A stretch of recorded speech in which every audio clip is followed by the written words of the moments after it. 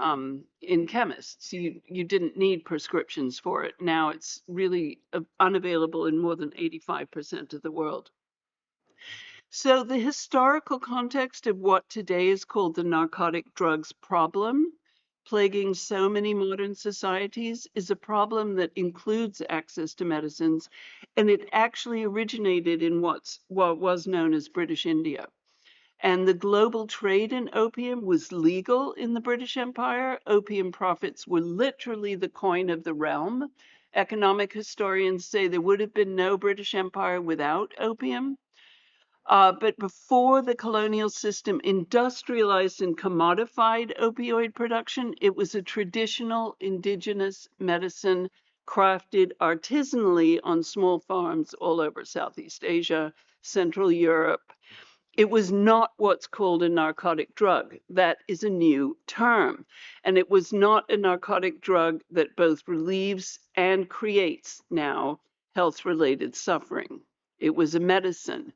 So in that, opium and opioids is what's called a pharmacon, which is the ancient Greek term for a substance that is both medicine and poison. And the dose and pattern of use, and this applies to opioids, determines whether a substance heals or harms, and also the context in which it's used. So traditionally, the harmful properties were kept in check through cultural and ceremonial customs and community practices. And now it's kept in check, theoretically, by international and national law. So policing and commodification by the pharmaceutical industry have de facto and de jure abolished those protective customs and community use around medicinal and ceremonial use that kept it in check before. So making opioid production and distribution illegal outside tight regulatory frameworks, which is the case now, has been incredibly useful to advance people's political careers in certain countries, which I won't name right now. And the war on drugs is something we're all familiar with. It started in the US and it went around the world. It advances people's political careers, and it represses socially and economically undesirable populations. There's a whole body of work on this. And those populations and individuals become scapegoats. Interestingly, the Greek word for scapegoat is pharmakos, which is directly related, obviously, to pharmacon. So we can't go into that today, but it's a provocative idea. But populations with substance use disorders all around the world are imprisoned. In many countries, they're sentenced to death or abandoned on the street as the scapegoats, the pharmakos, because governments rely on security rather than culture and education, which kept the pharmacon in check before. So a few quick clinical facts, and I'm going to wind up soon, are routinely used. Essential controlled medicines are routinely used when they're available in, remember I said Europe's a benchmark country, by not correct, by appropriately educated clinicians in pre and post-operative care and sedation, to manage moderate to severe pain, for palliative care as anticonvulsants. Epilepsy is a really important condition where controlled medicines are needed, and to manage anxiety and substance use disorders, including opioid agonist therapy, which is also absent all over the world. There's a huge treatment gap for opioid agonist therapy because among an estimated 64 million people globally with drug use disorders in 2023, only 1 in 12 received treatment. And that's similar to the lack of palliative care around the world. But again, because it's a pharmacon, it may cause moderate to severe public health harms when used non-medically. So now you get the idea of this dual nature of the substance. Governance facts: most states parties to the drug control conventions, that's all governments in the world, all your governments have stigmatizing national policies and regulations around opioids that create public health harms. So there's national laws around it, And yet the exception proves the rule, because some systems have adequate clinical health system access, including for treatment of substance use disorder. So essentially, rational policy frameworks balance potential harms and benefits, and enforceable regulatory policies need good governance, which is lacking all over the world, unfortunately. Also, we need appropriate health worker education and public and community health education campaigns about safety and benefits. Citizen practitioner advocacy for improved availability is an ethical imperative, because to create and formalize healthy clinical practices around the pharmacon that prioritize the patient well-being as the ethical foundation for health professional authority and legitimacy. If you're a health practitioner, you're not a legitimate health practitioner if you don't prioritize patient well-being and advocate for rational access to controlled medicines. And to hold governments accountable to their population, because all governments have made the commitment that controlled medicines should be available. It's part of the drug control treaties. They just haven't prioritized it. And they're also accountable for their human rights obligations, and under the right to health, palliative care is part of a right to health, relief of pain, and the right to life. These are all human rights. Palliative care is not a right in itself, but it's part of the right to health. So that's why this kind of advocacy is so critical, because it's not going to happen on its own. Governments are not going to wake up one morning and say, oh, we need to make these medicines available to our population. There's a huge amount of work that needs to be done to reconstruct the customs and education and policies around the pharmacon so that people who use it are not scapegoats. So that's the end of my presentation, and welcome to questions and answers. Thank you so much, Catherine. Yes, Serena. Go ahead, Chris. Thank you, Dr. Pettis. So great. Do I need a microphone for the online people? Sorry if that was too long. No, that was fantastic. Okay. Dr. Pettis, that was great. Thank you. Dr. Serena Cruz here, Global Surgery Umbrella. Very, very welcomed to be a part of our panel. The question that I have, do you have much information about the like opioid applications for burns patients? Do you know much about that globally? Do you, Rick? Because all I know is that it's part of palliative care use. Rick, go ahead. Yeah. I don't have the specific things because I'm not a medical clinician. I know it's used in the burn clinics, and I know that the phobia and the fear of the family, often when someone has those severe burns and they want to talk about opiate availability, the family freaks out. So often I'm called in as the chaplain and the social worker to educate family about what we're trying to do here. But it's another example of a medicine that can work, but because of opioid phobia, families and communities are saying, oh, no, no, no, no. I'm asking because the International Society for Burn Injury would be a beautiful potential advocate partner, because the largest number of burn incidents in the world are in Africa, which your chart was really careful. So I'm just planting that seed. Thank you. No, it's huge. It's a huge issue. Changing dressings on a severely burned person without opioids is just a nightmare. Yeah.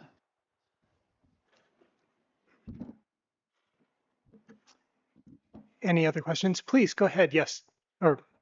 And go ahead and state your name. And Hello, my name is Sarah. I work for Action Against Hunger. It's a French NGO. Thanks for the presentation. I was wondering if these opioids tend to be included in the list of essential medicines in low and middle income countries in particular. I can't hear you. Are they included in the essential list of medicines?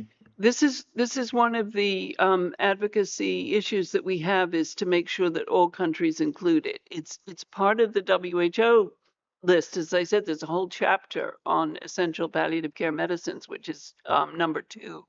And my organization, IHPC, with some other universities, has developed what's called an essential package, which includes those medicines, but not all health systems have morphine and midazolam and benzodiazepines in their essential medicines list. So that's part of the work.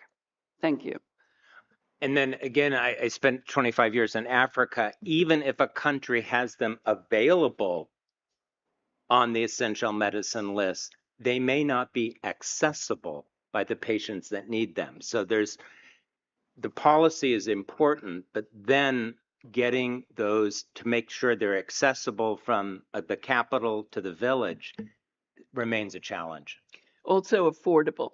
Yeah. Because in many countries they're not affordable because they're imported, even though poppy, the source of opium, can be grown pretty much anywhere in the world. And when I was in Kenya, actually, I got an appointment with I think it was the narcotics regulator. I can't remember which ministry it was, and I suggested, look, if Kenya has such a hard time purchasing affordable, how do you say, primary substances from usually comes from Central Europe and India.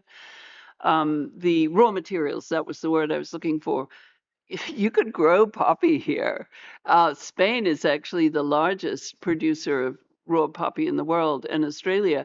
And he was like, oh, no, we can't do that because Boko Haram and the terrorists could get a hold of the poppy, like in Afghanistan. So then we get into a whole nother discussion around security. But that doesn't mean they couldn't do it. And as I said earlier, it could be produced artisanally. Women my age would be healers who grow poppy in their backyard, and they're healers for their village. Great. Thank you so much. Rick, can I turn some time over to you? That would be great. Great. I love See if you've time. See if you've got, Oh, here you go. do we have the, Oh, this is the clicker? Yeah, Oh, unless you just want to use your arrows. well, I need the,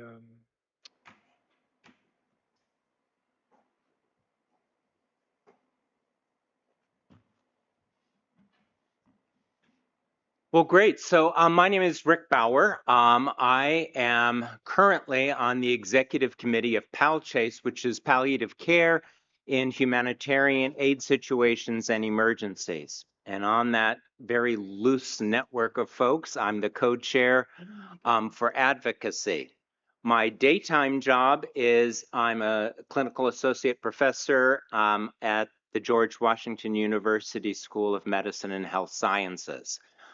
And so today I want to kind of piggyback on what Catherine talked about, and what we're supposed to be talking about today of UHC is to talk a little bit about the universal, and universal means everyone, like there's no exceptions in universal, and a little bit about, the coverage of who are we perhaps forgetting. So I always begin that my career, and again, you're being inundated on a UHC presentation with palliative care, and this is my reason why you're being inundated. So I started my career at the explosion of the HIV pandemic in the United States.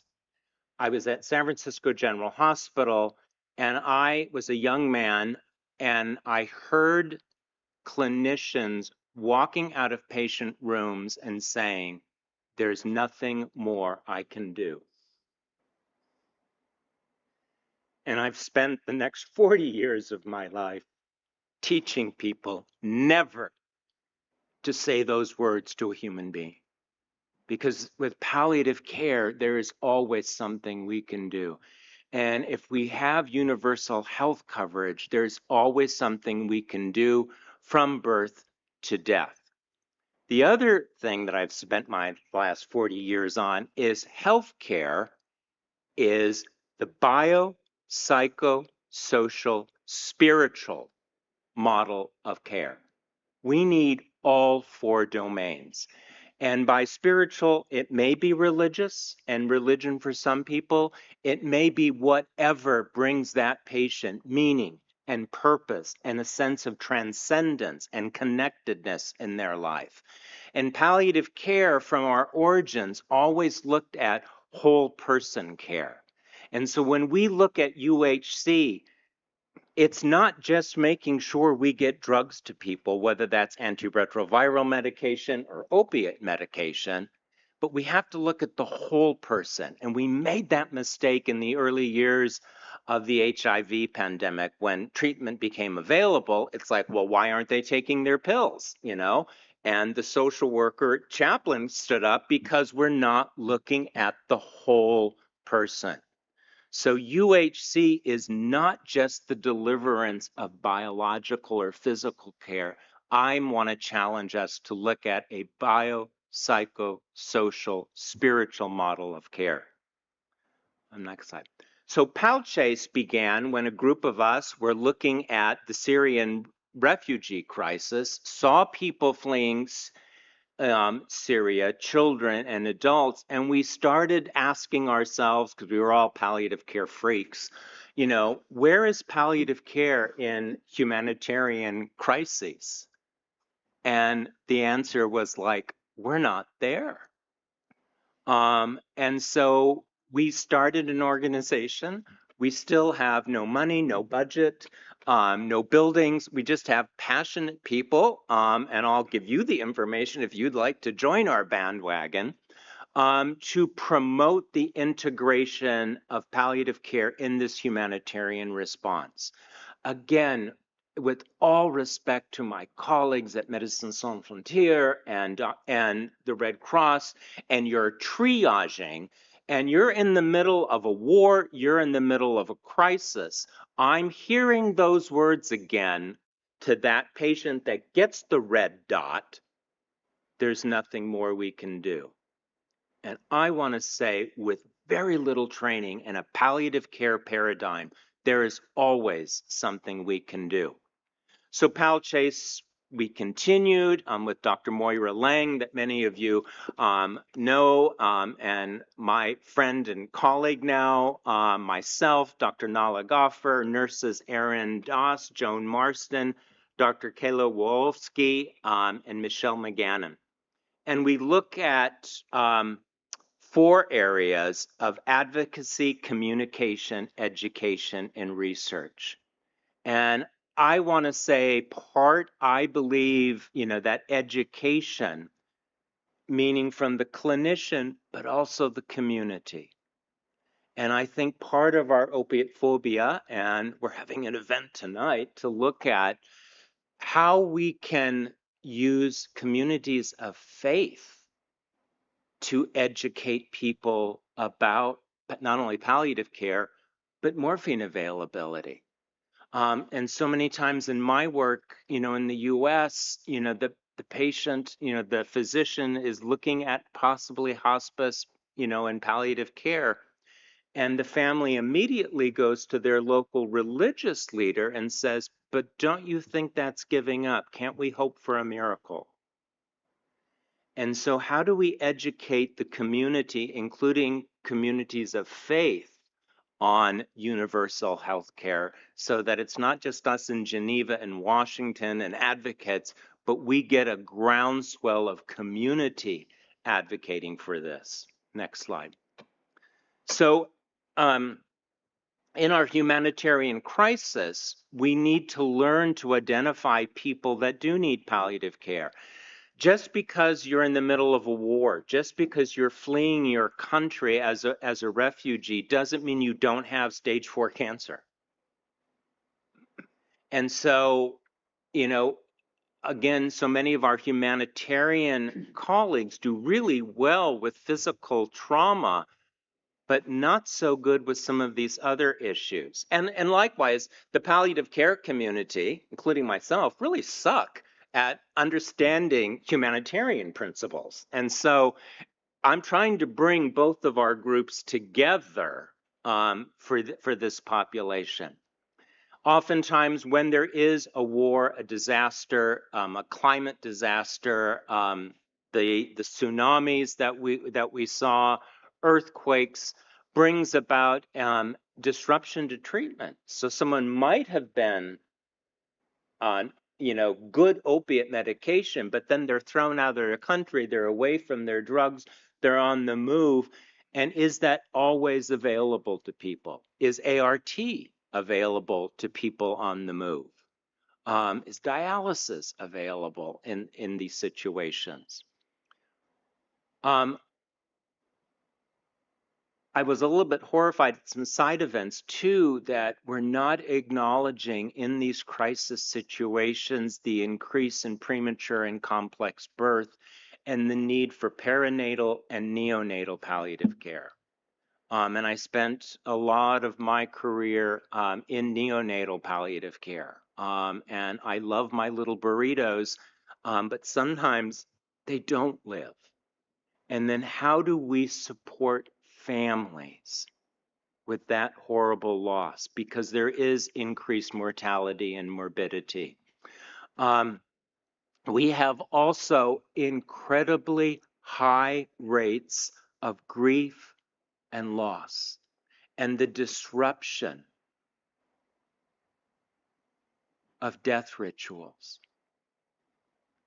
We're in another Ebola crisis, and I was involved with the Ebola crisis in 2013, 2014, and I remember I was in Geneva with a good colleague, Monsignor Bob, and they sent us, my lovely physicians down the street sent us a document called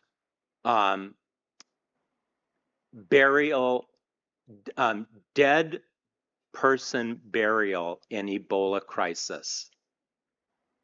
And they were going to send that to countries. And I'm saying as a palliative care, we need to call burial rituals in the era of Ebola virus disease. One of the things they did is they sent black body bags to these countries. And my Muslim, can say totally inappropriate. Many people were getting infected as religious rituals of washing bodies at the end of life. And with Ebola, that's when it's most infectious. And Christians wanting to anoint and bless and touch. And so how do we come up with religious rituals and faith rituals at the end of life in the middle of crises? This is an important aspect of whole person care, certainly for the patient, but also for the family and the community. Next slide. We do have some great resources, available. The Sphere Handbook, a great manual on palliative care and humanitarian crisis. The WHO manual. But like so many great manuals, and these are free, so like you don't even have to buy them. They sit on bookshelves. And I think one of our challenges with UHC is how do we take these theories and get them into practice? So some of the barriers is we have a very limited workforce and training in pain management, both pre-service and in service of our healthcare workers. As Catherine mentioned, the restricted access and availability of essential medicines. We are not integrating palliative care into humanitarian frameworks. And again, I'll take credit. We're not that humanitarian understanding and generational trauma into palliative care. And then even in the best systems, we have disrupted supply systems. So what can we do? And this is what I wanted to say yesterday at our thing. We can train humanitarian workers on symptom control and communication. And the pushback is always, I don't have the time. I'm not talking about quantity, I'm talking about quality of time. Because I guarantee you we have emerging research that if I can make sure you as a physician, a nurse, a clinical officer can do something for that patient, even if it's being present and being compassionate, you're going to have less moral injury, less burnout, and people leaving the field. And this isn't quantity, it's quality of time and teaching those communication skills that, are core and essential to palliative care. as Catherine said, we need that reliable access to opioids and all essential medicines. And we need to embed palliative care within primary care. One of the countries that did this, and is kind of our shining star, was we embedded palliative care into primary care in the Ukraine. And they are still doing pediatric and adult palliative care in the midst of the horror. So it can be done. So we have models that work. And I believe also to strengthen those community-based systems. Community health workers often get left out of palliative care training and supportive training.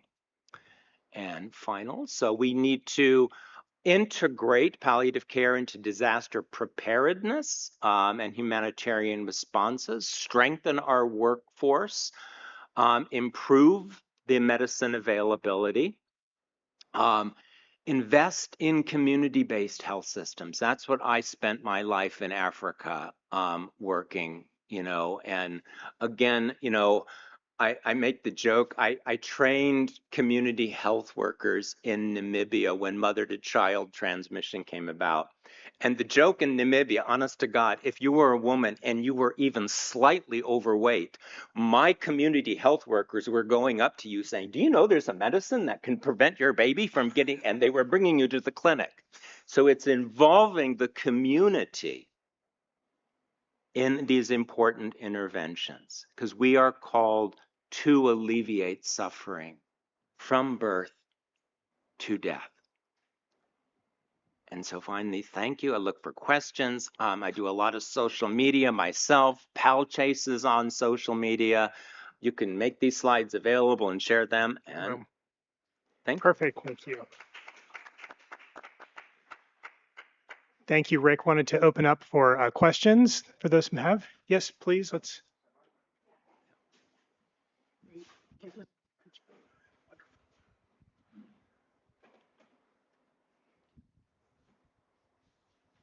Hi, good morning, and thank you so much for both presentations. It was very enlightening. My name is Francisco Villado. I'm from Costa Rica. Here I'm representing Health System Global, a society that is advocating for health system strengthening and research. And I just want to ask you, what's your experience advocating for palliative care on non-end of life situations, or not maybe palliative care, but pain control, pain relief, because there are nowadays so many people living with chronic conditions that it's not life-threatening, but they're actually causing a lot of pain and suffering. And I just relate a little bit with the first presentation when you talk about the stigma of opioid use, because sometimes I think people can be a little more indulgent when you're saying, okay, we're going to give you morphine or methadone, whatever, because you're going to die soon. But what about when you are chronically suffering? And I think that's part of the issue here, that people are refraining to provide those kind of care just because we don't want to give you this for years to come. And so I just want to, you could talk a little bit about that experience. I'll jump right in. It's Please. okay. Yes, because in the early PEPFAR years, the President's Emergency Plan for AIDS Relief, palliative care was there. And then within a couple of years, you had all these people telling me, it's like, well, they're not dying. We have antiretroviral medication. Why do we need palliative care? And we stayed at 60% viral load suppression almost throughout Africa. People like, and in my clinics, where we integrated palliative care and a biopsychosocial spiritual model of care, I now have, I'm still kind of loosely associated with my clinics in Nairobi. We have 28,000 adults and 2,000 children on ART. The adults are at 96% viral load suppression, and the children are at 92% viral load suppression. So if you want data of how palliative care and that whole person care can impact clinical outcomes, does that mean they're all on morphine? No. Morphine is part of palliative care. but palliative care is that whole umbrella. Initially, when I was in Namibia, and I was even really learning more about palliative care, and we were asking our ART patients about pain, we did a scale of 1 to 5. It averaged 3.7. And again, asking people, I love this, why didn't you tell us? And every patient answering, because no one asked. So if we don't evaluate for pain, and my role is teaching not only physical pain, we're pretty good at that. Most hospitals, even in Costa Rica, have those 5 smiley faces on the bed, and how's your pain today? But are we asking that other question? My colleague, Dr. Delgado Guay at MD Anderson, asked his patient, do you have a pain deep in your soul that's not physical? So we're looking at all kinds of pain.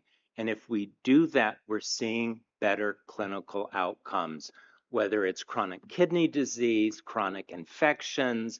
We're seeing this better dementia care with all life-threatening illnesses. So that's why, one of the reasons I'm a palliative care freak.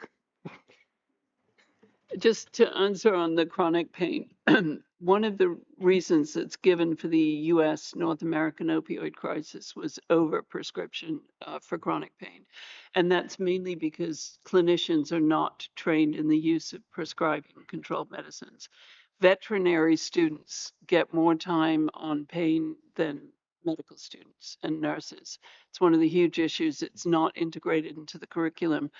And I have had a lot of pain, what would be chronic pain for the last year or so, well, few years, because of arthritis. But I wouldn't dream of taking opioids for that.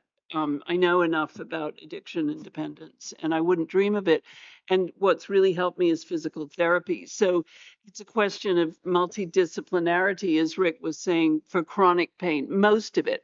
That is not to say that opioids don't help for some chronic conditions. I don't know enough about it, but the US medical system went overboard because, as we know, the pharmaceutical industry was pushing these drugs without the kind of governance controls around the pharmacon that needed to be there, because the FDA, the American agency, was in the pocket of the pharmaceutical industry, which is a huge problem.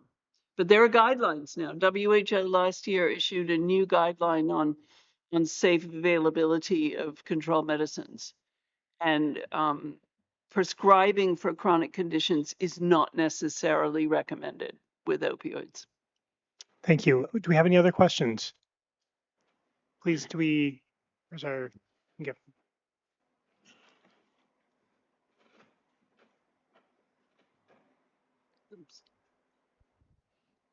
Hello? Yes. So my name is Agata. I'm from Akasis Consulting.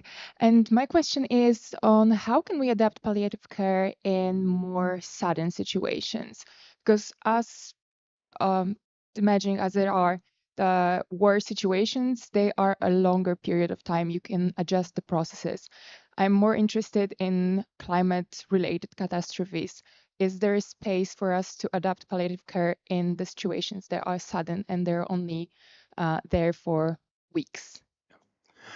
Yeah, and that's what PalChase is trying to do, is develop the policies and the protocols, for that, and those immediate, especially the communication techniques, that understanding of the whole person.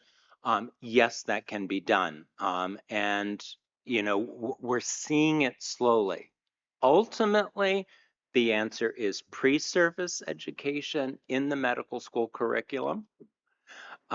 And also then post-service, not only for the physicians, but for the nurses, the social workers, the psychologists, and I would add community clergy.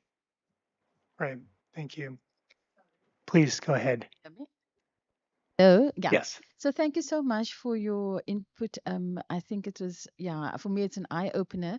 So I'm from South Africa. I'm linked to the towards Unity for Health, the network towards Unity for Health, and also I'm an academic at Stellenbosch University in the Faculty of Medicine and Health Sciences. So in South Africa, we've got a national framework for palliative care, the policy, and the policy mandates that we need to integrate palliative care in the public service sector or in the public health system. So we've got this national policy that, but so the problem or the where I see the issue is that it lies within the implementation of this policy. So, and I hear what, also linking to your question around access to, access to medication and is really an issue. So, for example, and just if I look at I come from the Western Cape, so in terms of the healthcare there, the Western Cape Department of Health has really done well in terms of making these medications available via organizations such as hospice. So, for example, and I've personal experiences of family members who were at the end stage of their cancers, where morphine was actually made available in the homes of family members, administered by hospice and administered by nurses, and sometimes by family members, where they are given and shown how to actually administer morphine towards the end of life. So I think, but the issue is that these are people that have access to medication. My concern is that in our rural communities, like you're saying, in the access to these is problematic. And then, of course, in terms of that, the implementation in terms of the policy, palliative care is slowly beginning to be accepted as part of policy, but we're not there yet in terms of really rolling it out and seeing it as part of the health system. Great. Yeah, thanks. Thank you. And I know we're going to wrap up. We've got kind of time limitations. I know we had a number of questions in the chat and otherwise, but we wanted to thank everyone for coming and really thank both Catherine and Rick, you both. I hope everyone has really enjoyed this. I think this goes to why we have these panels. When we have individuals who are as knowledgeable about the subjects that are so important to us, like Catherine, like Rick, I think we're all benefited from being able to hear from their experience and their insight, and then to be able to take that and apply it in the areas of healthcare that we each find ourselves working in. Thank you both. We're happy to be here. We'll go ahead and turn our time over to our next group. Thank you so much, everyone.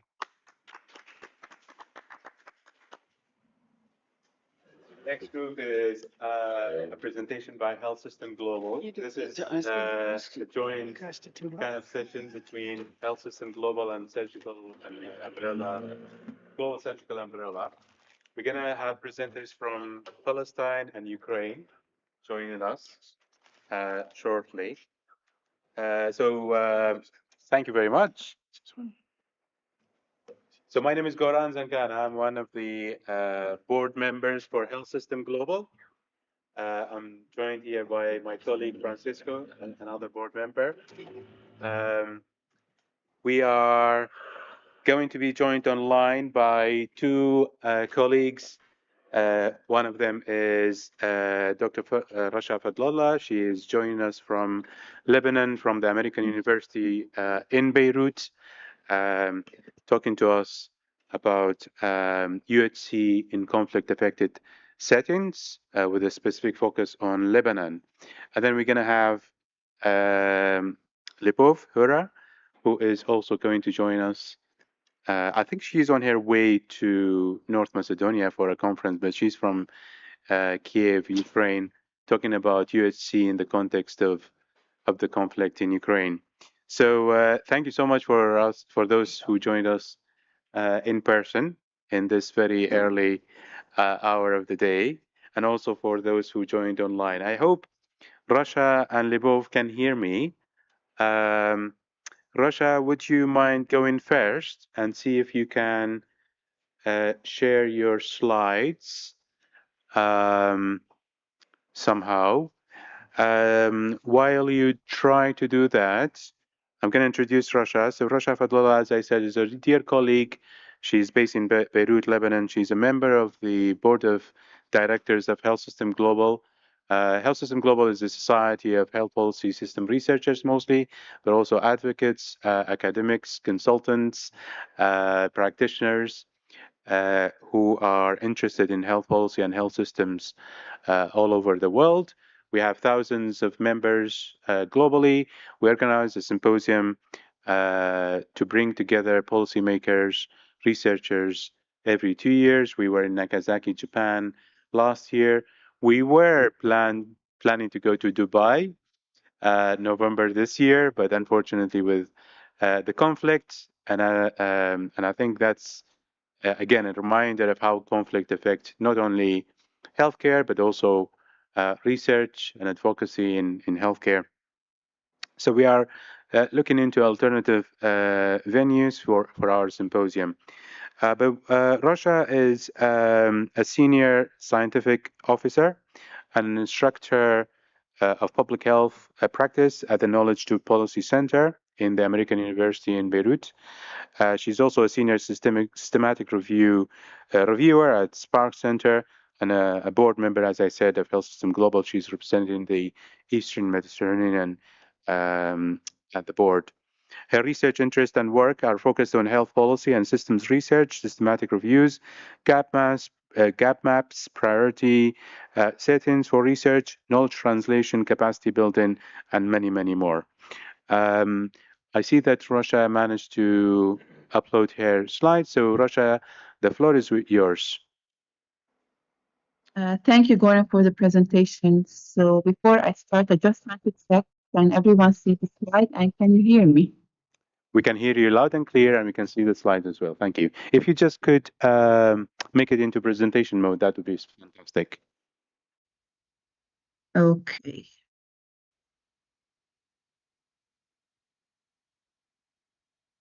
Okay. Is it better? Perfect. Yeah, thank you.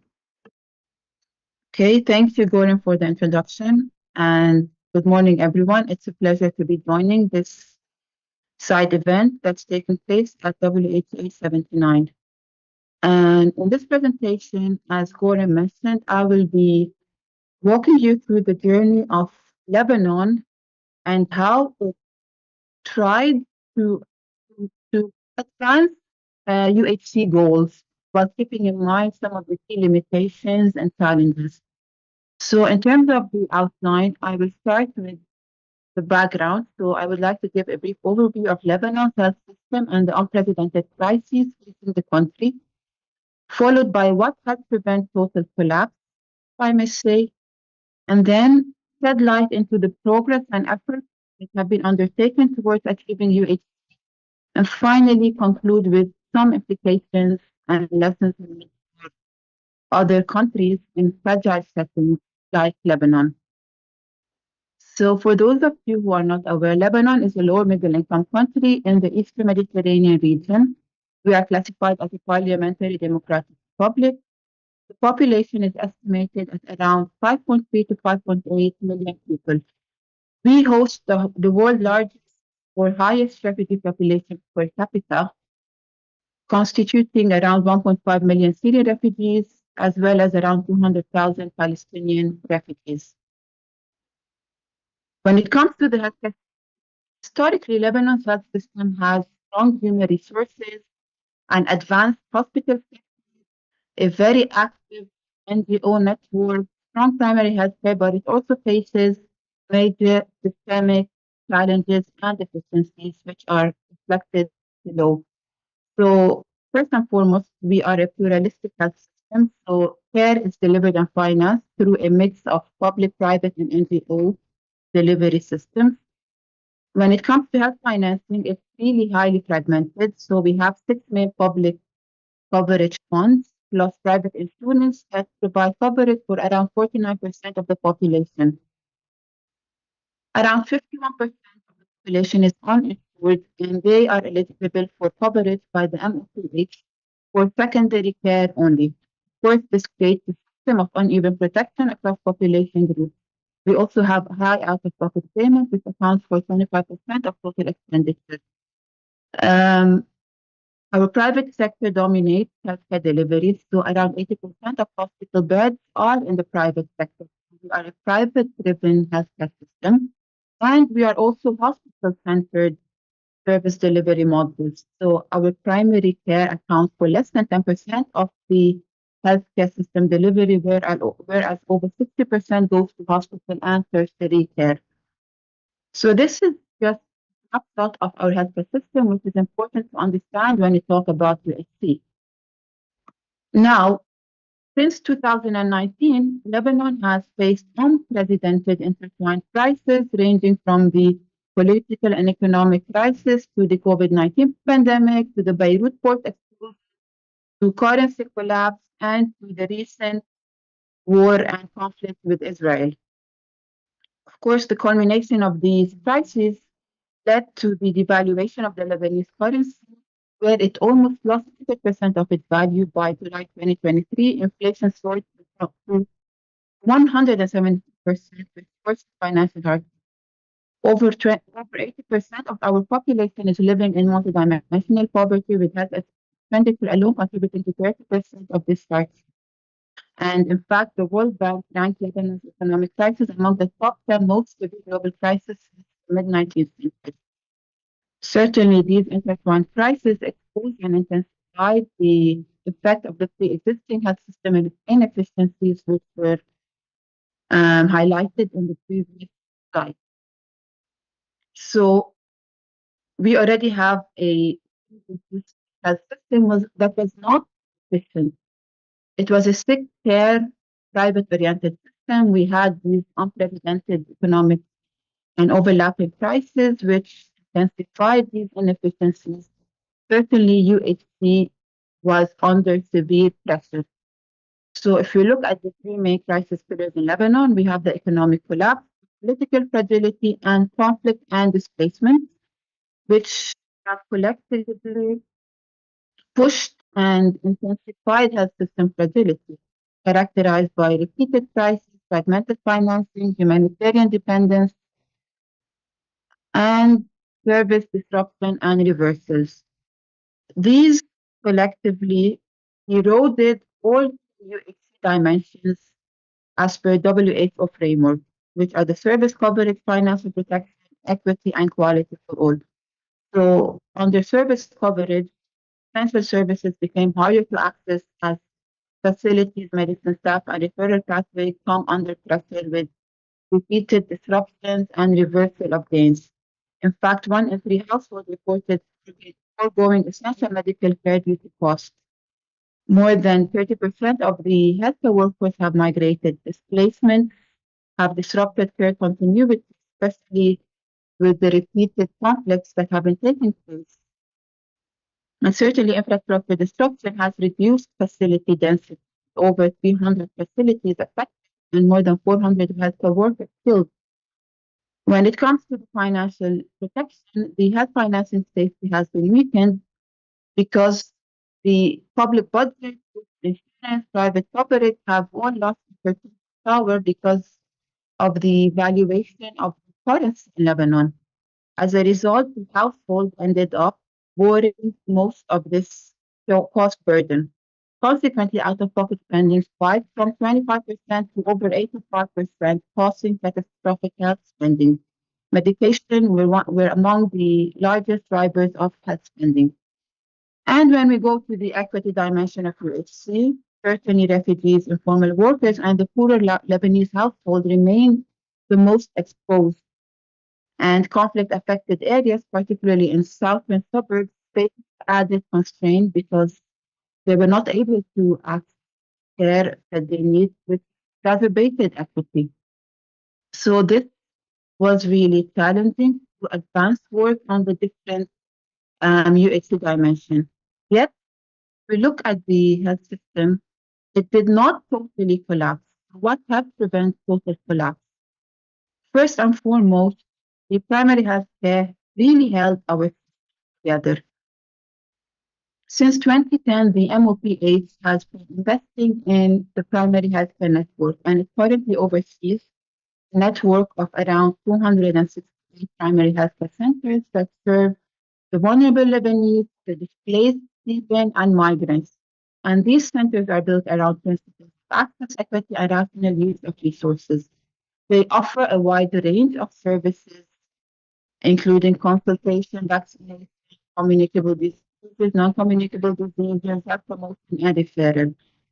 So this really helped absorb some of the shocks that were incurred by the multiple crises. But what failed is that, of course, primary healthcare remained underfunded, as I mentioned. Less than 10% of the MOPH funding goes to primary healthcare. So the majority of funding for primary healthcare comes from external support and donor support, which really affects sustainability. Access was uneven across different areas and regions, and there is also the issue of quality control, because it's not only enough to access, quality is affected. Another important dimension or element that prevented total collapse was partnerships that were sustained throughout the different crises. So there was strong collaboration between the Ministry of Public NGOs, UN agencies, humanitarian actors, and local providers. And these as a result of the Syrian refugee crisis that happened in 2011, because it brought all these different players into the health system. And since then, the government has been trying to work, establish relationships and partnerships with them. So these were activated during the crisis, and they really had to sustain service delivery, including access to medications. However, what continued or remained failed is the fragmented coordination. So we still have parallel systems, particularly when it comes to humanitarian versus the national health system. We still have heavy reliance on donor dependence, which affects sustainability and long-term goals. And certainly donor support helps vulnerable population, because during crisis and particularly in fragile settings, you have donors and people coming in to fund, although this funding now has been reducing in the past few years, but it still helps support these vulnerable population by expanding social assistance mechanism, providing emergency social safety net, providing tax assistance to the poor. But what failed is true financial protection, because as we saw, catastrophic out-of-pocket payments skyrocketed, medical costs became major, and many households delayed care or they stopped going because they could not afford it, as they started to bear most of the cost.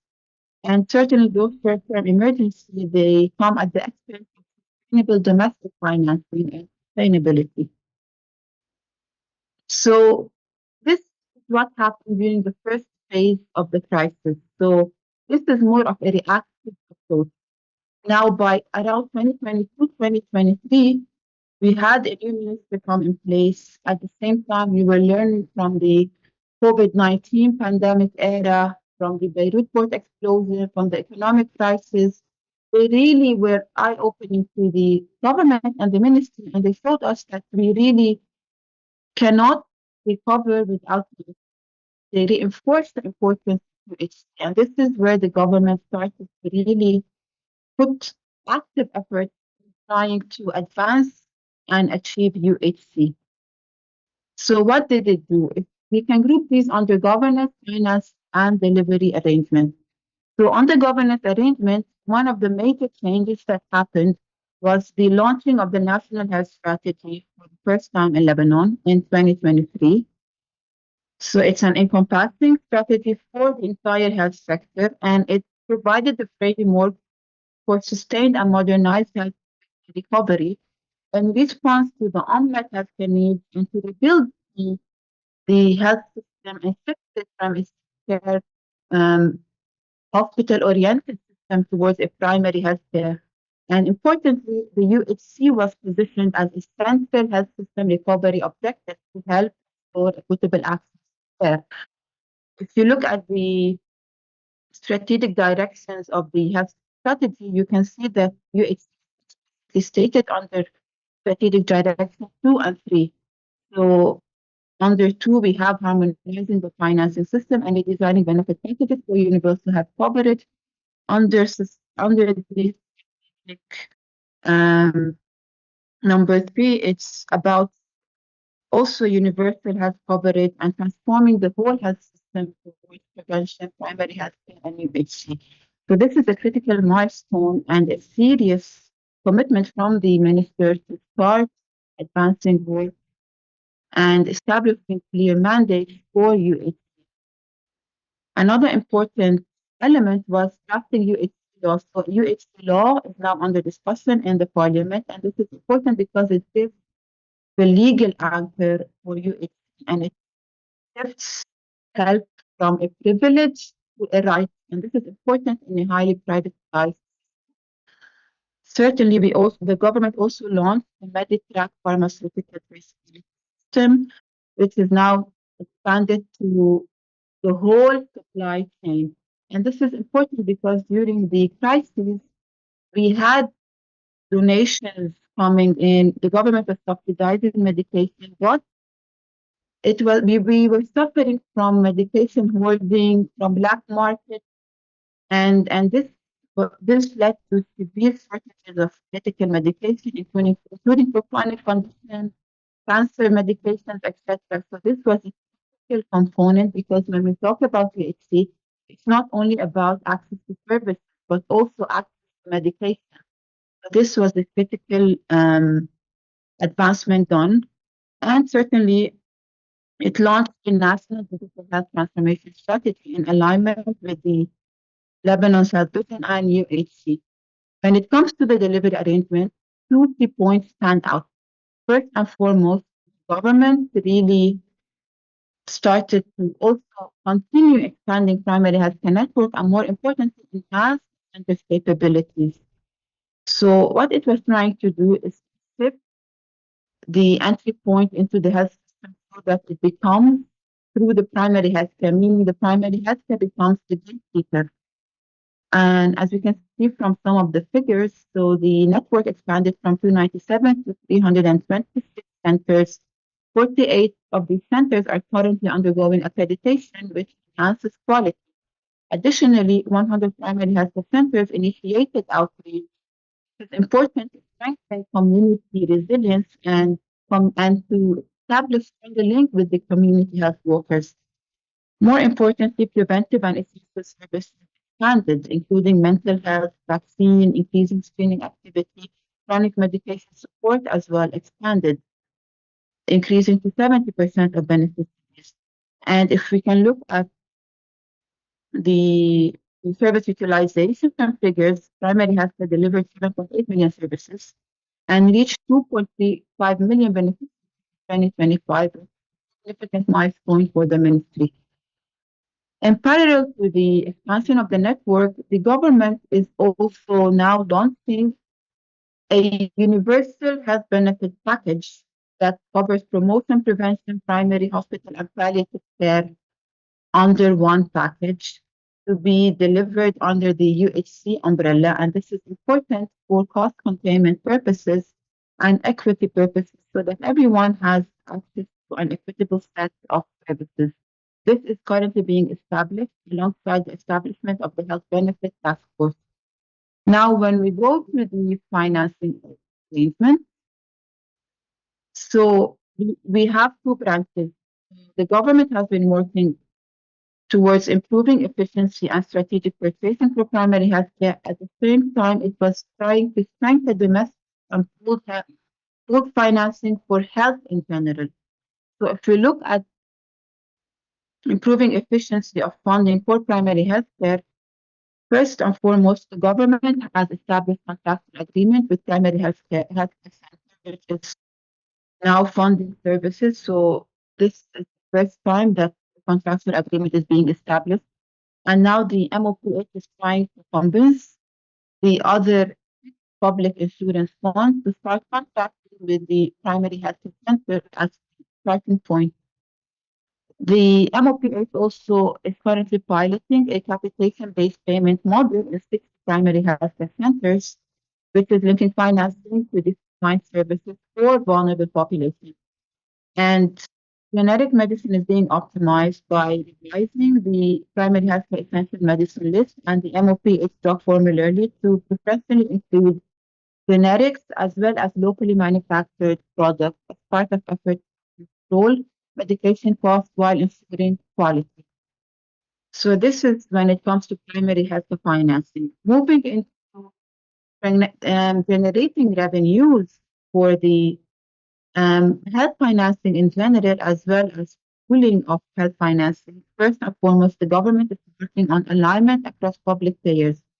As I mentioned earlier, we have 6 public payers in Lebanon's health system, which creates lots of inefficiencies, duplication, parallel systems. So there are now coordination meetings being held among the different 6 players to try to align tariffs, codes, and the IC7 adoption.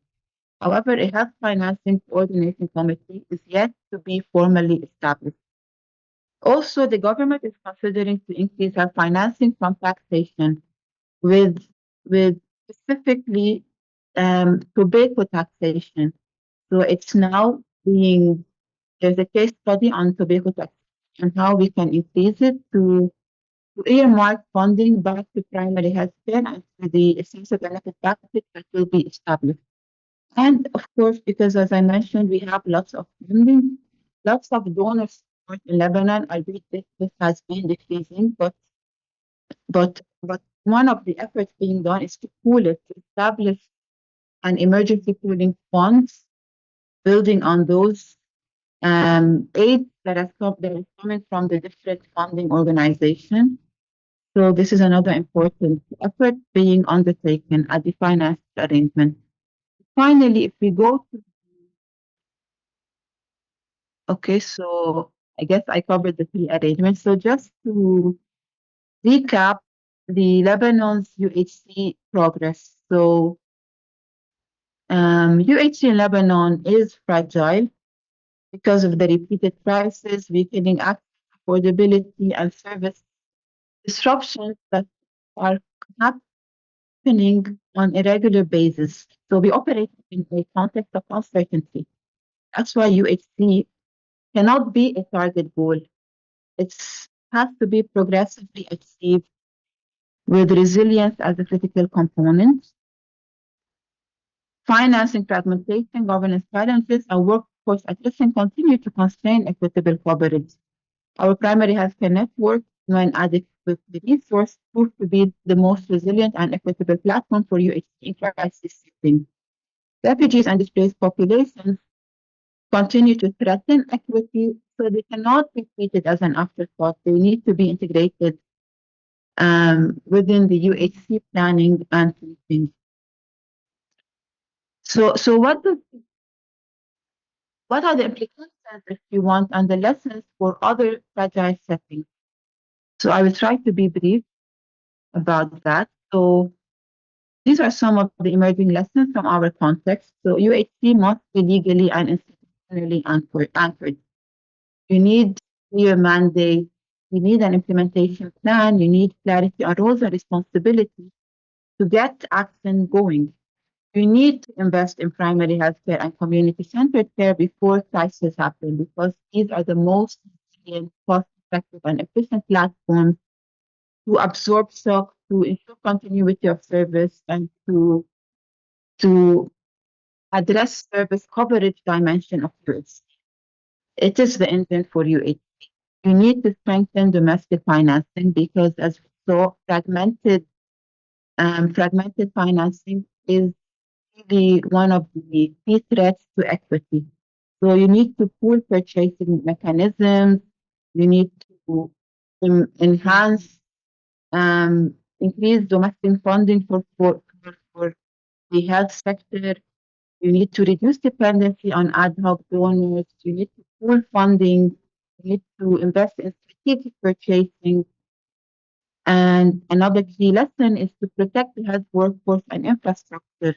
So invest in them, protect them, create incentives, look at task shifting, and establish policies for security in conflict zones.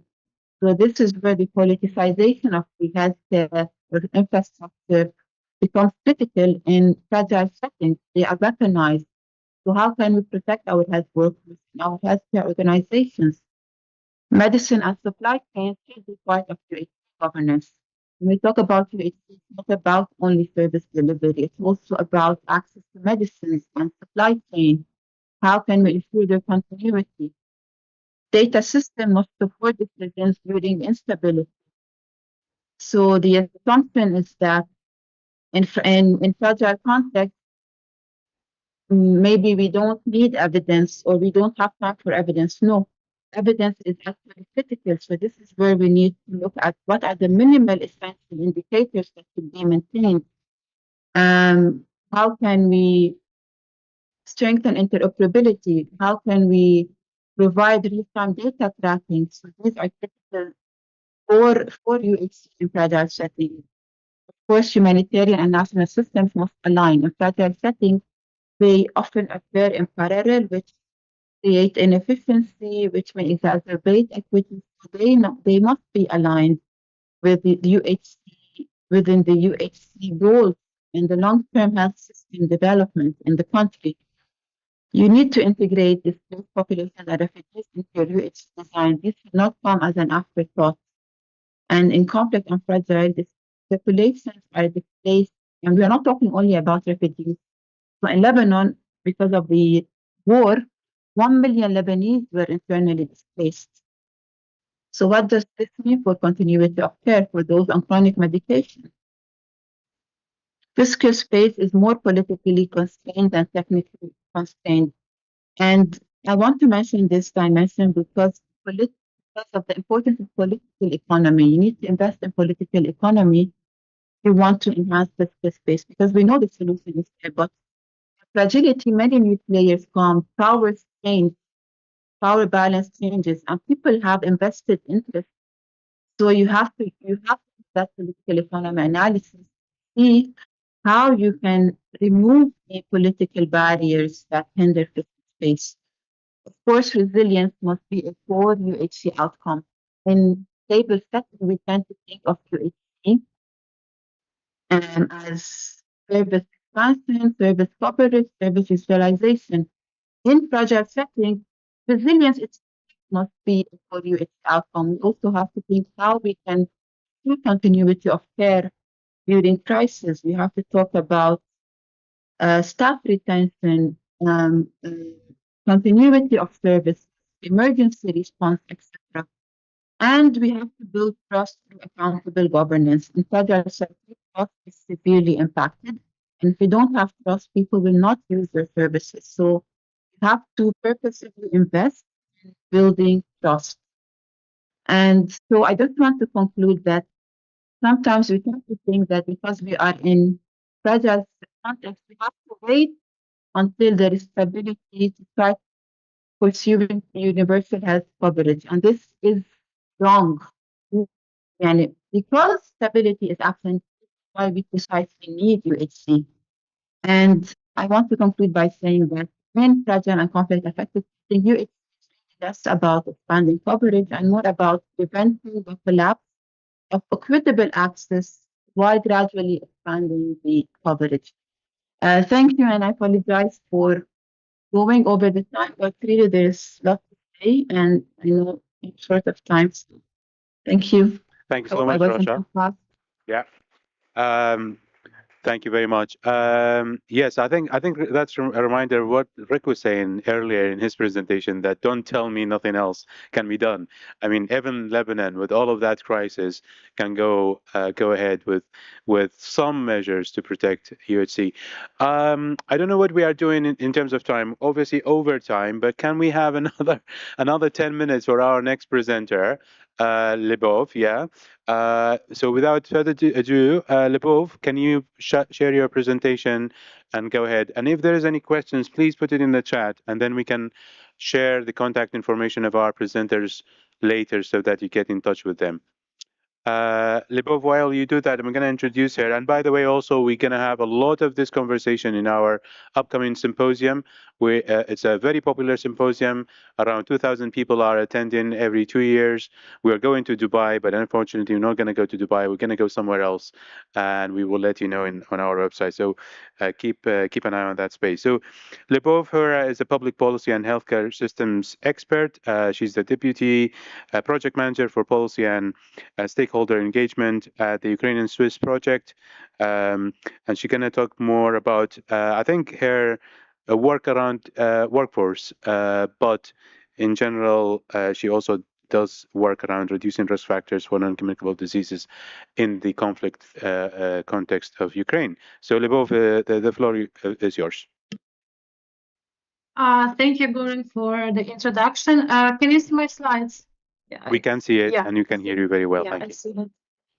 Yeah, so honestly, the previous presenter, like I could relate to so many things she was saying, and today also I would like to share my experience in sustaining continuity of people with non-communicable diseases during war. I will focus specifically on what prolonged crisis teaches us about resilient health systems and universal health coverage. Because in Ukraine, after more than 4 years of invasion and over a decade overall, resilience is no longer only about emergency, but rather about keeping the sustainability of care. So,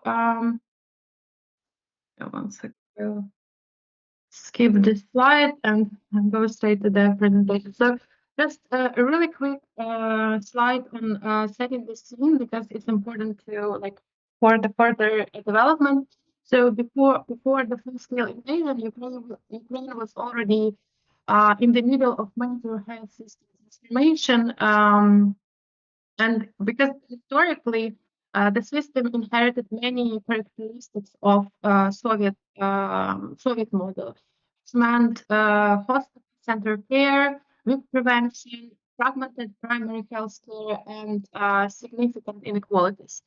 Since 2017, we had several reforms, and one of them was introducing strategic purchasing through National Health Service and shifting financing towards patient-centered care.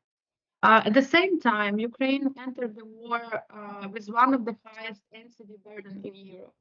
Around 85% of all deaths in the country were already associated with non-communicable diseases, especially cardiovascular diseases.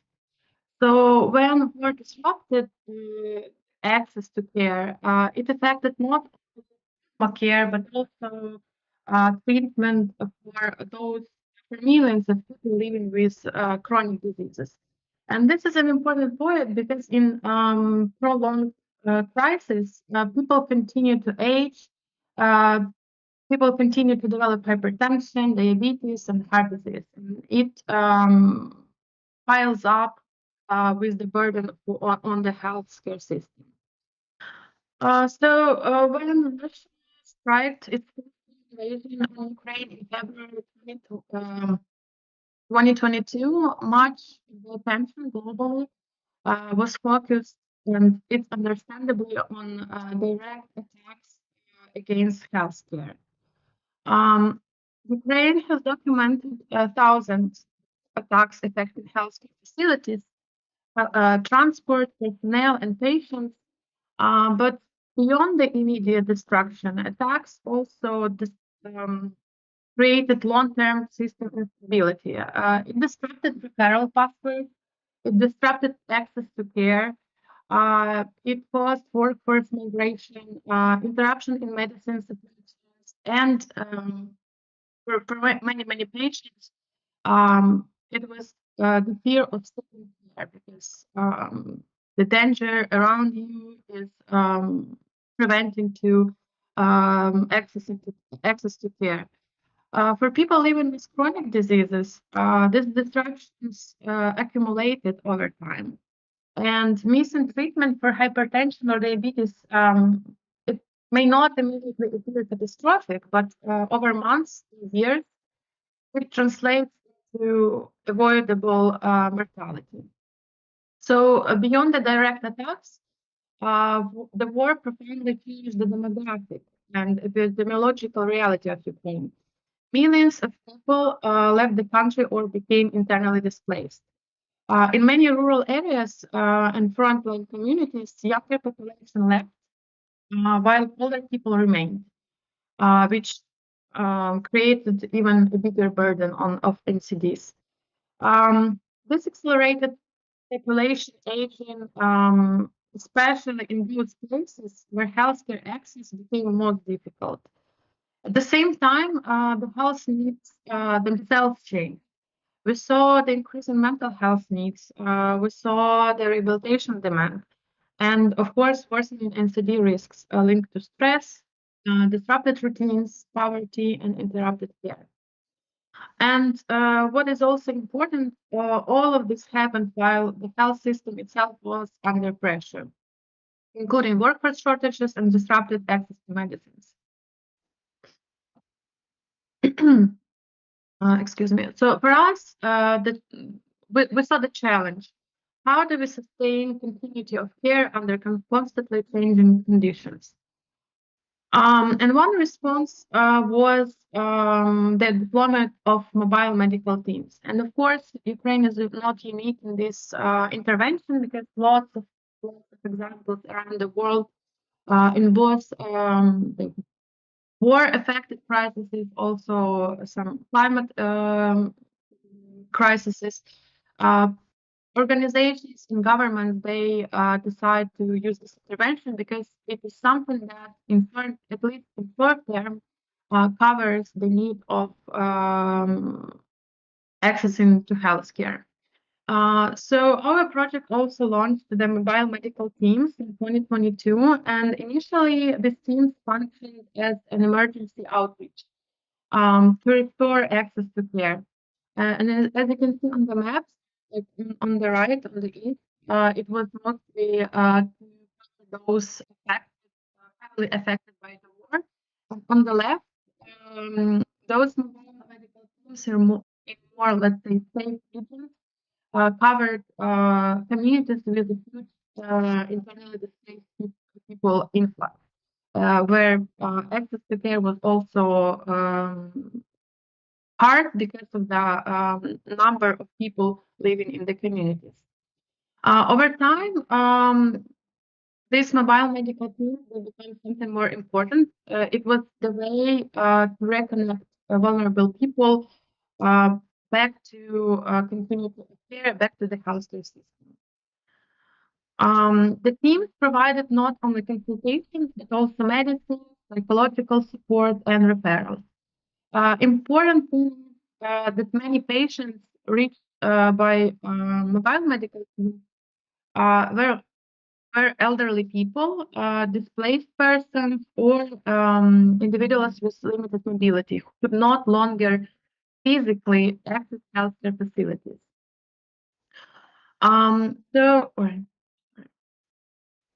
So what the biomedical team's data show us, it revealed something like really, really important.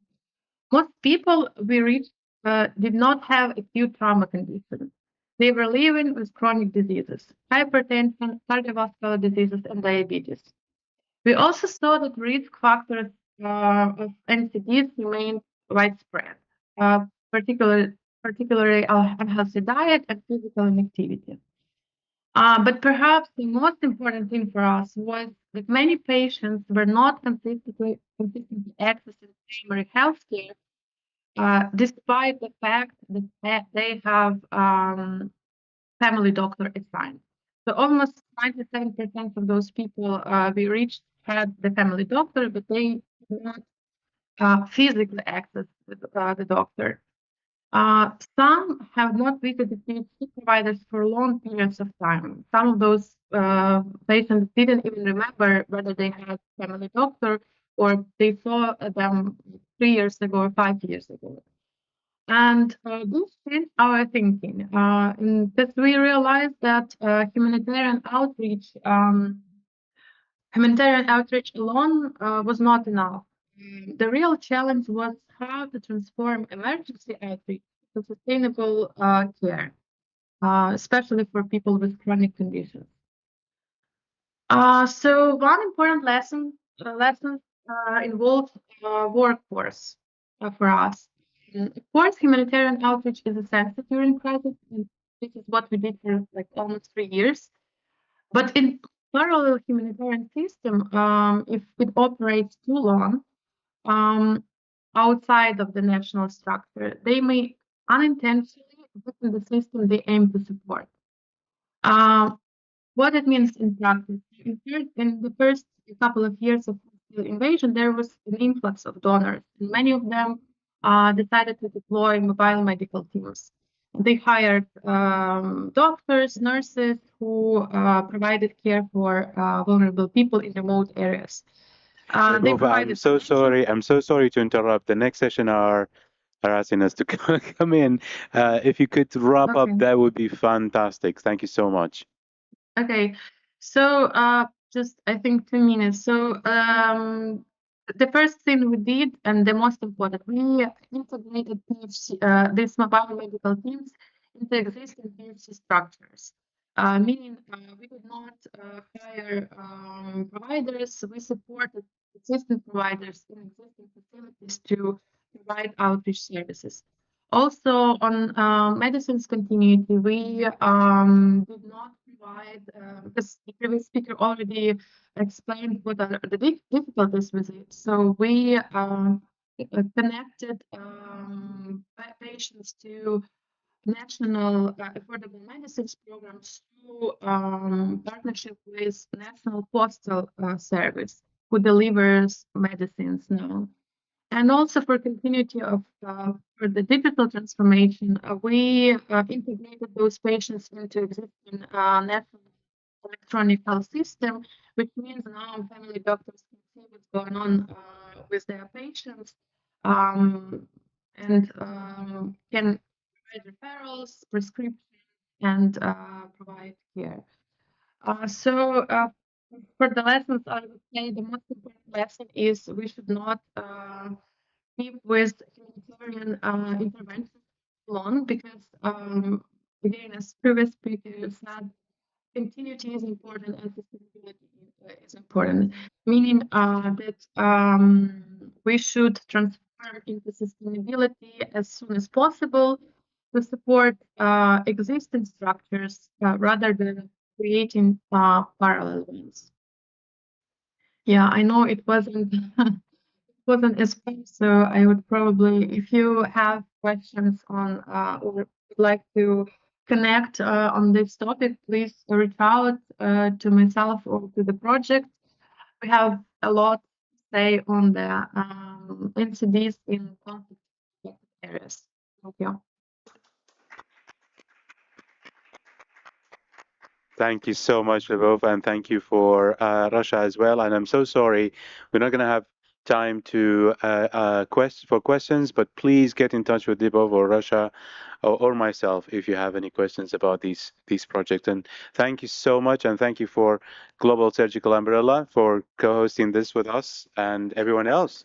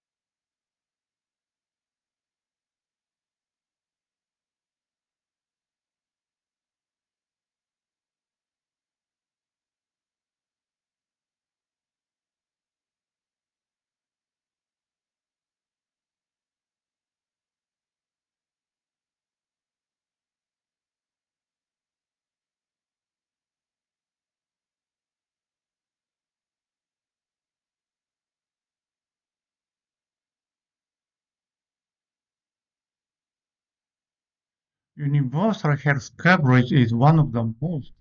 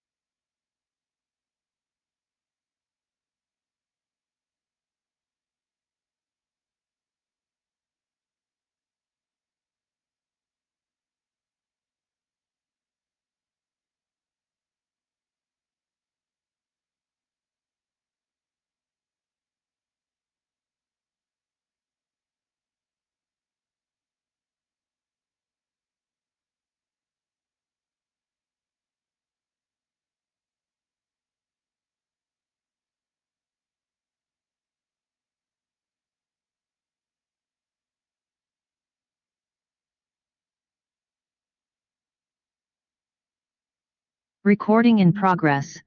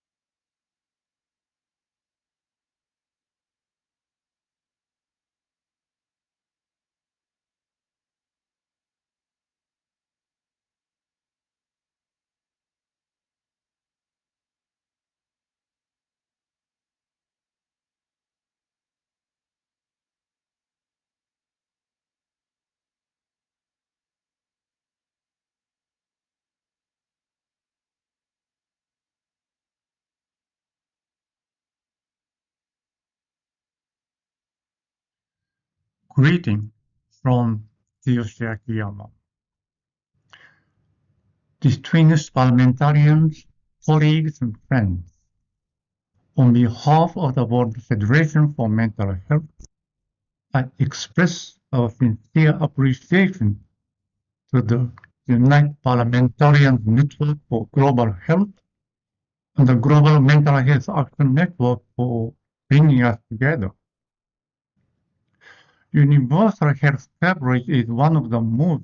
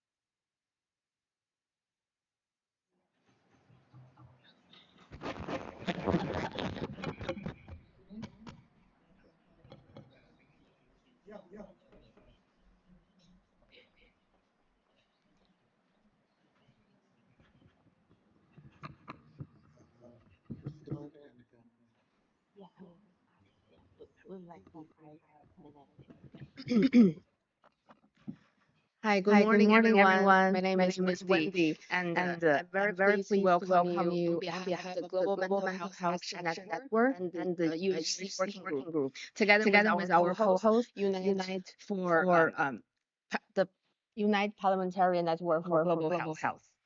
And our theme for today's session is driving mental health into the UHC from political leadership to system implementation. And thank you for joining us during a very full World Health Assembly week. And really glad you guys are able to find this place. I know it's a hike to come here. And so there are many rooms and many conversations happening this week, and probably not enough coffee. So I'm really grateful that you guys are spending this time with us right now. And I also want to warmly thank the United Parliamentarian Network for Global Health for co-hosting this event. This partnership is important because the topic today sits right at the intersection of political leadership, technical guidance, civil society advocacy, and implementation experience. So in recent years, mental health has become much more visible on global health discussions. It is increasingly recognized as a fundamental part of universal health coverage. And resilient health systems, also the inclusive development. So this recognition shows real progress, but recognition itself is not the same as implementation. And that is where the focus for today's session. And what does it take to make that commitment real in practice? And that means looking at financing, workforce models, service integration, governance, accountability, and continuity of care. And it means asking how mental health can move from policy language into the systems that people can actually access it. And this is why we are so pleased to have the political leaders, technical experts, and civil society representatives and our implementation partners in the same room today. And each of them brings a really important perspective. And the implementation experience can really show us where the real gaps are. So today we hope to focus on where the system got stuck and what decisions matters the most, and how different sectors can work together to advance mental health within the UHC system. And with that, I'm delighted to welcome Dr. Ricardo Batista Light, and the founder and president of Unite, and to share his opening remarks. Thank you.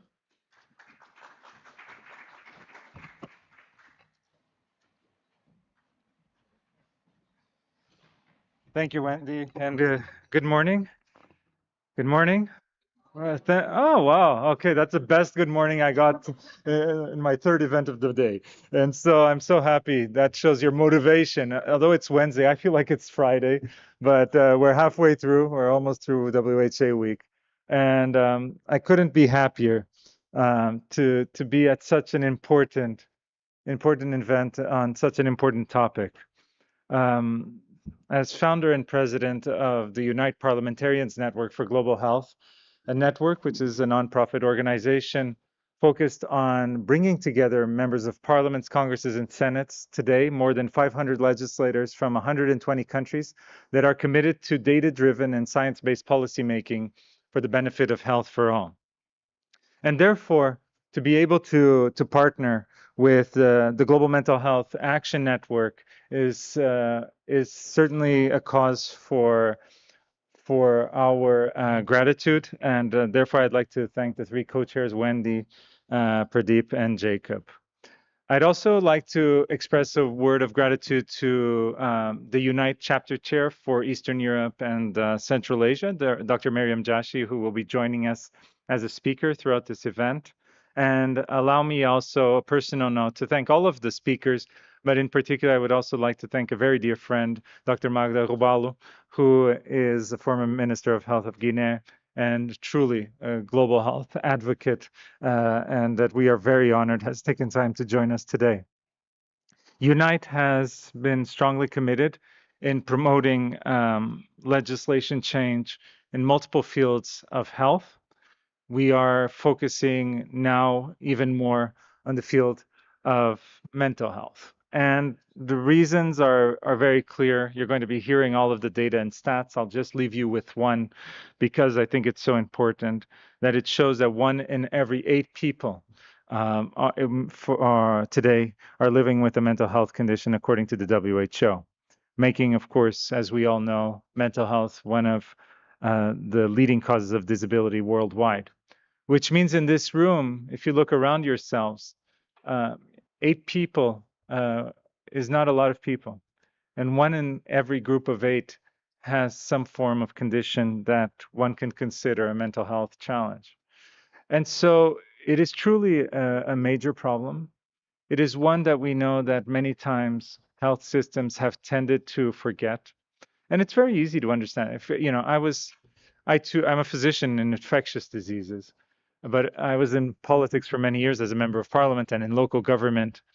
And you know, if you get on a bus and the bus driver has a broken leg, you get nervous, right? How is this guy going to drive? That's what you think. You think it's not safe. But you cannot see depression. It's not seen physically, but potentially there's risk. However, health systems have focused over centuries, if not millennia, on more of the physical aspects of health. And this has undermined many of our efforts when it comes to mental health. And so I believe from a policy perspective that the COVID-19 pandemic has been transformative in policymakers' perception of the severity of the situation, especially among youth, but across all populations. And so there are calls now from members of parliament from around the world. That's why Unite is also stepping up to integrate mental health into the concept of universal health coverage, of making sure that it is part of this wider umbrella of health and care that we need to provide to all.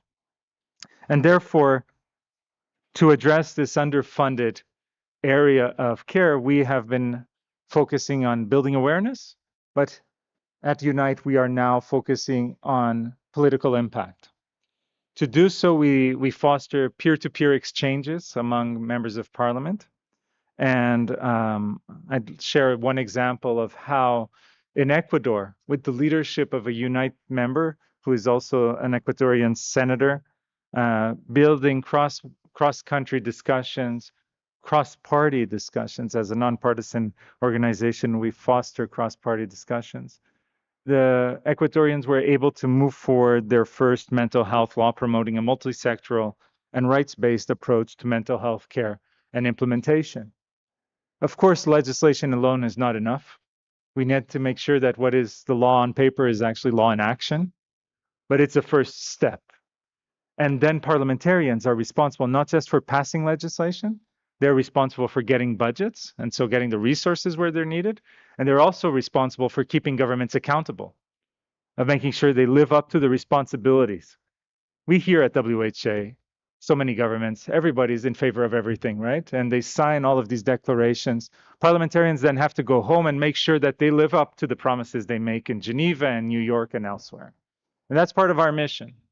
And our commitment at Unite has even grown further recently as we've created our first mental health policy desk led by my esteemed colleague from the Unite Secretariat, Lydia Bi, who's here today. And hopefully you will be able to engage with her.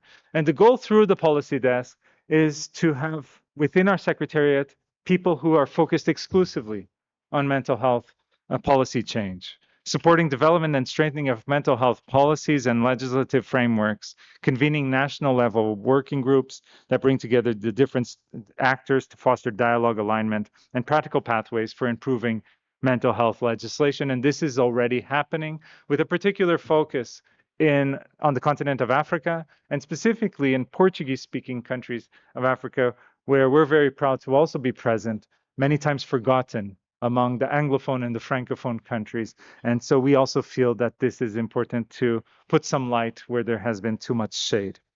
And so that is our role, to make sure that we bring light and hope in an area that needs more and more investment in the wider perspective of ensuring that universal health coverage is a reality for all. Policymakers, politicians, need to be aware and need to be held responsible to make sure that the promises they make are turned into action. And I believe that is the main role we have here today, to make sure that no one is truly left behind. Thank you so much.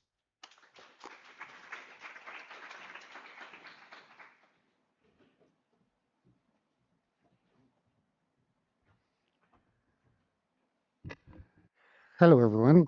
Thank you, Mr. President, for your address.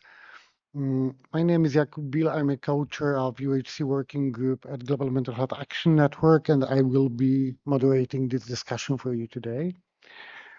So the discussion will aim to identify the key system-level bottlenecks and strengthen collaboration across actors and highlight practical entry points for advancing mental health within universal health coverage across the dialogue and on accountability, legislative leadership, and sustainable system development.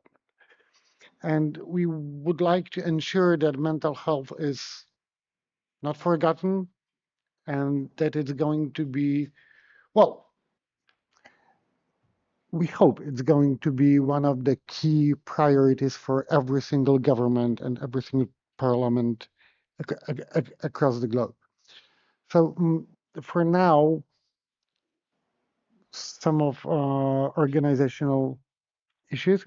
So we will be proceeding with our speakers, and after that, there will be Q&A session. So I will be trying to make let everyone ask a question or make a short statement. So please, but please do not exceed 2 minutes for your statement or question from the floor.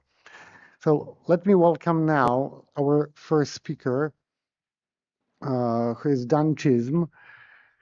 Dan is a mental health economist and from Department of Health and System Financing at WHO headquarters here in Geneva. He used to work also at WHO Euro in Copenhagen. So the floor is yours, Dan. Thank you.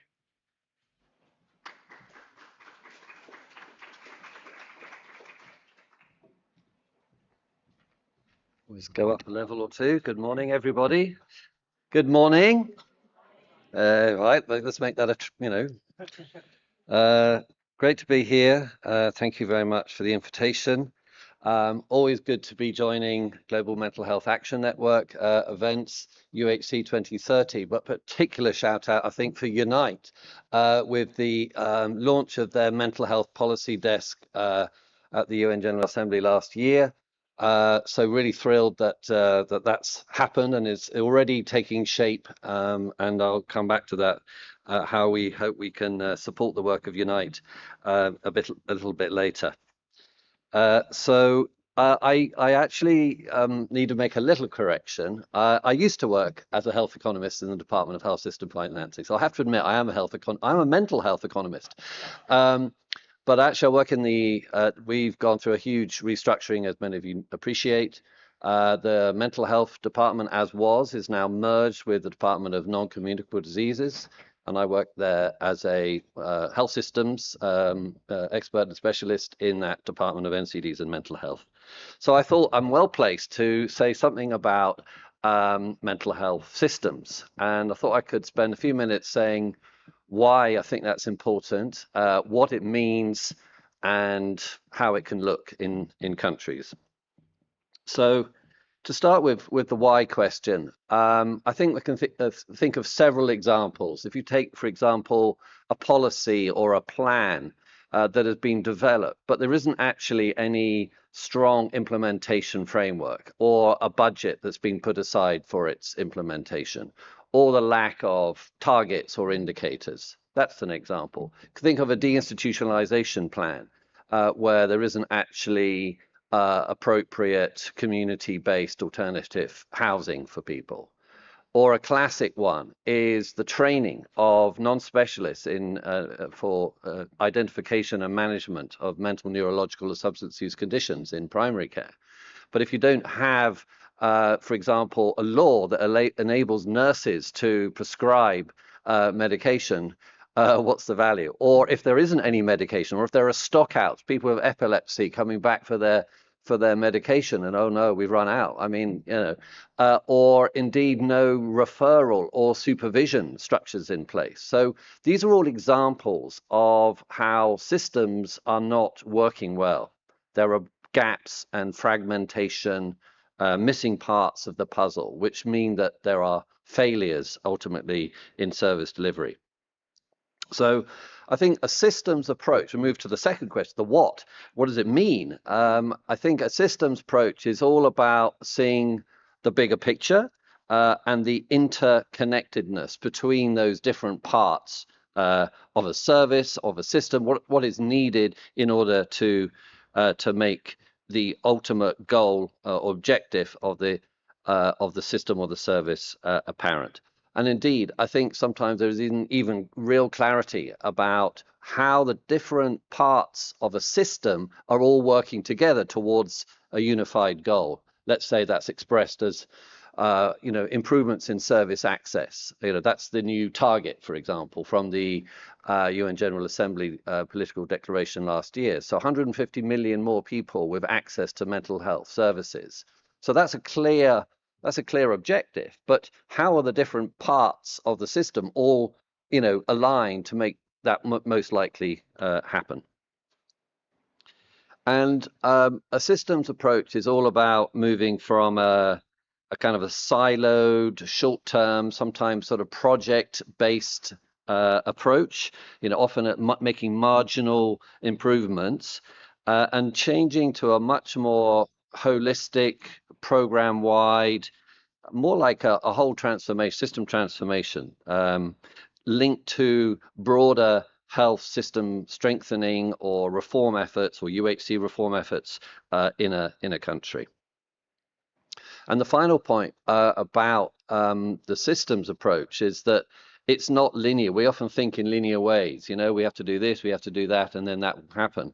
It doesn't quite work like that. It's much more complex, and something that, you think needs to happen actually needs to go later. And, there are these different moving parts, basically, and it's complex, and we have to accept that it's complex and will take time. A systems approach is not about getting quick wins. So that's what I want to say about the what. And then my third bit is about the how. How does it sort of end up looking in practice, this bit, the system implementation? And I do think it does start with the leadership and the policy. But even before you have policy dialogue and engagement, it's really important to understand what the barriers and constraints are to improving mental health services and systems. So it's important to have time, countries to have time to sit back and reflect and look at that. Next week, for example, in South Africa, there's an inter-country meeting of many of the Southern African, Eastern African countries who will be doing exactly that. They've been doing some landscaping of their current situation with the intent of identifying and sharing what they see as their main mental health service and system gaps and constraints. And maybe through that, we will identify some common themes and issues. I think we can guess what some of them are. But having that pause for reflection is important, because then it enables you to approach policymakers and parliamentarians in terms of the what are the gaps, the needs, the opportunities, the constraints, and having a clear approach. And that might take time. There's a WHO special initiative for mental health that's been going on for a few years now, and we've achieved great things, but in some of the countries it took a long time to get going. Bangladesh stands out in my mind. It took maybe 2-3 years. We're going to think, oh, we're spending this money and supporting them and we can't see any change. But it took that level of engagement. It just took the time, and before they were ready to move, and now they're moving. And so you've got to be patient sometimes. A second one is around the principle of governance and having clear, and so I say the word disciplined plans, because often we read mental health strategies and plans that are promising everything under the sun, but then, as I said at the beginning, they're not actually aligned with reality or with the resource constraints or other system constraints. So having a disciplined plan, which ideally is costed, and signposted along the way for monitoring progress. And then we come to legislation.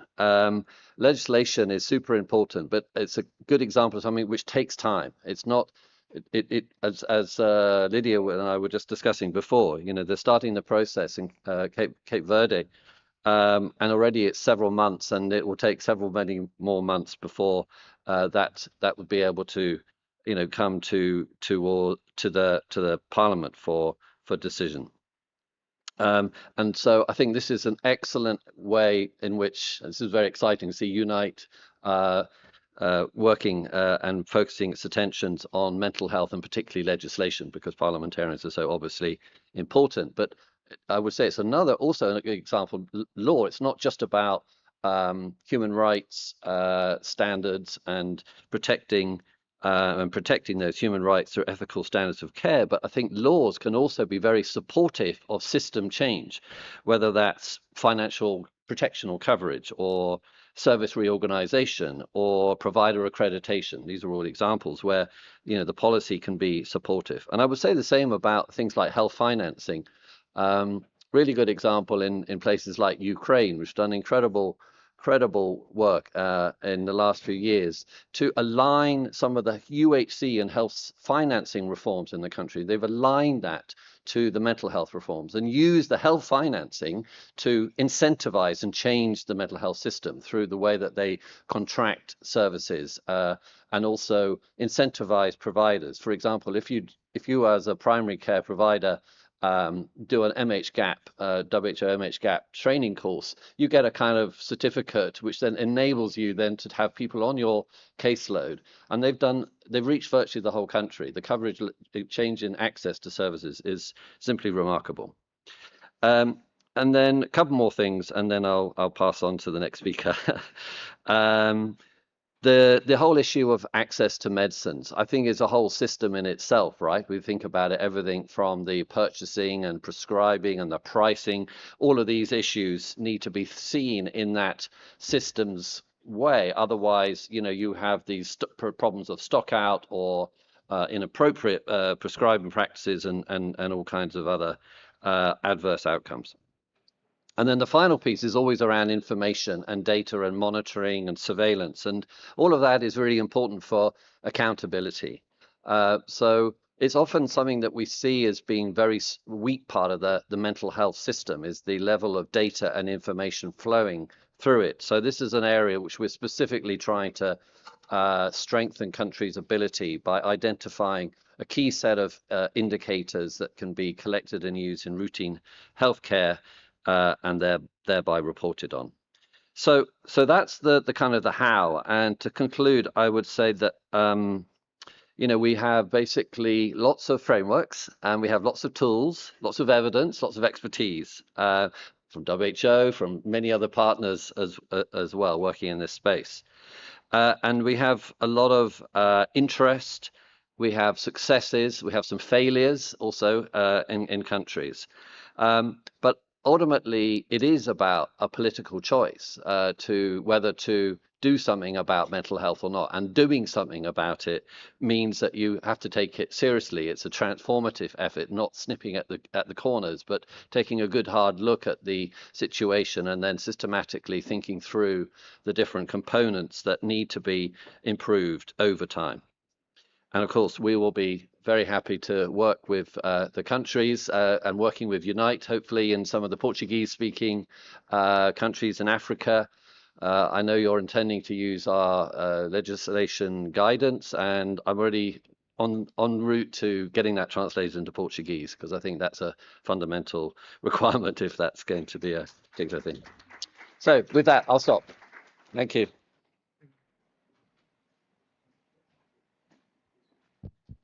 Thank you very much.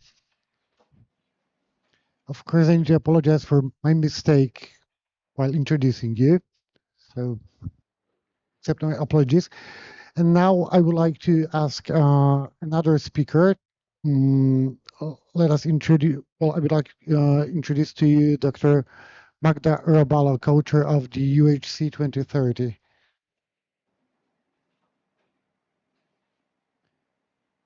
Please.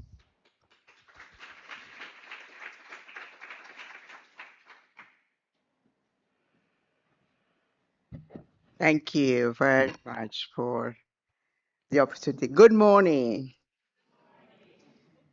I didn't hear you. Good morning. Okay, good. Thank you. Thank you. I want to thank Unite, the network of Parliamentarians for Global Health, and its founder and leader, Dr. Ricardo Batista Leite, for inviting us and co-organizing this important event with us. And I want to thank the Global Mental Health Action Network for also inviting us and for convening this important discussion. The title of this session, Moving from Political Leadership to System Implementation, captures exactly where we are on universal health coverage. Mental health has gained increasing political visibility in recent years, particularly after the COVID-19 pandemic, with many countries adopting national strategies, policy reforms, and broader commitments to strengthen services and expand access to care. But a very persistent implementation gap remains, as you have heard from those who preceded me here. It is estimated that more than 1 billion people globally are living with mental health conditions, which remain among the leading causes of disability worldwide. More than 720,000 people die by suicide every single year, and suicide remains the third leading cause of death among young people aged 15 to 29 globally. Just before coming here, I was in another meeting where an important partner in the global health ecosystem has just redesigned their strategy, and they are going to focus on young people. And part of the conversation was about mental health, to really make sure that mental health is not forgotten. Despite the growing burden, governments globally spend on average less than 2% of health budgets on mental health. And in many low and middle income countries, the majority of people still do not receive the care they need. Yesterday, I was in this very same room, and with Ali, we also touched on issues related to mental health. The good news is that universal health coverage is now firmly on the political agenda. The Act for UHC 2025 report finds that 90% of WHO member states have national health policies, strategies, or plans oriented toward universal health coverage, and 86% have measurable UHC targets. Yet commitment is still not translating quickly enough into equitable access, quality services, and financial protection for all. Dr. Ricardo Batista later reminded us that when 190 plus member states come to Geneva for the World Health Assembly, they agree on almost everything that they will do, and they pass resolutions. When they go back home, parliamentarians need to transform those into laws to be implemented. And this is where we have a huge gap from commitment to implementation into laws that make implementation work and support the people that need the services we commit to provide. Progress has been made, but it has slowed. 4.6 billion people still lack full coverage of essential health services. And I keep on reminding all of us about the aim, the goal, and the purpose of the reform of the global health architecture we have embarked on. It is not just about fixing the pain points we have right now. It is making sure that we bring on board those who have been persistently left behind. And that's 4.6 billion people. That's half of the world's population. That's a lot of people not to be covered by basic health services. 2.1 billion people experience financial hardship due to out-of-pocket health spending. And the burden of financial hardship disproportionately falls on people living in poverty, with 1.6 billion people pushed into or deeper into poverty because of out-of-pocket health spending. And if we continue at the current pace, unfortunately, the world is not going to achieve universal health coverage. We are not even going to be on track to achieve the goal of universal health coverage. This is why the focus for the future cannot simply be expanding coverage. It must be building much more inclusive health systems for greater health equity, for more equitable health outcomes, and the realization of the right to health for all. An inclusive health system is not measured only by who is covered on paper. It asks deeper questions. Who's still not covered? Who's still not reached? Who's facing barriers to care? Who's invisible in the data? And who's excluded from decisions that affect their health? For people needing mental health services, these questions are so important. Despite the growing political recognition, implementation remains uneven.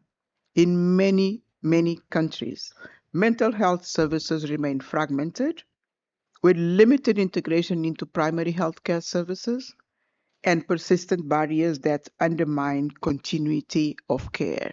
Such barriers include stigma.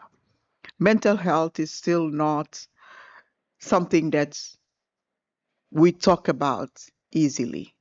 It is still very much a condition, a wide variety of conditions that we are still not comfortable talking about. And that's one such barrier that we need to remove so that people can reach out for services where services are available, and where they are not available, they are established because people are demanding services.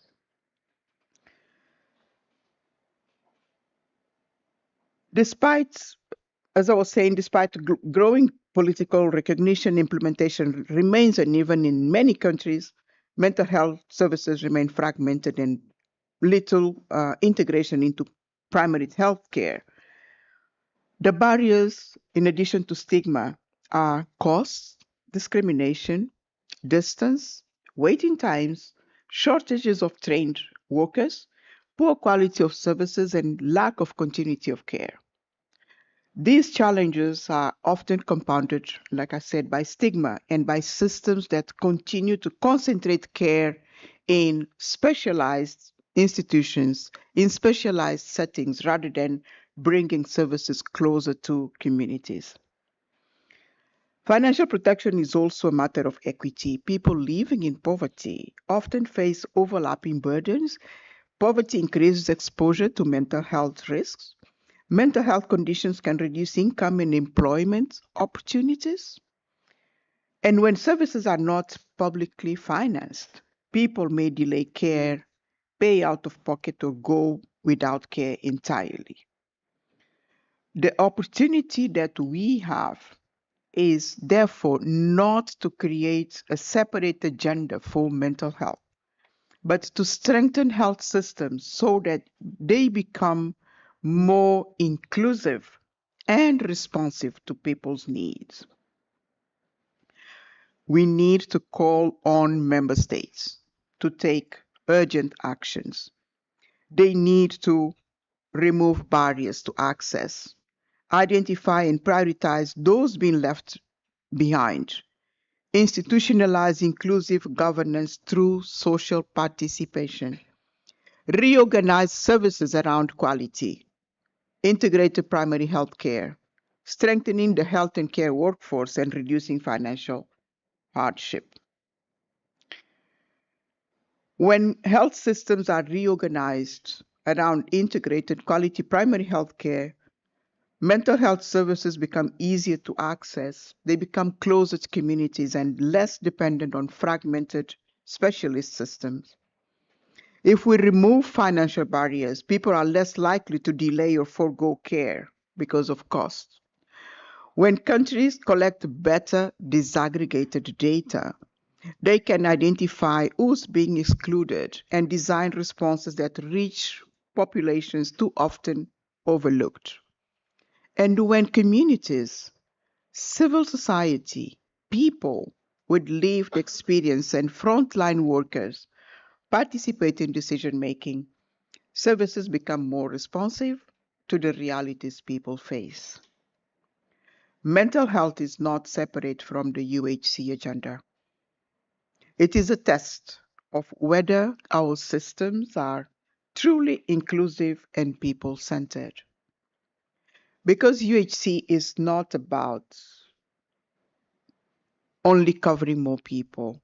It is about building systems that uphold dignity, advance equity, and make the right to health a reality for everyone.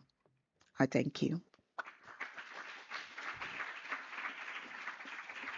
Thank you very much, Dr. Rabalo.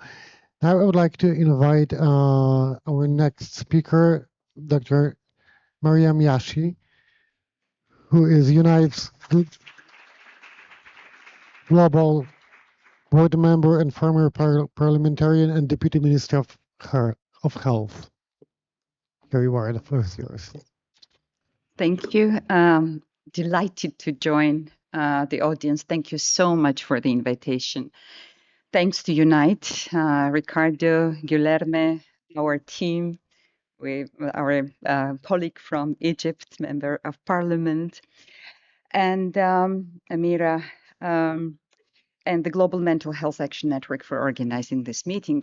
Very frankly, I don't feel myself as the best expert in the field, especially when we are present with the leading thought leaders in mental health, including Judy Kuriansky, my dearest friend from New York, who especially joined the side event today. And thank you very much for joining us, Dr. Kuriansky. From the perspective of policymaker, I would like to emphasize some of the policy and implementation gaps. It's great that mental health has already achieved political recognition at the highest global health. Okay, thank you so much. At the highest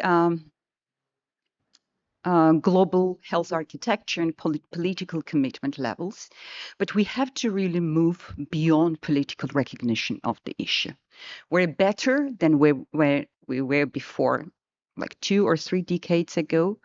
But when we really touch implementation aspects of the area, mental health continues to be massively underfunded.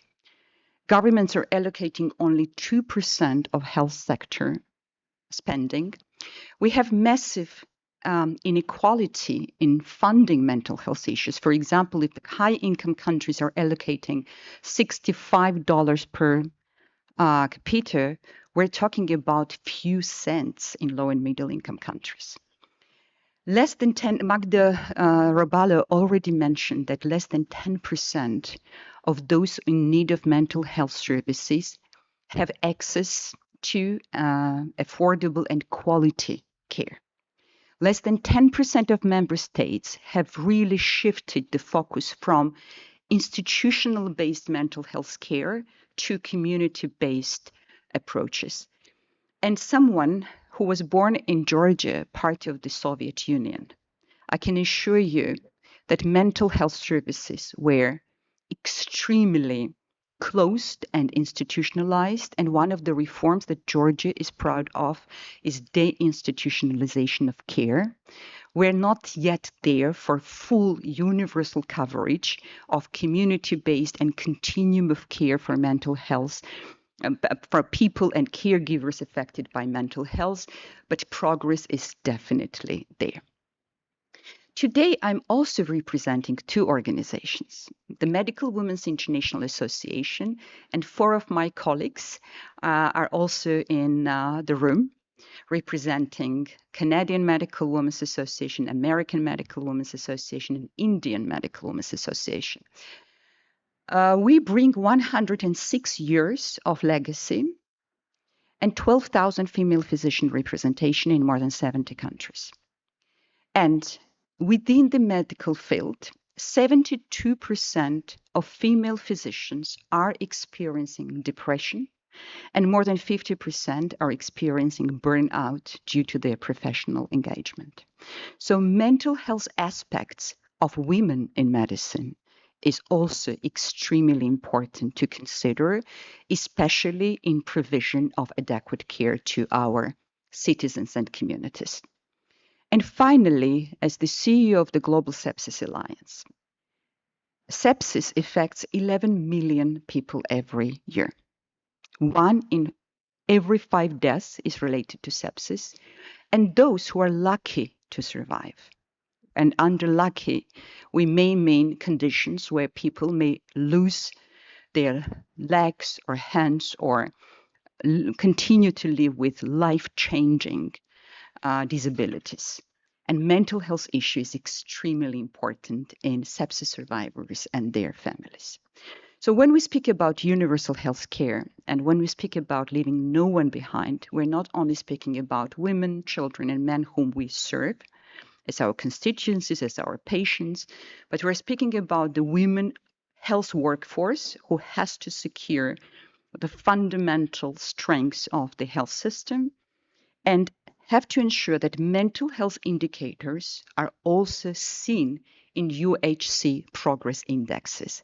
If we don't measure how we can make a difference. So my call today is that we continue to work on very specific tracer indicators that can give us a better possibility of measuring, tracking, and improving the status quo. Thank you very much. Thank you so much. And now I would like to invite our last speaker, Dr. Manoj Kurian, Director of the WCC, Commission of the Churches on Health and Healing. Here you are. The floor is yours. Thank you very much. Thank you very much. Thank you to Unite and to the Global Mental Health Action Network. We have been closely working with both of you. Dr. Ricardo has reached out to us, and we have worked together on artificial intelligence and healthcare, and of course with the Global Mental Health Action Network, we have done programs and webinars together. Really, thank you. Of course, I'm not speaking from a faith-based perspective, but from a community perspective, broader community perspective. And I'll just give a few thoughts preparing you for the, because I think a lot of very key issues have been mentioned. So I will not go into the statistics and or the horrific situation we are facing, but just to be in touch with it, because just to confirm what all that you have said, we see the impacts on the ground.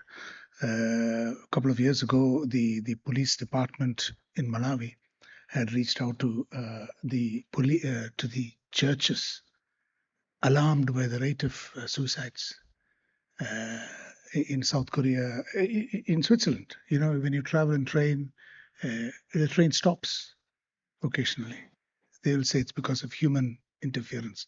It's actually people jumping out onto the tracks, and they find it difficult to retain train drivers. They have to have psychotherapy.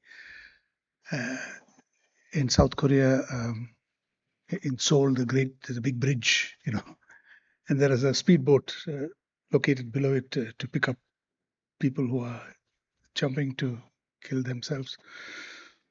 I went to Namibia a couple of years ago. We work closely with all these countries. It's a country of 3.5 million people, middle income. There are about 17 health professionals, and 3 people kill themselves each day. So this is the tip of the iceberg. It's huge. It's huge. But in the context of the World Health Assembly, I would say that we have two big deficits in the world in healthcare. One is a financial deficit, and the other is a trust deficit. And we, as you parliamentarians, you represent us. We are with you as countries. You are representing us, and so we are not saying that we have to work with you, and your success as our champions who are sensitive to this, and from global the Global Mental Health Action Network, bringing all the mental health professionals together, and of course World Health Organizations, who is the apex body, go in spite of all these challenges they're giving us, they're doing their best. How can we actually bridge these gaps? See, if you look at the global wealth in the world, I mean, the public wealth over the last 3 decades have declined, and the private wealth is huge. So we are talking about public-private partnerships and all these things, where the governments and people have lost complete control over most of the resources and businesses. So you, as parliamentarians, actually don't have much power. And health professionals who are dealing with mental health professions don't have much power, because you have hardly, of course, everybody recognizes mental health, but with pittance of. So how do you actually solve this to gain this trust deficit and financial deficit? I think it's only by reaching out and actually working closely with the communities, because the communities are the people who give you your mandate. And they are the people who actually can demand. And they're not there just to implement your programs and to kind of passive recipients of your brilliant schemes. They are the people facing all these challenges. They are your bosses. The word minister means servant. We've forgotten that. Even the churches have forgotten that. We have our bishops and all this, all their splendor. They are supposed to be serving ministers. So we have to serve our community and actually listen and engage them. And this huge power in communities. There are, I can tell you, we are in the process of trying to mobilize, because there's a huge gap. We cannot actually train all our people. There is so much of deficit. Each country of millions of people have a few hundreds of, or 20, 30. They're not even in 3 digits, the mental health professionals. The only way is to actually that we work together to engage them. How do we actually equip them? How do we the knowledge and dialogue? And we have to reach people where they are. You can't just say, okay, when they say they are demon possessed, rather than going and say that there is no demon possession. You have to start with those people who think there is a demon, and how do we actually get this demon out? You have to start from where people are, and there are communities where they don't believe in anything. So we'll have to start from their rational perspective. There are a lot of good examples. I will not. I can share a lot of stories. You can actually think back how, because we want our communities to be healing communities, therapeutic communities, not our faith communities, our communities not to become centers for gossip, but rather safe spaces. So what are the standards of caring for ourselves, caring for each other? So in your programs, how are you caring for your health workers, as the doctor was saying? Our pastors, they're dying. They're dying either of chronic diseases, or they're completely dysfunctional because the burdens are so huge. So it's a dialogue, and you need to have the dialogue at your community level. Do you actually see us here? So one of my bishops one day went to a church in rural. I'm from Malaysia, but I'm of Indian ancestry, so I worked many years in rural India. So he actually asked the church. He's a very, very wise man. He said, if this church disappears today and the coffee shop across the road disappears today, which institution will this village miss? Is it your church or the coffee shop? So it's a very important question for us to ask. If my department, if my government, if my organization, my church disappears today, will that be felt? Actually, it's a serious question because there's a huge question of credibility, of us going back to the basics. Are we listening to ourselves? Are we listening to our children? You know, I don't want to give all, but I think we have to ask this very seriously. And I'm speaking for communities, not just faith communities, any community, people's movements. You need to get back to your powerful backers. They are your people. And why we are facing all these tumultuous situations in the world, in Europe, in North America, all over the world, is not because people are bad or because politicians are bad. They're just symptoms of a system where people don't feel heard, innovations don't reach, and there's a trust deficit, finance deficit. And finance, you can just forget. You don't need money. You need people to invest their time. You don't need a lot of money to heal. You just sit around and be patient. So what I'm trying to say is you need to mobilize the communities. And that can only be done by engaging communities. I'm sorry, I'm very generic because I don't need to get specific because you are all coming from communities. You can just close your eyes and reflect something that has made a huge difference in your life, in your community, maybe with the workplace, with your institution. How have you connected with people? What we say about spirituality is if you can feel something beyond you. When we see evil, what is evil? Evil is a break of relationship between each other, between principles. And if you so get focused on what you do and you are not connected with others, that is evil. It's like running the race the fastest you can in the wrong direction. You may be the fastest runner, but if you run in the wrong direction, we will not reach the destination. And that's where we are. We are very efficient. We are very lopsided. We are very smart, but we are disconnected in this very connected world. So I'll pause there and then invite you for discussions. Thank you.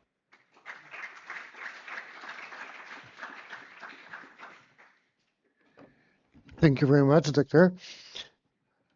Korean. I would like to now invite all speakers to the table. So we would have the session of questions.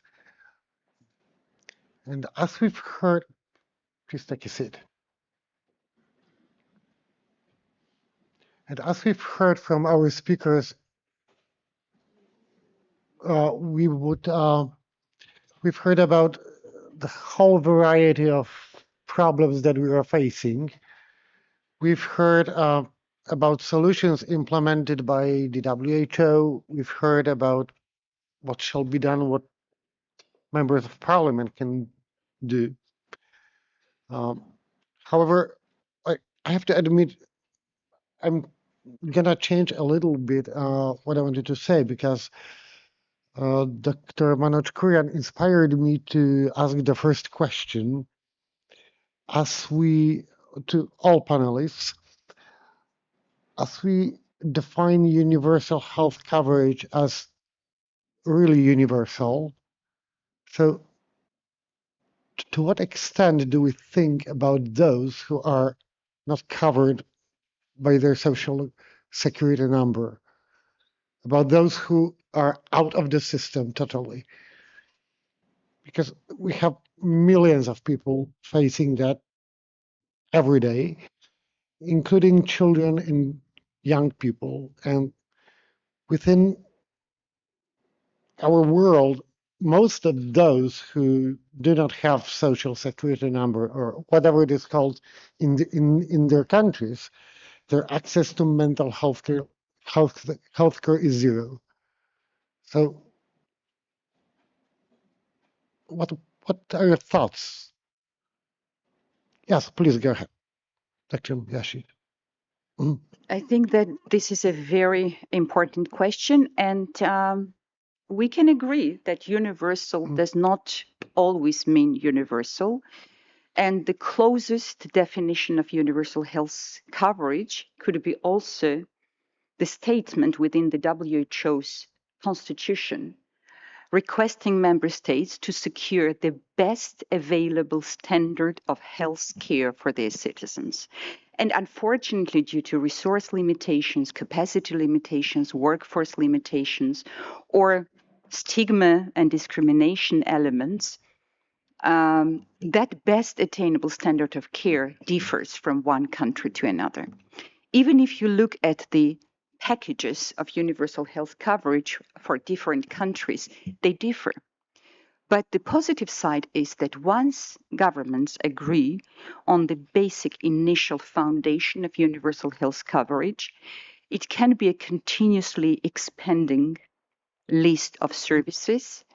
And while, yes, most of the universal health coverage packages do not include mental health components, apart from maybe postnatal component of care or referral of depression or other mental health conditions to the upper level of care. And many of the, as I said, in many countries, mental health services remain as vertical rather than fully horizontal and integrated in the programs, not only because of funding or availability of healthcare, but lack of infrastructure, both physical infrastructure and human resource infrastructure. And as Unite is supporting through the mental health desk development and scale up of comprehensive mental health policies, I believe that is the platform where we could coordinate better. And of course, Lisbon Secretariat and our colleagues working on the mental health aspects are ready to support that effort. Thank you very much. So, Yes, let us our panelists go first, and then we will move to questions from. Thank you. Just to add again on the issue of universal health coverage, I want to insist on the importance of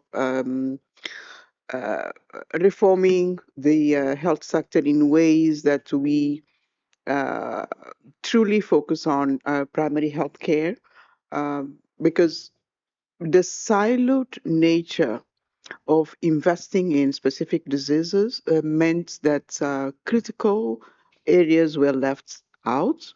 Number one. Number two, it meant also that people are provided care based on the disease of the moment or the pain that's brought them to the health system. Yesterday, I listened to a testimony by a cervical cancer survivor, a woman from Kenya who was HIV positive to start with, then developed cervical cancer, then developed colorectal cancer, then another cancer, and then she was being seen by bits and pieces depending on what brought her to the health system rather than a comprehensive and holistic approach to a person, instead of addressing a disease at the given point in time. And this is what is happening with mental health.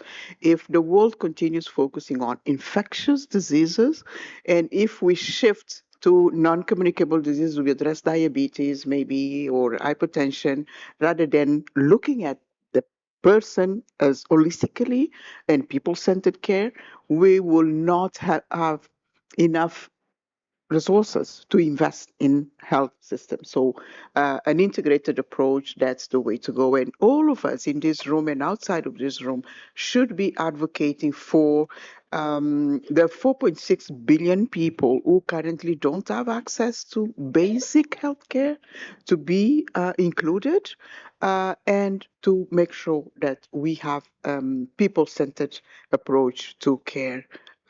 If not, in 20 years' time, we'll say the system is broken, well, we need to reform, and then we start all over again. Thank you. Thank you. Same question? Yes, same question, please. Difficult question. I know. I think Dr. Marion mentioned the very low level of current coverage. I certainly was part of a study that was established that the treatment gap for depression is around 90% globally, and of course even higher than that in many low-income countries. So even that has some information value, demonstrating the extent of the unmet need, and often that's not known. Countries are not aware just of the extent of the information gap, the treatment gap.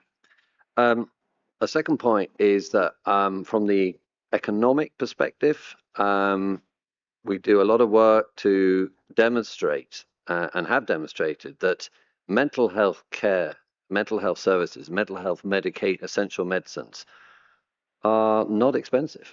It's not a question of affordability. We are not talking, revolutionary high-tech technologies in most, with a few exceptions. It's essential care and services and products, health products, are affordable. They're cheap. The problem is that the people who end up paying for those products are households and individuals, rather than through the public purse.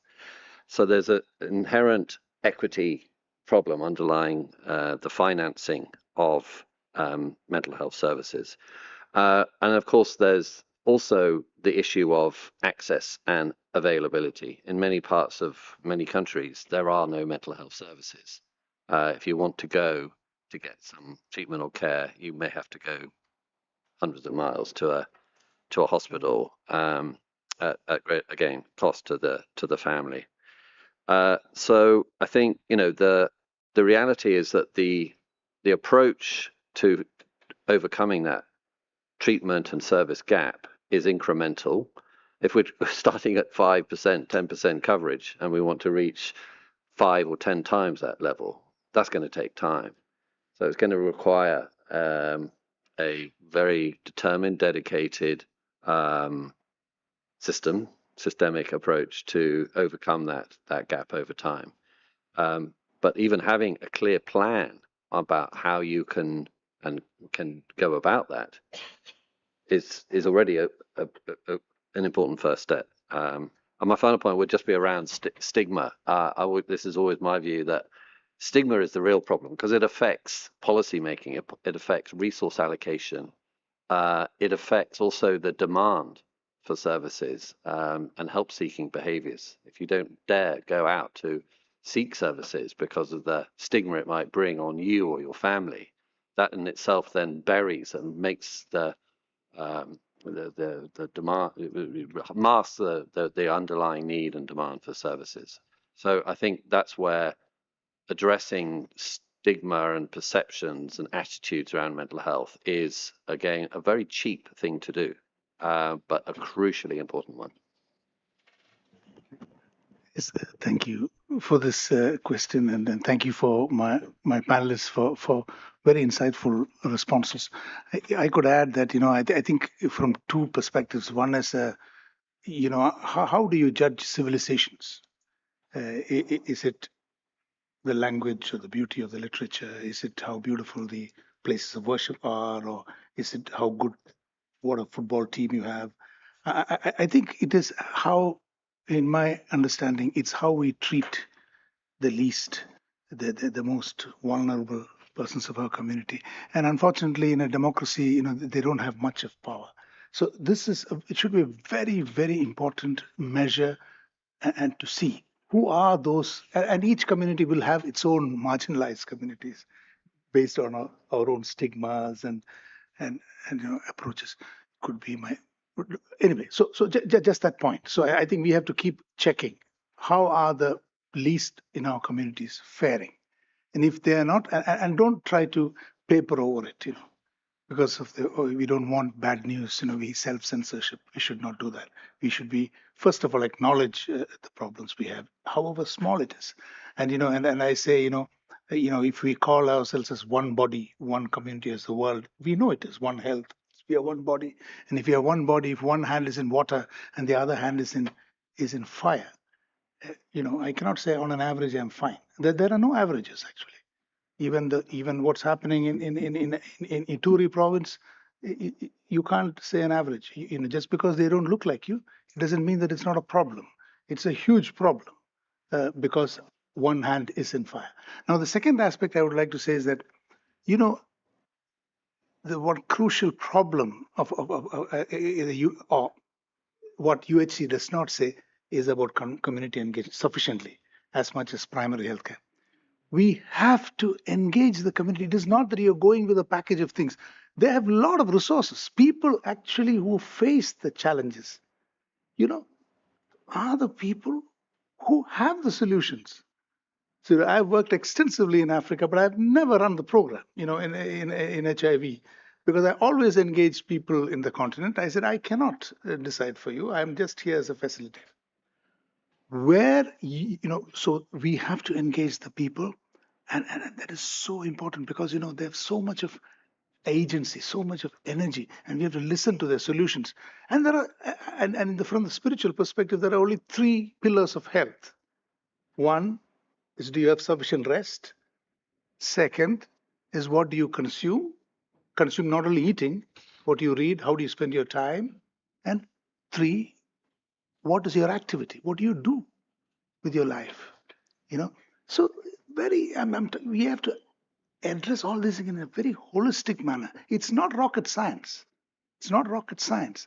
You cannot go to a community in an arrogant fashion doling out medicines. You have to literally go on your knees because they are the people you serve and they have more than half of the solutions. Thank you. Thank you very much. Just before we start our questions, I would like to invite you to watch absolutely brief address from our co-sponsor, World Federation for Mental Health. And that's going to be addressed by former President Professor Tsuyoshi Akiyama. It will last 3 minutes. And then I will ask the audience to ask questions. Thank you.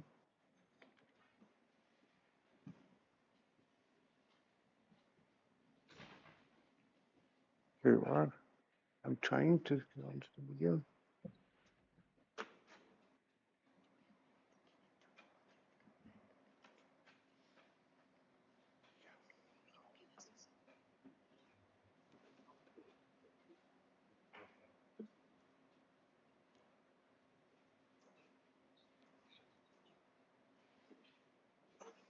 Greeting from Tsuyoshi Akiyama. Distinguished parliamentarians, colleagues, and friends. On behalf of the World Federation for Mental Health, I express our sincere appreciation to the Unite Parliamentarians Network for Global Health and the Global Mental Health Action Network for bringing us together. Universal health coverage is one of the most important global health commitments of our time. However, universal health coverage cannot be achieved if mental health is neglected. Integrating mental health into universal health coverage is not only a health priority. It is a human right, social justice, and even economic issue. As a Japanese citizen, I'm proud to note that Japan hosts the Universal Health Coverage Knowledge Hub. The WFMH supports the joint effort to advocate for mental health as an essential component of universal health coverage. Together, we can build health systems that treat mental health with the same commitment, urgency, and dignity as physical health issues. Thank you.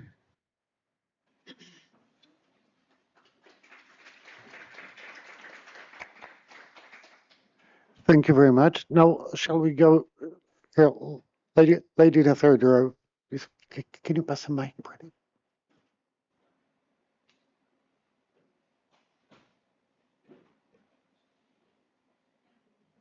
It's not on. Hello. Thank you so much. Good morning. I'm from Spain, so I'm a mental health nurse.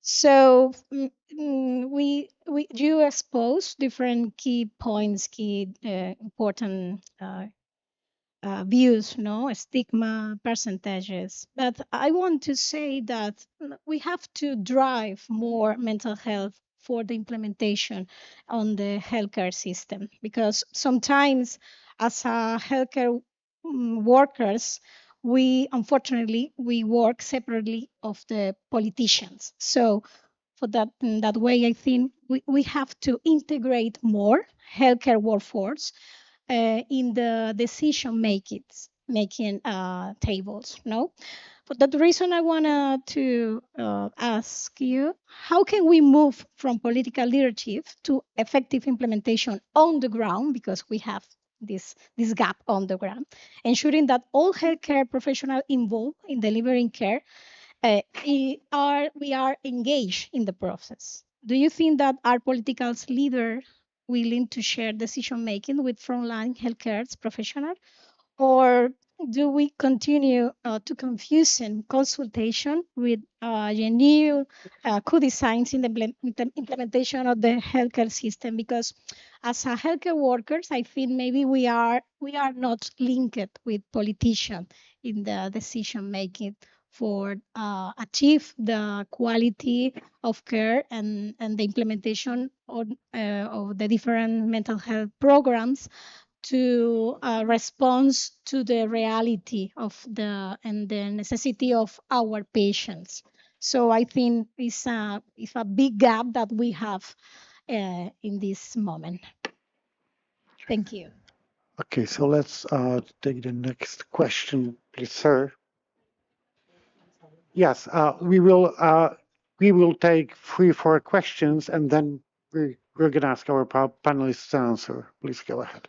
WHO was established in 1945, and they gave the first definition of health: physical, social, and mental health wing. But if you look at the first half century of WHO, the focus was much more on physical health, very little on social, and mental health came on the board much later. And that could be one of the drivers for this kind of late start with the mental health issues. Second is, I did my medical degree, and I remember when I was doing the degree, psychiatry was one of the lowest liked, what you call is a clinical discipline. So there was a stigma issue not only with the clients, but also within the provider community, that the best of the students will not go to psychiatry. And I think the turning point was during HIV, when the stigma issues were taken upfront, and that cascaded down to other issues like mental health. So I haven't asked any question, but I would invite any reflections. Thank you. So please go ahead. Thank you. Rosa Maria Rios, from Women in Global Health and Health Ministry of Spain. Continues of the approach of Dr. Arroballo about how to approach the mental health. I think we have an opportunity, a window of opportunity, to approach a real universal coverage. In 2023, we analyzed all the pathologies of mental health around the world. We don't have data, but also we analyze by sex, and we see that mental health who affect women was not linked about illness, it was more linked about psychological space. One of the things is we need to approach in clinical, it's true, and especially to support the care drivers in the clinical pathologies, but also we need to approach in prevention because there are a lot of things we can do in prevention. For example, in the doctors, you say burnout. There are a lot of data we have about psychological exposures that we can work and not arrive to put a psychologist in the health workers maybe to work. Okay, thank you. Thank you. Thank you. This is a very important issue, and I'd like the panel to address tying some pieces together for me. It's related, first of all, to this umbrella that's an elephant in the room that started this whole campaign way before COVID about universal health coverage and everybody being under it. So at that time, thank you, Georgia, because Georgia, Mariam, your country, and Thailand were the co-facilitators of the political declaration for universal health coverage long ago. So this is point one that I want to tie this piece together with this conversation, because I haven't heard that yet talked about here, and that's a foundation. The second foundation is Mexico's getting a General Assembly resolution passed at the UN for mental health and psychosocial support. So we have the Universal Declaration, the General Assembly resolution, and this involves your new campaign for parliamentarians on a policy level, being at the UN. How do you use these foundations, and what can we who are at the UN, there are a couple of us here, Gabe over there, Ziva over here, what can we do now to move this ahead on this policy level? Thank you. Thank you. And sir, at the back, please. Thank you, moderator. Dr. Humphrey Monde is my name. I'm coming from Zambia Civil Society Health Partnership, which is a lead umbrella in health. My question, Lily, moderator, is to, as we talk about universal health coverage and issues to do with mental health, there are critical issues that we need to look at. There are critical issues that we need to look at, and stigma is one of them. In my country, where I come from, we have a mental hospital where all the psychiatric patients are taken there. And I believe in other countries, that's what is prevailing. But this is not helping us in any way. All we need now is to focus on setting up rehabilitation centers for mental patients, where they have their own specific centers where they are isolated from the general public. And from the Zambian part, we're trying to mobilize our own resources from the civil society to do a rehab or a rehab center. But it would be interesting also to learn from other countries how you're doing it. Because I know where I'm coming from, issues of stigma is very, very critical. And most of these mental patients, when they're just taken there, what comes in my mind is that, this is... So I don't know, I need to learn from other countries. What are we doing? Is this something that we can work together and see how we can help in this vein? Thank you. Thank you. And now we do have a last question, please. Yeah. Hi, good morning still. I'm Senator Amir Sabr from Egypt. This is a very important topic in my country and in my region specifically. I think you've been following the conflicts, the wars, the economic situation, the dire one, which everyone is facing. And talking about the political leadership, it couldn't be run in solitude from, or in a silo from, how the world is behaving now when it comes to the Global Fund on Health and when it comes to solidarity in solving such issues, because the toll of what is political is definitely affecting the mental health of the people. Unemployment, poverty, war and conflict are having their toll on the systems as well. So my question is, what do you think from your experience we as parliamentarians, civil society activists could do in this regard to reverse the global move on stopping funding to middle and low income countries? And the other one, given that this is the fact now, what do you think of telemedicine as a partial solution to the system implementation of providing healthcare services and mental health and well-being, and also how to check that the services delivered through telemedicine could be enough, especially to rural areas where the infrastructure is not there? Thank you. Thank you. So now I would like to ask our panelists to briefly answer, let's say 2 questions per panelist, because we had a round of 6, 8 questions. I've got to go in a second, so I could start, and excuse me for leaving. I had several observations and points. One was again around the issue of stigma, and indeed I would agree it does extend also to the choice of medical career, also nursing career, and many other sectors too.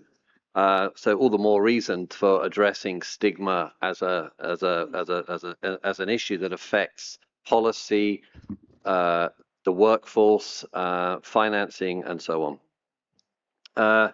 On the financing question, this is obviously a critical time, and I think there's a lot of bad news. But what I could put as a counter to that is that it's in many countries we see real determination to change the relationship and become more self-reliant.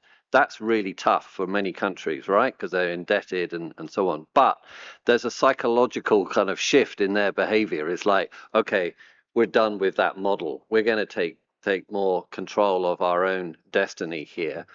And so the argument, is that to be really sustainable, financing for mental health and other areas does need to be driven by the domestic investment. Otherwise, we are extending this relationship. Of course, there are many countries that can still benefit hugely from external assistance and support, but in a very, a very clear, targeted way, so that you don't end up in this dependency relationship. So I see a real sea change there.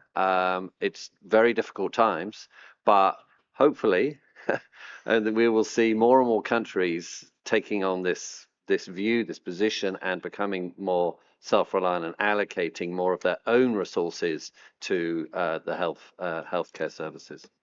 Thank you. Thank you. Oh, let's go to Liam. First of all, let me answer to Senator Amira from Egypt. Absolutely. In the increasing geopolitical tensions and the diminishing global health, innovative solutions, simple solutions like telemedicine definitely has a future. And by the way, India is very much relying on telemedicine at subnational level to reach the most hard to reach. And today, the American Medical Women's Association and my colleagues will be signing a global collaborator agreement on telemedicine expansion and reaching the healthcare providers and bridging the knowledge gaps and capacity gaps through telemedicine. Absolutely. And this could be also something when we speak about Spanish experience, for example. I would very much request the Spanish Ministry of Health representative to provide your data to the UNITE Secretariat Mental Health Policy Desk, because we look for very specific data, evidence, and country experiences. So please share with us. And the national mental health regulations might be exactly what we can approve and test and share the experiences about. And the second issue I also wanted to address is stigma. And the audience may think that we're running from one meeting to another as policymakers, delivering some beautifully structured buzzwords, but if I personally can associate myself with any of the health conditions, it's the mental health. Mental health affected my life substantially. It left me in the age of 28 with 2 young children. And that time, speaking about seeking care or questioning that there might be some issue was so unacceptable in our families and communities that till today, that is my biggest mistake that is irreversible. But building on that experience, my dear brother, who is an extremely intelligent lawyer, he's one of the best professionals, he is affected by bipolar disease. And this time we were bold. This time we didn't care. This time we tried everything to help not only him, but the whole family. Because when mental health is in the family, it affects everyone. But believe me, learning more about the condition and seeing the change as you try to seek help and treatment, and seeing that you are bringing back your beloved person, and through very simple solutions, we're literally talking, if a diabetic person needs a daily insulin supplementation or other medication, we are talking about regularity of very simple treatments and family support systems that can prevent any escalation of conditions. So it's a very challenging road, but extremely rewarding. And today I'm so grateful to my brother because he really helped us. We, the whole family were united, and he's one of the most decent and, foundational person who speaks openly about his condition. And we learn to overcome stigma by knowing more. And believe me, once you overcome the fear of unknown, the stigma disappears. Thank you. Dr. Rapal, we do have also 2 questions specific for you. Yeah, Dr. Abula, I think there's an online question directly for you asking, like, how do we embed practitioner perception awareness into UHC workforce frameworks so implementation reaches all the way to the first human moment of contact? The Senito framework addresses exactly this layer perception before pathology, before clinical training begins. Clinical training begins, yes. That is the question. So I just want to make sure I understood your question. How do we integrate training? I think how do we integrate practitioner perception into training? I mean, how do we perceive the real issues of the person? Okay.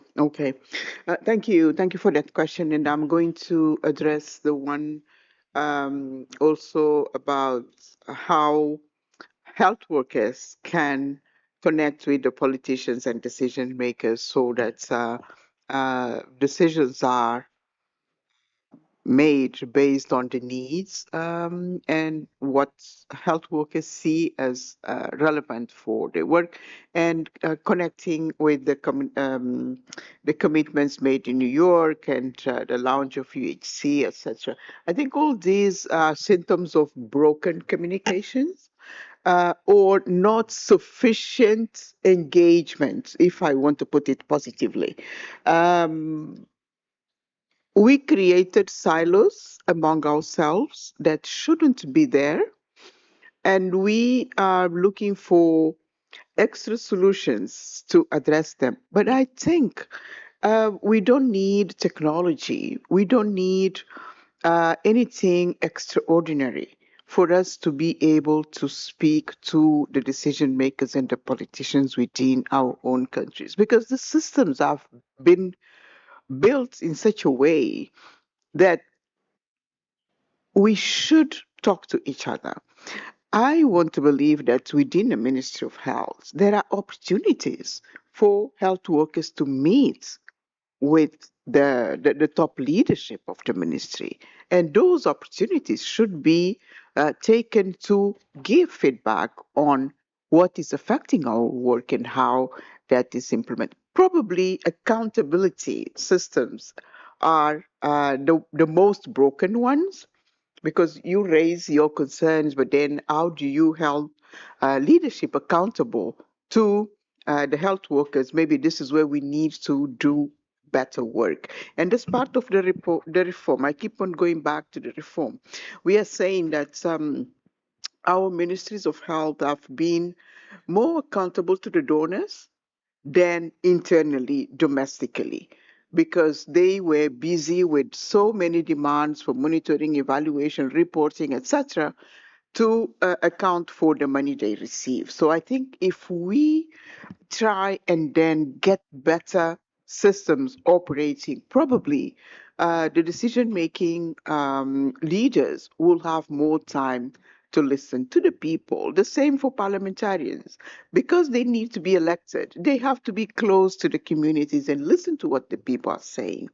Now, to go back to perceptions from health workers into training curricula, I think that's critically important, because if training curricula are not responding to the needs of day-to-day work, then they are not helpful. And I want to believe, again, that the health workers need to reach out to academia, need to reach out to WHO, who does a lot of training modules, and make sure that what their lived experience on a daily basis is reflected on the training models, because the diseases are evolving, the world is evolving. People are also absorbing and then having different ways of responding to disease, and we need to adjust the training models accordingly. And just to close, I think we need to take mental health out of the highly medicalized system where it is, because essentially I think we need social systems around to contribute to improve people's health, and that's a conversation that I believe we should have in the right place. Thank you for the Thank you so opportunity. much. Jacob has asked me to conclude in 45 seconds. So, but I think she has one question. Maybe I don't know. So it's okay. Okay. So see, the thing is, the expertise is not limited to here. All of you have tremendous expertise, and you have raised many important questions. And of course, many of you could not raise the questions. So my observation is that this dialogue has to continue, and you need to convene this dialogue in your own context, and we need to listen to each other, and this is important. And this, it's not sufficient time. We need to extend the space where you can listen, where you can continue to have the dialogue, and identify the gaps and equip each other and monitor. Thank you. Thank you so much. And now I would like to ask Pradip to conclude the session.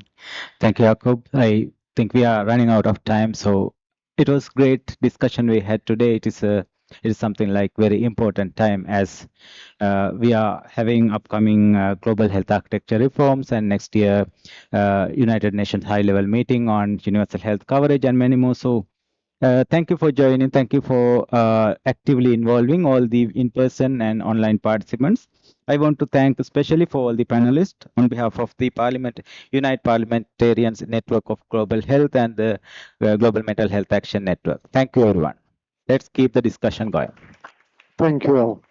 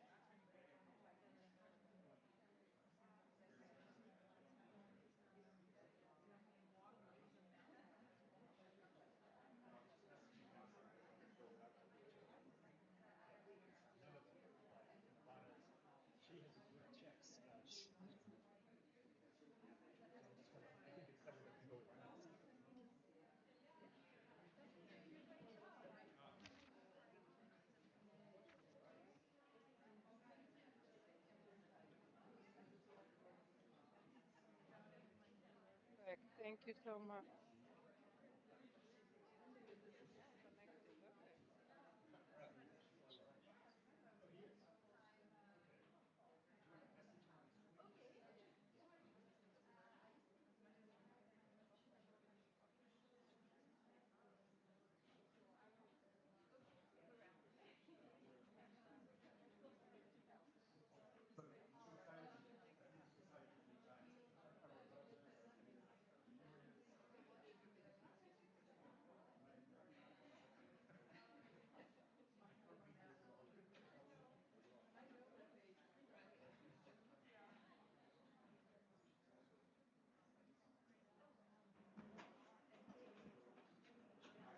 So, ladies and gentlemen, I think it's time to start. Sorry to keep those of you online waiting. We have lots and lots of events going on here in Geneva during these days of the World Health Assembly, and inevitably one runs into the other, and we're all competing for the same space. So we're just starting a few minutes late. So my name is John Coughlin. I'm the Secretary General of the International Cerebral Palsy Society, and I'm the co-chair of the working group of the Civil Society Commission on WHO's Civil Society Engagement Strategy. And my fellow co-chair. Hello, everyone. Good morning. My name is Dani Mozzi. I'm the CEO of the International Alliance of Patients Organizations, IAPO, and I'm the co-chair of the working group with John.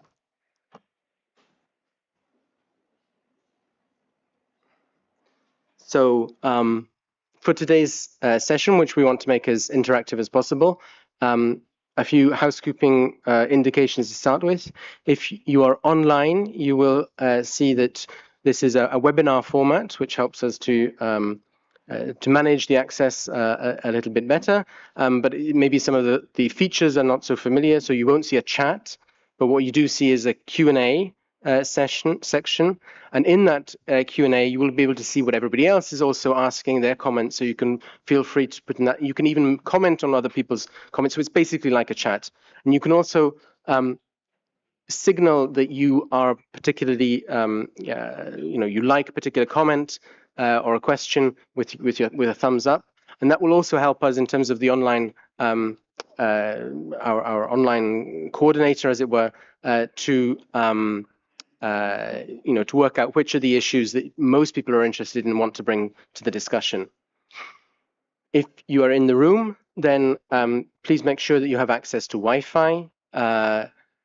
We had big problems with the Wi-Fi yesterday, but they have been resolved in principle. So this is important because this is a discussion where we want to involve both the people in the room and the people online. And the best way to do that is if you can get online yourselves and participate. You will see in a moment we'll have a few little polls and discussions. There is no mobile reception in here, so you really need the Wi-Fi. That's why I'm giving you time to get the code and make sure that you're connected. So to give you some background to the side event that we have here today, WHO engages with civil society already, but in a way that is perhaps not as transparent to everybody, as structured, or even as inclusive as we like. We have the framework for engagement with non-state actors and the principle of non-state actors in official relations with WHO, which provides a way for civil society input to be a part of the way that WHO works, but at the same time, that is actually restricted to a relatively small number of organizations that have a very intensive cooperation with WHO. So broader civil society doesn't have the same opportunity to engage. In 2023, the WHO established the Civil Society Commission as the first step in broadening that engagement with wider civil society. And the representatives of civil society that you will see that are animating today's side event, for example, we are members of the Civil Society Commission. Some of us are members of the steering committee, and that's where we're coming from. That's the background that we're coming from. If you're not a member of the Civil Society Commission, that's maybe something that you should look into and find out how to join. So if the Commission itself is the first step to broader engagement with civil society, then we're also being invited by WHO to contribute to its strategy on civil society engagement. And that's a discussion and a reflection that's been going on already for a couple of years since the Commission was established. Obviously, WHO went through a very big, challenging period over the last year, but we're back on track with this engagement strategy. And it's important to underline at the beginning, this is WHO's strategy. It's not civil society strategy. But WHO wants to develop that strategy in a co-design process with civil society. So while the Secretariat will be the penholder on the strategy, the idea is really that we contribute to it in a collaborative and as I said, co-design approach. We began within the Civil Society Commission the reflection on this work already a couple of years ago. There were 3 working groups that prepared this, and the outputs from those working groups are extremely useful and provide a very helpful foundation for us going forward. And Danny will speak about the content of those a little bit later. But just to explain, the 3 working groups were looking at existing civil society engagement mechanisms within WHO. Secondly, on thematic interactions, because we know that it's often in the context of our specialized interest in a particular topic that we engage, and that's where the great diversity in WHO's approaches appears, because one department will do it in one way and another will do it in a completely different way. And the third one was looking at lessons we could draw from other UN agencies and multilateral bodies on how they engage with civil society in order to inform the WHO's strategy, as it were, with examples of best practice. So that's where we're at. And as you will see, we're now moving forward on a relatively tight timeline. The idea is that we have a draft strategy for public consultation by September. So over the next few months, we're going to be in intensive consultation with WHO. And so that's where this discussion today is so important. Now, I warned you that we would have some interaction, so we're going to begin, and this is just a practice with the Mentimeter to see, to help us to get to know one another a little bit better. You have the code. I hope it's visible. Yes, it's visible.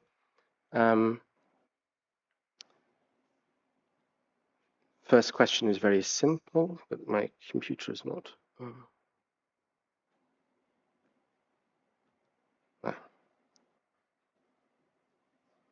So just share with us which country you're from. This is the sort of thing you would normally put in the chat, so we'll put it here. We'll see where everybody's from. Canada seems to be particularly well represented. And the UK. But we also have people from as far afield as Brazil, Morocco, Kurdistan, India, Kenya.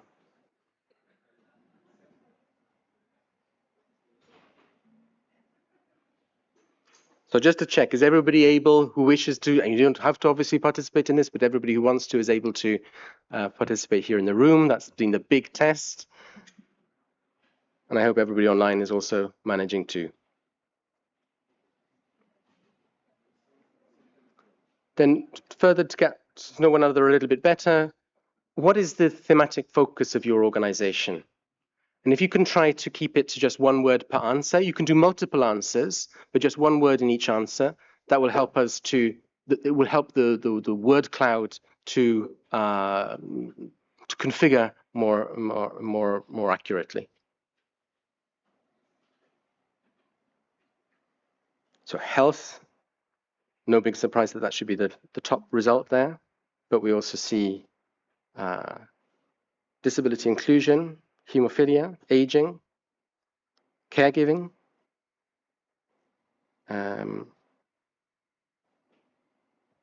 NCDs, mental health, So quite a diverse range of different topics. Keep it going.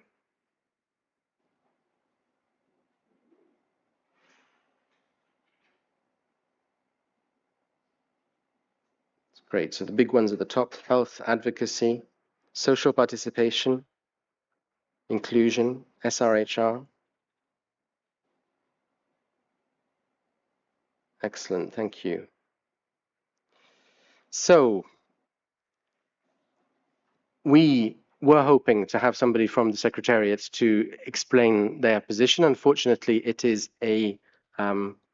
difficult at the moment to get people because they're obviously so busy. The same people who are accompanying the Civil Society Commission are the ones who are doing all of the work with the non-state actors, making statements and participating in the sessions. So really, it's actually the worst possible week for us to get anybody of our usual counterparts along. So Ivana, I believe, is caught up. She can't come. Question is whether we can possibly call on Kaiser, who I believe is online, to jump in. I have to see whether we can do that. I'm gonna put him right on the spot. Yes.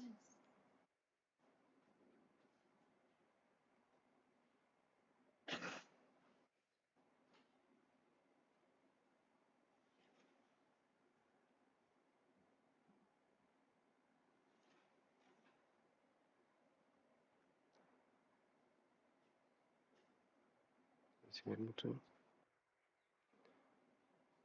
Kaiser, if you're able to speak, you should be able to do so now, but if not, we understand. You might be on the move.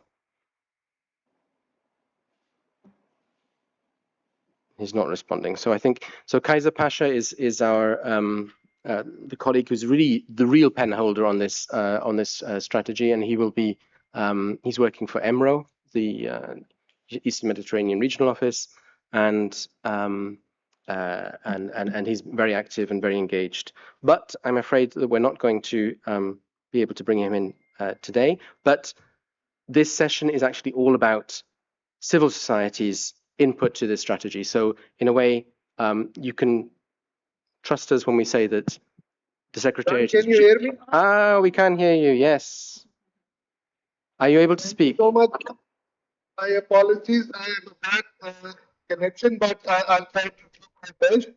So without wasting any time, thank you so much for giving me this opportunity and to the co-organizers and yourself for making this happen. So why the CSO strategy?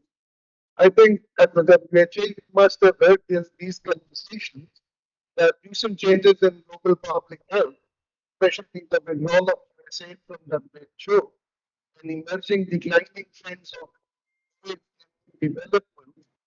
That's one aspect. And secondly, the political landscape itself, from multilateralism, looking at this affect both WHO and CSO in the common pursuit of improving health and well-being of populations across the world. As you would be aware, the UN as a whole and WHO have been undergoing a transition, and which is now being more structured into the UN-80 initiative and tied to the architecture. In parallel, recent funding reductions, along with these political restrictions and the increasing political space, I think consider space a serious challenge for civil society organizations. From WHO's perspective, civil society organizations continue to be essential partners in the governance, design, delivery of health services, and crisis response. Also, your voices are influencing in shaping public health policy. Priorities remain critical, ensuring the equity and accountability of all stakeholders, including governments, WHO, and other partners. Within this context, stronger WHO CSO collaboration more than ever. The WHO Society Commission and the WHO Youth Council specifically established and strengthened WHO's engagement with civil society and youth, ensuring that diverse voices contribute to global efforts. So both have made substantive contributions over time, and I think you'll hear about these contributions over and over again at the WHA and collaborations, and allowed us as partners to learn collective lessons.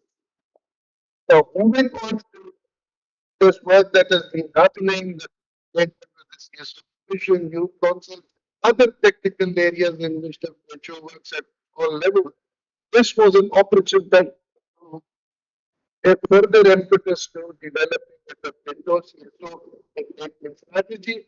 It will allow the WHO to strategically position on the evolving context, build on what has been achieved for a more coordinated and structured engagement with civil society. Now, the second point you wanted to talk about the scope. So, this is the secretariat led and co-created with civil society. That's the broader thing. This is a WHO engagement strategy with civil society, but it will be crafted, created with the help of the agency.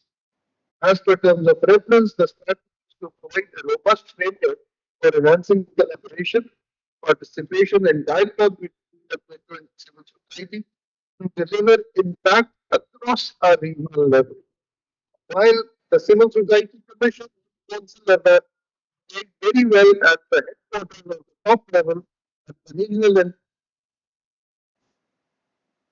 particularly country level is where touch where the reality is implemented. The strategy will be aligned and operate within the WHO framework with non-state actors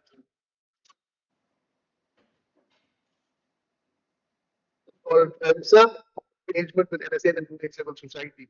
While there are some perceptions that there are some in between things there, but I think in practice, EMSA is flexible enough to make this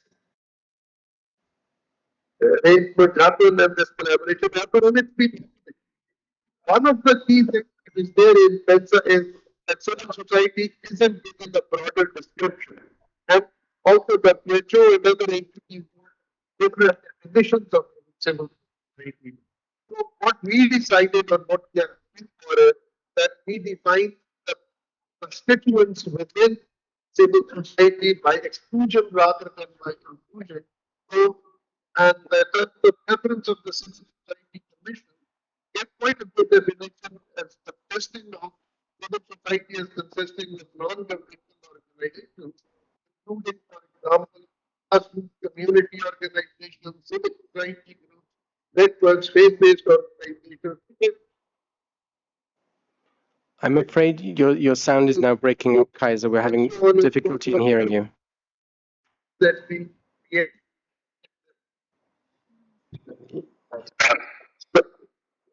Sorry, can you hear me now? That's much better, yes. John, can you hear me? Yes, much better. Okay. So, okay. So, within that, the strategy is WHO's. We are the pen holders, but then introduced, there's a dedicated working group of the Civil Society Commission, which will be involved in this, guide the process, the design process of the strategy, be involved in the consultations, and also review drafts as we move forward and advise on all the things that go into the strategy. So pretty much an inclusive process. And there are other working groups too, which are a regional and country engagement working group. The youth working group will feed into these processes and other consultations, but like the one that we're having today, will also feed into this strategy. So final strategy will be approved by WHO as per its processes. On the timeline, John has already mentioned that we began this work somewhere in January, February, and we intend to have a first final draft for review and advanced draft by end September. So this is what we are heading analysts and the members who are attending to learn more, to be guided more, and to get your insights to feed into the strategy. And so once again, thank you so much, John. I appreciate and acknowledge the organizers and hope that the deliberations and recommendations will very positively inform the CSO engagement strategy. Thank you so much, John. Over to you. Thank you, Kaiser. And you weren't scheduled to speak, so to jump in like that, really put on the spot, that's really very it's a sign of your openness and your willingness to really to this co-design process. So thank you again. We have one question from a member of the online audience, which is, how will the consultations to develop the policy be organized at regional and country levels? What efforts will be expended to hear from grassroots CSOs, not necessarily the ones that usually benefit from ODA grants? I think that's quite a good bridge into Danny's presentation in the next section of this session, because we're going to talk about what we've already learned and what we need to do. And one of those questions is really, as Kaiser also emphasized, that this isn't just about civil society engagement at the global level, but also how that is translated at the regional and country levels as well. And also the whole question of definition of civil society is one of the issues we need to address. So over to you, Danny. Thank you, John. I assume Kaiser touched on many of the points that I'm going to present here. It was a little bit difficult to understand, but I think it's very important to start with the following. There is already a framework on the engagement between the WHO and non-state actors, and this will continue to be there. So whatever strategy is going to be developed needs to be respected, need to respect what's on this document. Other thing is, as John highlighted a lot, what I'm going to present is the output of a lot of work from the previous working groups. And we have to take this into account because it's a very rich feedback. But also there are working groups in parallel working at the same time as the engagement strategy working group, the youth, the regional and country working group, and one on financing as well. So other inputs are coming from other ways as well. So I have 10 points to present. I won't get into too much detail because we don't have enough time here, but I think these are crucial to raise some points regarding on things that we need to discuss and need to make sure they are acknowledged in this strategy. One, it's the obvious that we need to institutionalize engagement across WHO processes. So it's about developing guidelines, protocols, but standards of this engagement and how to integrate in the outputs and deliverables of the WHO resolutions in the development of programs as well and technical guidance. When we talk about embedding engagement early and throughout the policy cycle, again, not bringing civil society when it's the time to implement something, but also bringing civil society when agendas are being set and when things are starting to being developed. Avoid and not avoid. Don't use this relationship with civil society for consultation. It's about building something together and co-creating. Engagement should happen in different levels with the WHO. So we can be engaged via wide consultations when we need more voices to participate in something that the WHO is doing, but also in expert consultations, advisory groups where the engagement will need another layer of engagement and feedback. With regards to strengthening inclusivity and representation, so again, what we've been talking a lot, how do we bring those unheard voices, they're hard to reach, underrepresented civil society groups? We'll hear in the panel today the importance of bringing grassroots and community-based organizations, because we know that in this, the relationship between the WHO and civil society is already very strong at the global levels. a bit more at the region, a bit less at the regional level, but when it's time to engage with grassroots community-based organizations, it's more challenging. And with regards to formalizing co-creation mechanisms, we're talking, as I've mentioned before, going beyond consultation. We should be part of drafting work and also be part and be considered to join advisory groups. Next slide. A big point of concern is about transparency. We need to understand where we come in, what are the pathways of engagement, but also how our inputs and insights are being taken into account, and if they are not, if they are, and how, and keep us up to date with all of this. A lot is needed in regards to building capacity and building capacity of WHO on how to engage with civil society in all levels in different ways, but also building capacity of civil society to be able to understand what is the WHO, what is this world of global policy, and what's the role and contributions of civil society. Point 8. We are talking about civil society, but we understand that we have registered and official organizations. We have advocacy groups. They are not registered, but they have a big role to play. A big example that keeps coming up all the time is with regards to youth groups. They are not necessarily an organization, but they have a big voice, and we all know the relevance of engaging them in global health. And again, establishing monitoring and accountability mechanisms. What is working, what is not, how we are mapping this, how we are tracking what good looks like, and so on, and how we learn and embed this in the engagement mechanism. And finally, number 10, sustain engagement beyond policy adoption. So what can be the other points of engagement with civil society? Should we play a more active role in monitoring what the WHO is doing? Is this something that we should be doing based on the role of civil society to hold organizations accountable?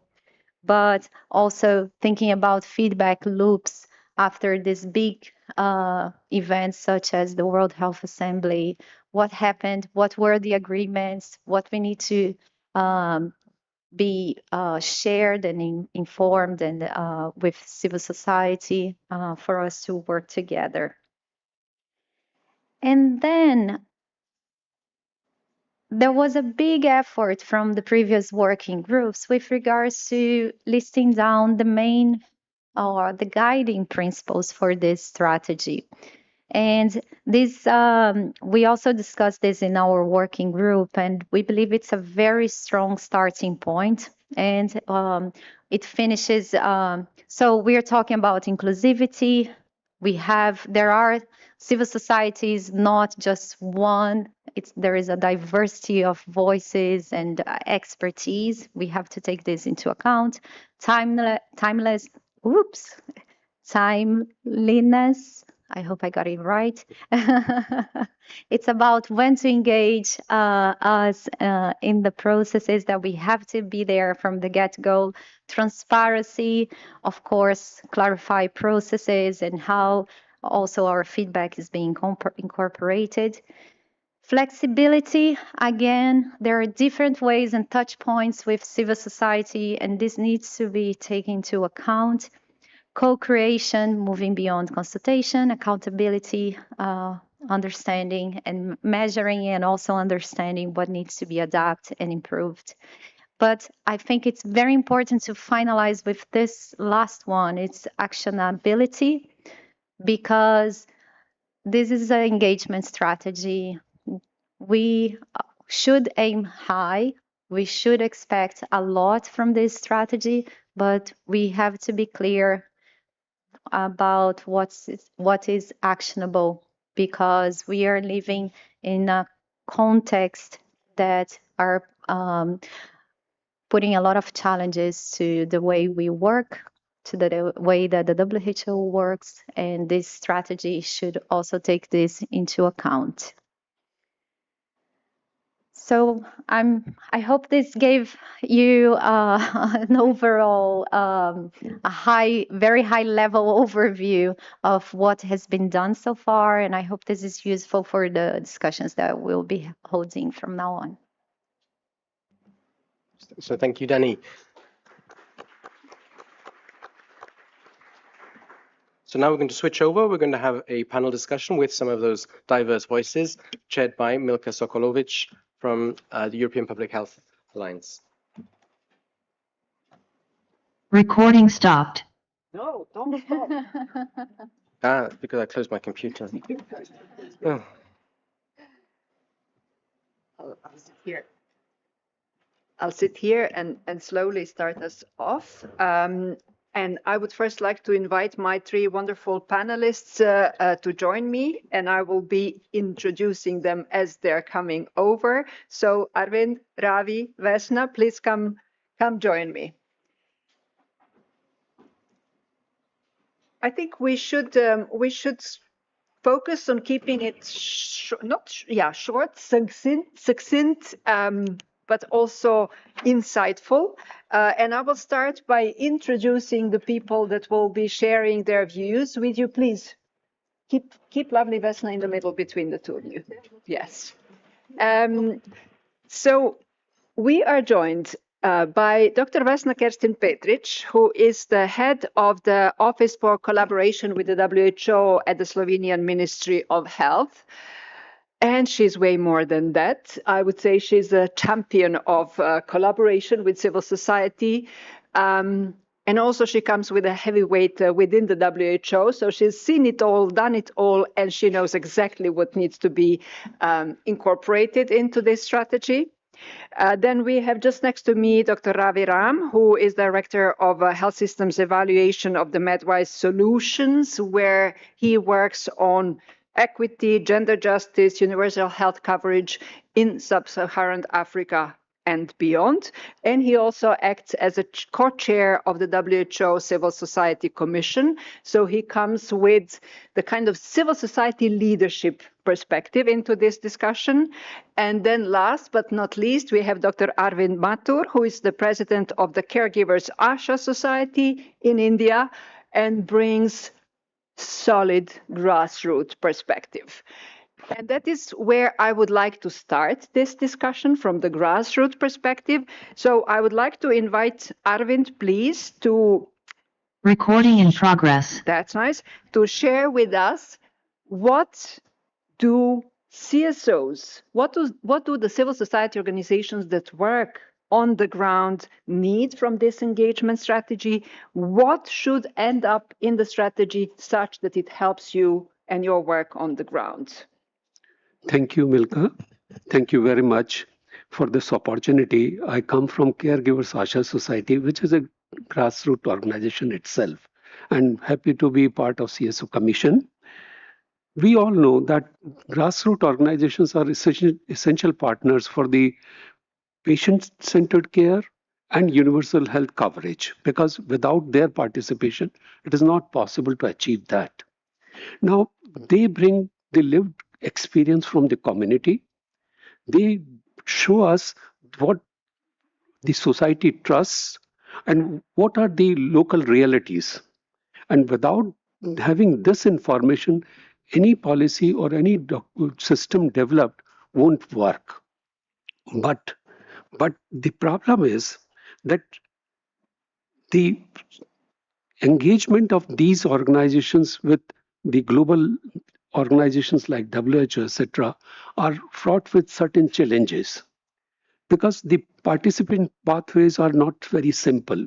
We do not know, particularly as a grassroots organization, there are so much complex pathways for connecting, which are not easy for a grassroots organization to understand.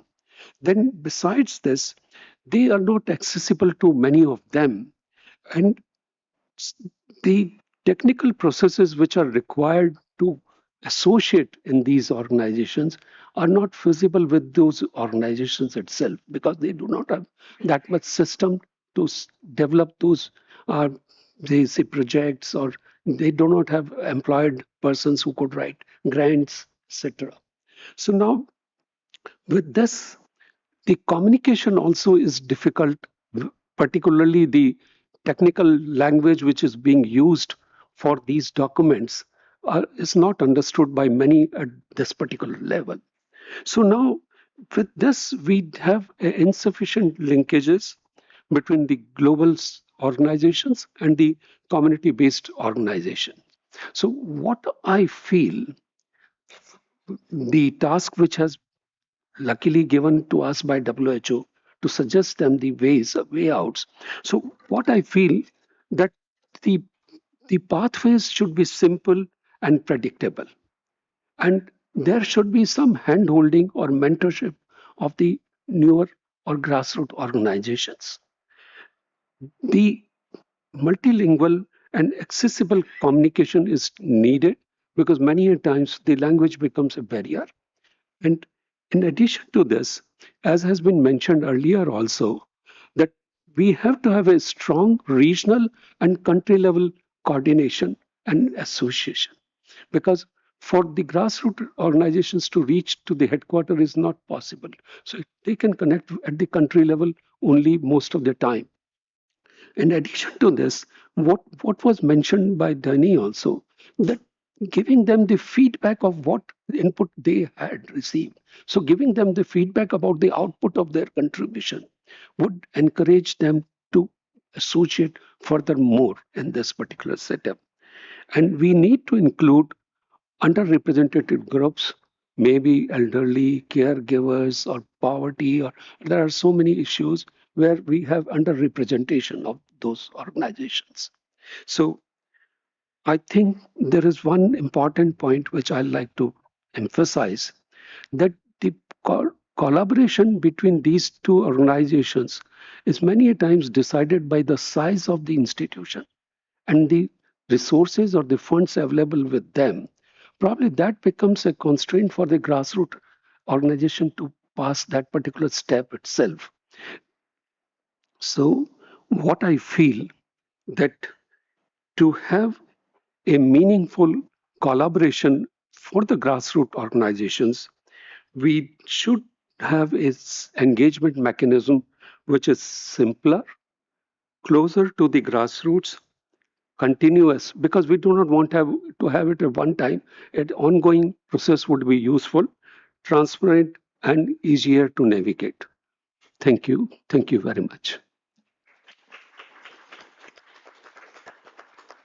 Wonderful, thank you. I'm noting the keywords for myself and also for all of us to keep in mind: simpler and closer, hand-holding and mentorship, accessible communication, and strong regional and country coordination.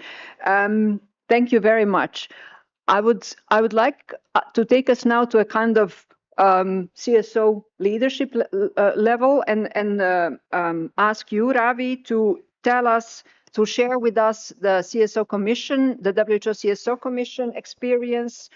Where are the gaps that have been identified? What the engagement model between the WHO and civil society must include in order to be trusted and credible? Thank you, Milka, and thanks everybody here in the room and online. It's very good to have this opportunity for all of us to come together in advance of the drafting of a civil society engagement strategy for WHO. Just a very few points, and then hopefully we'll have time for dialogue. Why does WHO want to have an engagement strategy? Or for that matter, why do they want to have a CSO, Civil Society Commission? And the simple answer is that WHO recognizes that the world has rapidly changed, not just last year, but even before, and that WHO has been left behind. And those of us in civil society know, and especially at the country level, if we want to talk to an international agency about health, we go to UNICEF, or we go to UNFPA, or we go to any of the other organizations that have a way to open their doors and listen to us and engage us in some way. At the country level, WHO is very closed, and WHO recognizes that. It's part of their culture, and the Director General is very open about this, and many of the senior staff recognize the need for change.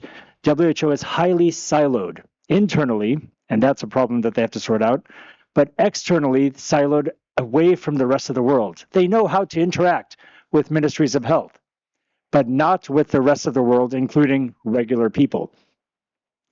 So what does that mean for the engagement strategy? Several of us do have interactions with technical offices in WHO, or maybe a regional office or a country office, but those are ad hoc. There's no systematic way of moving forward, and that's because of that cultural problem for the organization. There may be a few individuals, and they may reach out to those that they know and trust from other scientific meetings, but they don't know how to interact, for instance, as Arvind was talking about, with community groups. And let's be honest, on civil society side, we haven't gained the experience, especially at the community level or the national level, to interact with WHO as well, because those doors have been closed to us. So, number one is culture, and WHO is open to changing the culture. Number two is the systematic part. And from WHO's side, there's also, let's face it, not just lack of familiarity, but a sense of fear. Are we going to disrupt them? Are we going to show up burning flags and throwing rocks? Because they do see civil society, or some people worry that that's our approach. And I do think that's a legitimate approach for civil society. Let's not put it down. But most of us in civil society want to work constructively with WHO on a variety of matters. And we see that the technical guidance coming out is good to the extent that it works for our Ministry of Health. But how much does it trickle down to real people and communities? And that's not yet clear. So that's where WHO is coming from. It's the culture change and recognize the need to systematize what a few offices have done. I also want to speak from our side. And we have experience working with governments, working with other international agencies. We need to figure out what does it mean to work with WHO, right? And to do that in a systematic way. We also have to look at the power dynamics within civil society, because at the global level, and here's where we are in Geneva, many of us are funded to do this kind of work, or we've gained that kind of experience. But let's face it, if we go back, and I can say honestly, when I'm in Nairobi, I can email the country director. I cannot get a response. And therefore, I don't have experience in working with WHO at the country level. And that means when groups I work with want to sit down with the Ministry of Health and WHO as equal partners, there is still no way of doing so. And that's something that I think we as civil society can say we want to build up that relationship, because it also helps us resolve some of the internal power dynamics that we face in civil society. So I know there's a lot for us to talk about. I think let's stop there, but let's keep in mind that the real drivers are WHO's need for changing its own internal culture, systematizing how it works with the rest of the world through civil society, and on our side, how are we going to gain the experience of bringing WHO to our tables and making sure that it's not just responding to what WHO has requested. And quite honestly, this commission is only not yet 3 years old. We're much better at responding to WHO's requests than the third aspect of putting civil society agendas on the table with WHO. And there's a lot that's happening this week. We're making strides. Those of you who are aware of the Here CSO Coalition, allied with our own commission, we're making some strides there, but we really see the bulk of the work happening at the regional and country level, and that's where we've got to make things happen. So number 3 for us is sorting out our own internal experience and putting our agendas forward. I'll pause there. Thanks, Milka. Thank you, Ravi. You summarized it 3 times, so I don't have to. I will just take from here, the world has changed, so the culture must change as well, and that's what we are working on. And then over to the member state perspective with the experience of collaborating with the WHO and with civil society. So the question for you, Vesna, as you were the lead, Slovenia and you yourself were one of the leads of the WHA resolution from 2024 on social participation. What are the lessons that came from that exercise? What do governments need from the civil society engagement mechanism? I mean, I'm going to answer your question, but I'm going to say things I need to say. First of all, I have to thank you so much to invite me. I am working at the Ministry for Health now almost for 30 years. I have changed, I think, 28 ministers because they are changed really fast. I am a medical doctor. I was responsible for tough strategies like tobacco control, drugs, and these kind of strategies. So in the whole my career, I wouldn't succeed with anything if it was not, for me, always tend to work with civil society. Why is that? Because I'm old enough that I was already active in my former country, Yugoslavia. And that was a socialist country, and we had this organization of youth, and I was super active in those organizations. So I understood that even in that country, it was possible to move things if youth got together. So I had this trust that if I involve youth, things will happen. And then I had to deal with HIV in my country in 90s, and I understood that we will never get to those groups if I don't include the NGOs that are on daily basis working with them. And I always repeat, we did not have epidemic of HIV in the group of intravenous drug users in Slovenia, while Italy had neighboring country had 60% infected. So what does it tell you? It does work. So someone like that started to work with WHO right early in my career, and thinking always, why is it so difficult to understand that we are on the same side? Why governments and the ministers hesitate to involve civil society better? And actually, I think the reason is also in civil society, because you tend to turn most of the time to political level of the government, not to technical people as I am, that am there for ages, and that I'm responsible also for funds, at the Ministry of Health and my colleagues, of course, and that deal with institutions like public health, because we are in charge even of those, So it's not always clever to bypass those people and just go straight to the minister and then feel super well because the minister is nodding at the meeting, but next meeting industry comes, he's nodding too. So you see that is not how it really works in reality. So when I was at the EB and had this opportunity to become a chair of EB, I had only one priority, which was my country's and my personal priority, to try to get the countries on board to do something better with civil society. And the result of it is social participation resolution. And as you can see, I'm everywhere, and my colleagues from Thailand, Brazil, and so on, they are everywhere to ensure implementation. It was super tough with this prioritization process because they wanted to, people that worked in Euro region, I'm from Euro region, and at the headquarters, they said, well, not really priority, let's, forget about it for some time. But us countries that are involved in this, we didn't let it. So we are strengthening capacities rather than, giving up with this strategy. Why is that? Exactly what it has been said. The world is changing. The governments are super vulnerable. Ministry of Health, it's like ministers are most of the time super weak in their countries. Sometimes some ministers are strong, but that is, it's just a coincidence. It's not happening really. But the value health in the society is super strong in most of the societies, So social participation resolution is, I have seen an opportunity. And I share with you that, for example, and that is important to understand how it works. China, you know, China is somebody from China here. China, your government has problem with civil society because they understand. But I'm allowed to say everything, so you don't say anything. It doesn't matter. But I know this, and it's my country as well. With some parts of civil society, my government has problem because they are opposing, and that's okay. That's okay.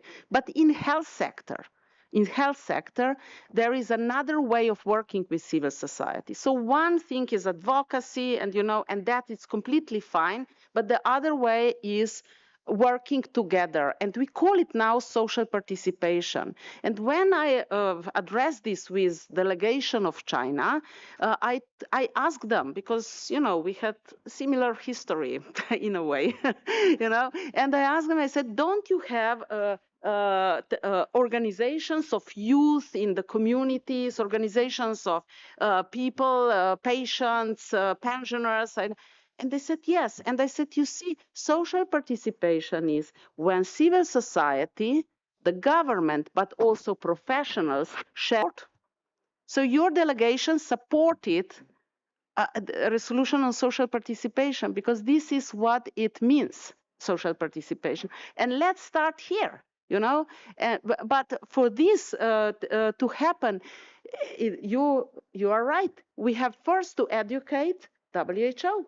People in WHO. It's essential. There are some departments, and I had a very good experience with the Department on Reproductive Health, that understand that they can do nothing if they don't involve civil society. They understand. But there are many departments that deal with health system, this and that, preparedness, I don't know what, that still don't understand it really well. So this resolution now is a very good opportunity to discuss with them and make them understand that there is a superpower that can support governments, not the whole government always, but the ministries of health. That's also another thing, if we discuss tobacco policy, alcohol policy, it's a minister of finance and minister of health, and they are not on the same line most of the time. So we are supporting Minister of Health and people working with Ministers of Health like me, and we can support WHO that is supporting Ministers of Health to do the right thing. So this strategy actually should release those hesitations that FENSA has brought in, this insecurity of WHO, let's call it insecurity, that something might go wrong if they work too much with you, So yeah, let's put criteria. In my country, we work hand in hand with civil society. We finance civil society from the budget. We have 3-year standards. We pay civil society that works with the government. It took us some time, but this is going on now for 20 years. We would want to evaluate the impact of this kind of collaboration, the impact of what civil society in certain area does. Why? Because we want to convince the government, the Minister of Finance, that it's worth investing money by the government in civil society. And we want WHO to work with us countries on this. And there they will learn, because if we can prove that this kind of collaboration brings us faster to the results, to everything we preach here, then there will be appetite for more of such collaboration. So we have to evaluate, blah, blah, blah. I'm finishing here, and I'm really happy that we have this discussion now, and will be very happy to involve me from your side to contribute to the strategy. Thank you very much. Wonderful. That's exactly what we needed you for here, Vesna. So Ravi has opened the worm can of hesitation and insecurity and the siloed position of the WHO, and Vesna has presented the solutions in the form of triangulation between government, civil society, and professionals, sharing the values, working towards the same goal. And what I found really clear and impactful, Vesna, is the idea of setting the criteria for collaboration, investing into the work of civil society, and evaluating the impact of their work, because then you can move to the next step, adjust, improve, and then move on. Wonderful. I would still, if John allows, John and Daniel allow, that I would still open space for some questions. Is that possible? Short, 5 minutes. 3, 4 hands. Okay, please, here in the third row. You please, glass. Microphone. I don't mind, but you have a mic. Yeah, just there. It's coming in a second. Please introduce yourself. Hi, my name is Amanda Bach. Many of you know me. Arvind, you don't know me yet. Everybody else on the panel knows me. I work for the Synergist. I also lead the patient movement catalyst that many of you are involved in. I have a three-pronged question. Of course, you guys know I empathize and relate deeply to everything you've said. I think you're very much preaching to the choir here. My three-pronged question is, if we look at commentaries such as those that Ilona Kickbush published coming into this assembly, that it's not about architecture as such, it's about the power. And if we look at that and we talk about social participation, it reminds me of comments that a fellow PMC steward yesterday said for Asia Pacific. It's about safety. You only have social participation in places that have safety. And I love your comments, Vesna, about that part of civil society helping the Minister of Health and how we can circumvent the advocacy and the activism charged conversation in those areas.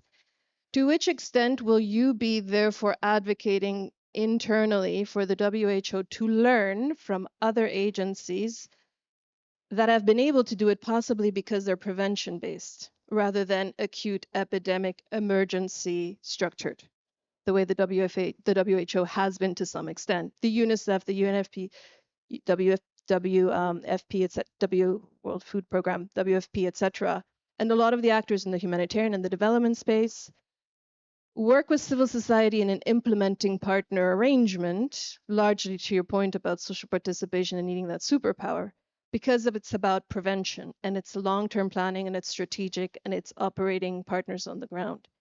To which extent can you influence the WHO also changing its culture, the way we all need to change our health system cultures, moving away from acute towards preventive, personalized care, centralized care, with the 70% NCDs that are growing nowadays? So that's my three-pronged question, very messy in my head. I hope it's landed a little bit eloquently, and I let you guys react. Thank you.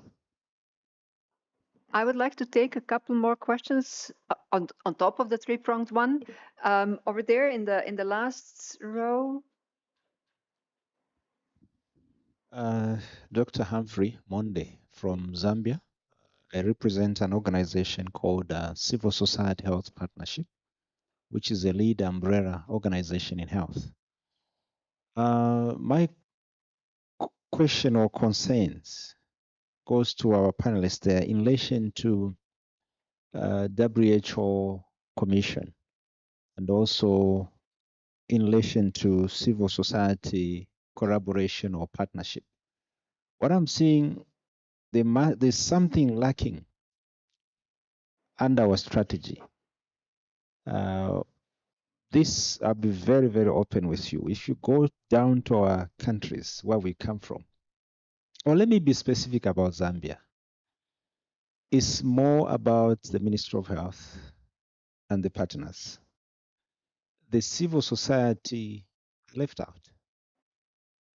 When there are critical issues, that's when now government and other partners would come in and say, let's involve civil society. But the way I believe is that we're supposed to have some form of a tripartite arrangement where we have the government, cooperating partners, and civil society, because we are the voice of the patients out there. But in most instances, CSOs are not, there's nothing we may talk about. You only recognize when there's a challenge in the country. So I believe that as we are developing our strategy, let's be proactive and justify that CSOs play a very key role in ensuring that all these other issues are adhered to. So I look forward to, from the Commission side and all the panelists here, where we are going to have formal representation also from the CSOs at grassroots level. I know at the national level we have umbrella organizations, which will be very easy for you as Commission to work with umbrella entities at the national level, be it also at the regional level. Thank you. I submit. Thank you very much. There are two more hands there. Short questions. Yes, lady there and then Houston.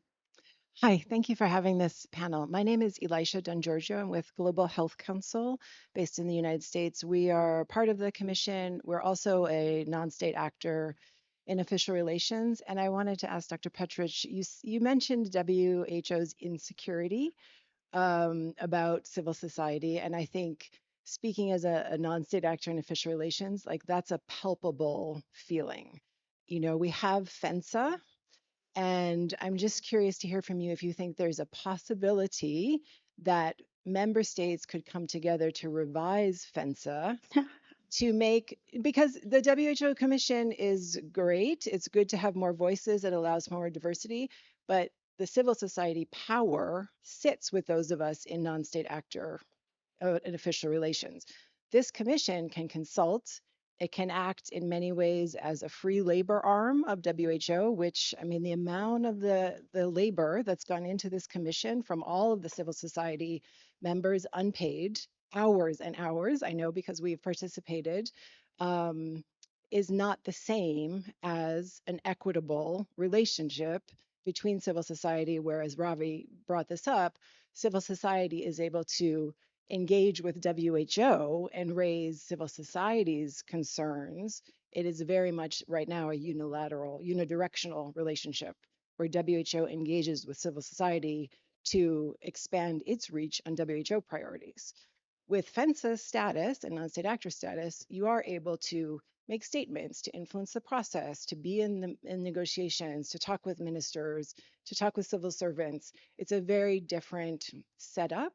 And so ultimately, the inclusion of civil society in a more equitable fashion requires FENSA to be amended. Thank you very much. And then just Justin, and we're finished. Hi, Justin Coonan. I'm a member of the Civil Society Commission Steering Committee with a slightly croaky voice and a recent co-chair of UHC 2030, the Partnership for Universal Health Coverage. So I've been a member of the steering committee for the last 3 years alongside Ravi, alongside John, Milka, you there at the beginning. And everything I say from here is meant with the utmost fondness for everyone within the Commission and also within WHO. I have many very close colleagues. 3 years ago, when we first met, nearly 3 years ago, we spoke about the fact that we were going to shape WHO civil society strategy. 3 years later, we're still talking about, okay, we're going to shape a WHO civil society strategy. So, and notwithstanding, of course, the world has turned upside down in that time. I acknowledge that, and of course, the important progress that we've made through the social participation resolution and other matters. But I guess my question for reflection for all of us, again, without criticism, is why is this so hard and why is it taking so long? Is it that just things have just got really difficult because of what's happened to WHO? Is it because of the institutional resistance that Vesna and others have talked about? Is it a technical problem? Is it a values problem? But the reality is that we're still talking about the thing that we were talking about 3 years ago, and I just would like to know why. And I take full responsibility as a member of the steering committee for my part in that.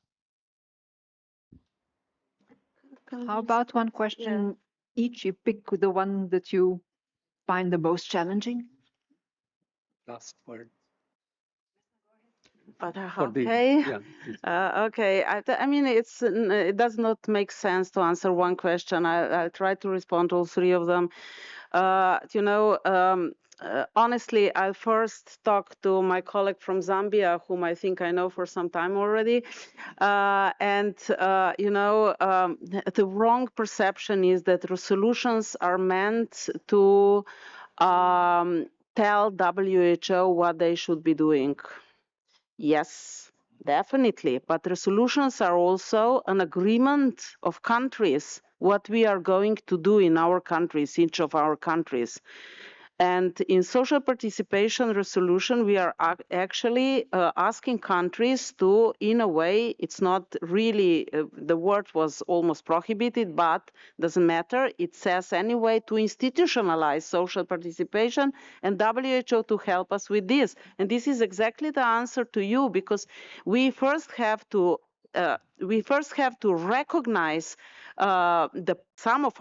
many countries already do, and then to make sure that there is a continuum, as you said yourself, of collaboration between the people, ministries, public health institutes, and the civil society when addressing a certain problem that a country has. That is what is social participation resolution for. So it's not just meant for WHO. Moving from prevention, from curative to preventive, it depends which country you are at. In my country, for example, we have super strong civil society of youth participation. In my country is the strongest. They are the ones demanding better health policies. But if you only have patient association, you have to work with those to make them understand, yes, you have all the rights to ensure that the treatments are more fit to what you need and available and so on. But there is also maybe additional task to ensure that other people will not be affected. And there are other organizations that we use. We use associations of different sports to work with us. The scouts, we use the scouts to work with. I mean, we really engage. Firefighters, they are contributing a lot. They have been really active in colon cancer screenings because men didn't attend. So through firefighters, we got men on board. There are so many opportunities, but you have to expand. It's not just those that are already active and with all the right, I also say. So I'm not saying no, I'm saying yes. So these are the things. And your question was also interesting, but I a little bit forgot. The FENSA. Oh, FENSA. This is my headache. FENSA is my headache, and when we are going to change it, why would we go on another process? Let's make this strategy right first. Let's come out of these strategies that there is a need to change FENSA, then get totally exhausted because the process of FENSA was super long, and it didn't bring us far because there are so many stakeholders who wanted to make sure, and even the countries, that nothing will go wrong with these difficult NGOs. But I'm simplifying it, but still, so I would suggest strategy first, and from the strategy it would appear very clear what needs to be changed in FENSA. That would be my recommendation, and then even more important, the local level. Yes, they are stuck, but not everywhere. For example, in Slovenia we have the office because the government, us in the government, demands them involving also civil society. Why? Because we trust our civil society. They are released of these, constrictions, and they also work with us to train civil society and do the job. Nobody is preventing this, actually, when the government is for. So, yeah. Thank you, Vesna. So, yeah. I think institutionalize, think out of the box, strategy first, and then FENSA whenever. Arvind. I think I just last sentence that listen to the grassroots CSOs because they are the hearing apparatus of the organization, of the health system. They are the hearing apparatus, and we have to listen to them. And please make the strategy so simple for them to navigate. Thank you.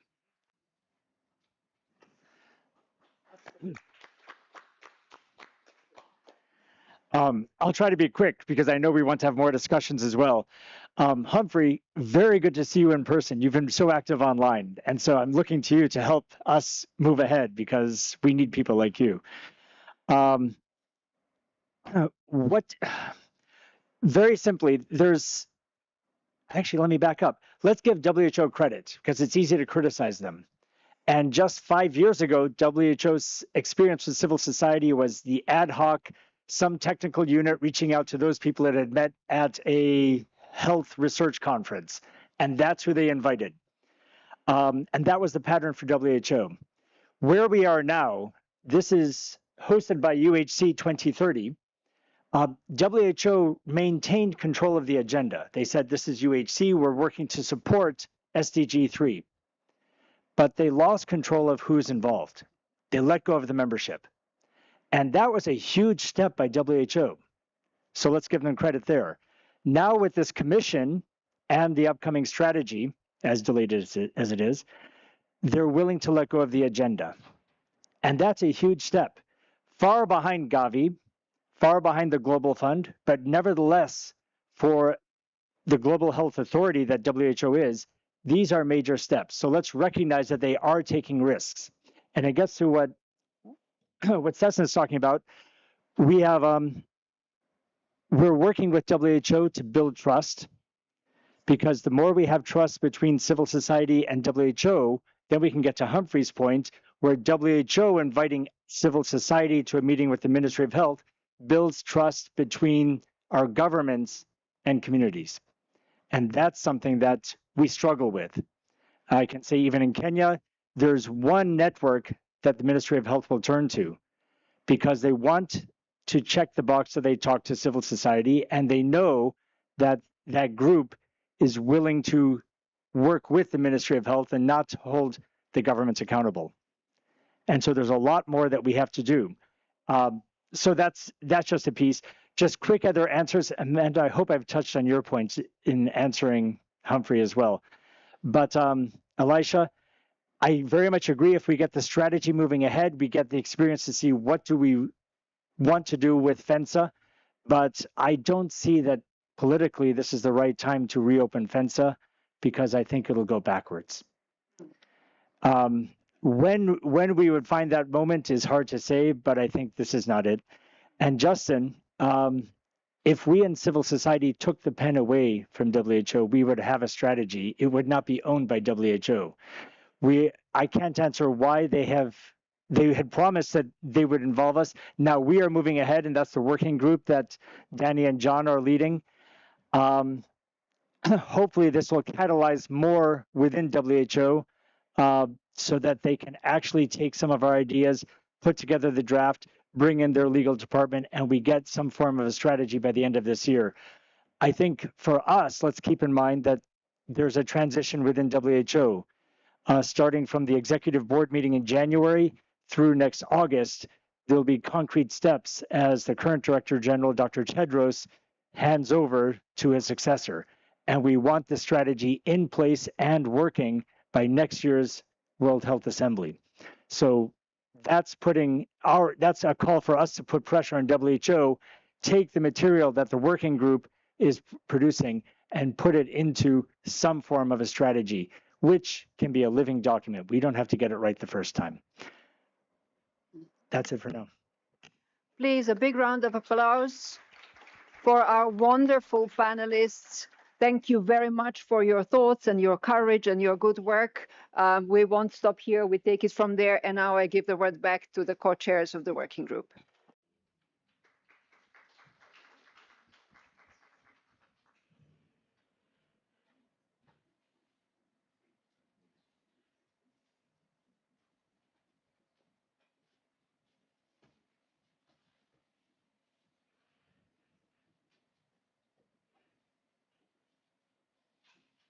So fingers to your phones. We're going back to get some of your inputs on the Mentimeter.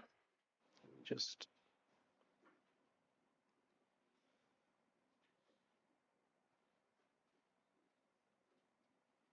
if it cooperates. Okay.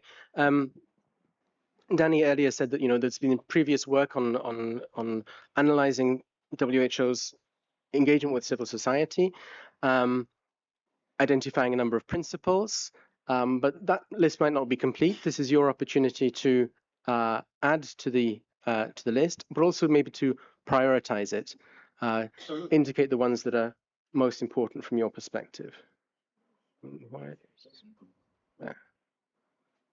I can't show the list again. We can read out the list again.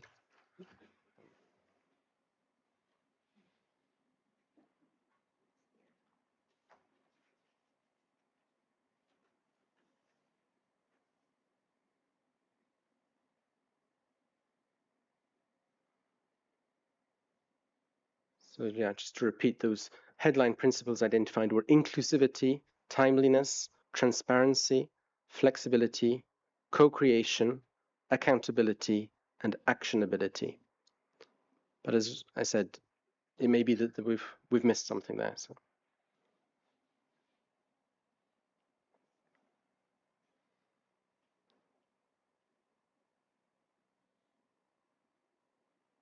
Okay, so accountability is right up there as the top of the list, followed by transparency and co-creation, actionability, disability, inclusivity in other forms as well.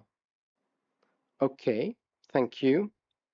Let's go to the next question. You're gonna have to type a little bit more this time. We're gonna ask 3 questions now about. The first one is expectations. What should WHO engagement deliver? So it's not just a question of we want to engage for engagement's sake itself. What should be the output of it? What are we looking at as a concrete result? And here you can type in.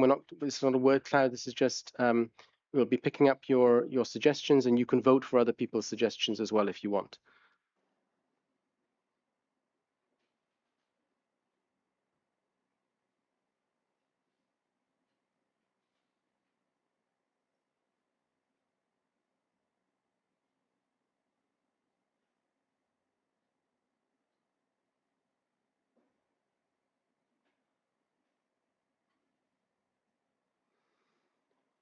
Measurable outcomes, co-creative policy, meaningful engagement. It might actually be easier.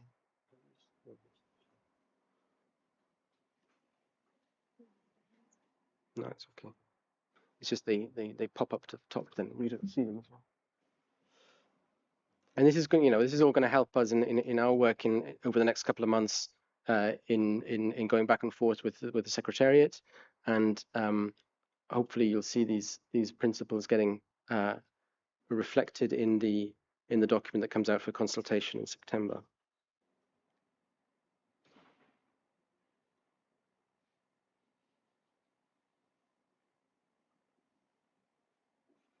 Okay, the next question is lessons from the past. What should WHO do better?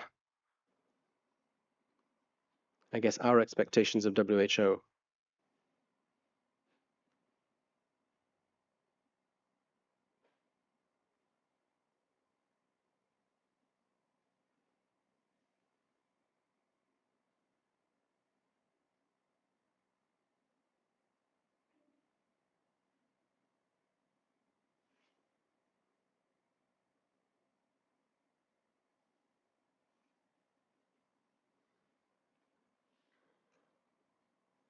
Still got lots of comments coming in. Decentralize, talk to people and not at people.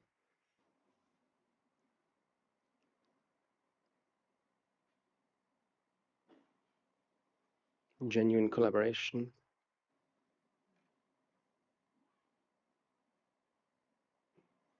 Making things simple, coming back to Arvin's point.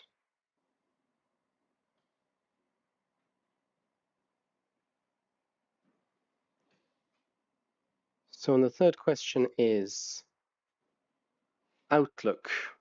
What must guide future WHO CSO engagement going forward? Maybe we're coming back to the principles, maybe there's something else.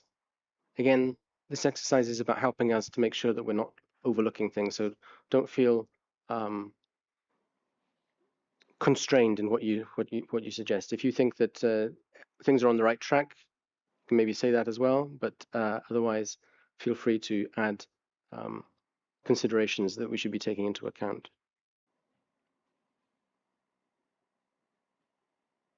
Lived experience. Community, inclusivity, community again.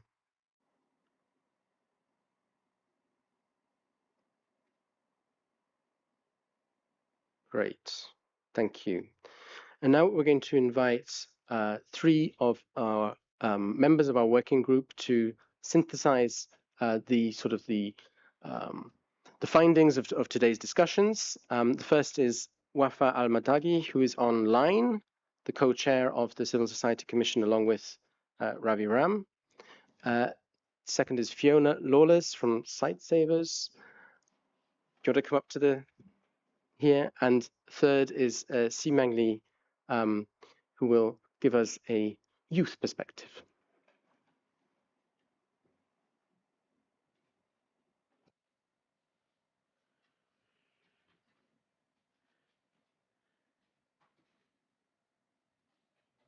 Wafa, are you able to take the floor? You hear me right? We can hear you faintly. Okay,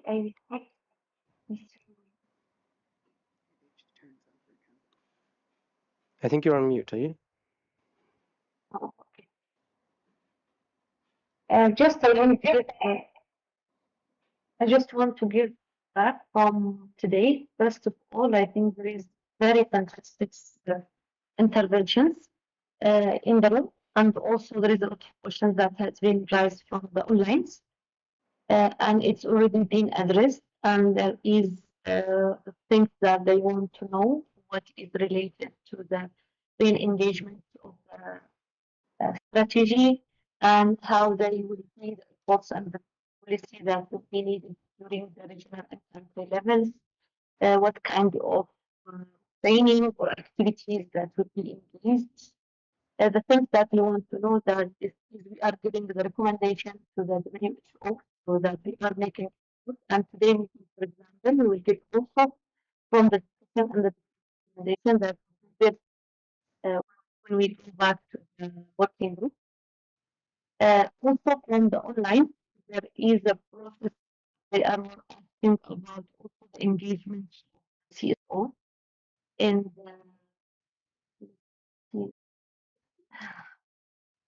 that is related to the global health agriculture reform and the presentation there.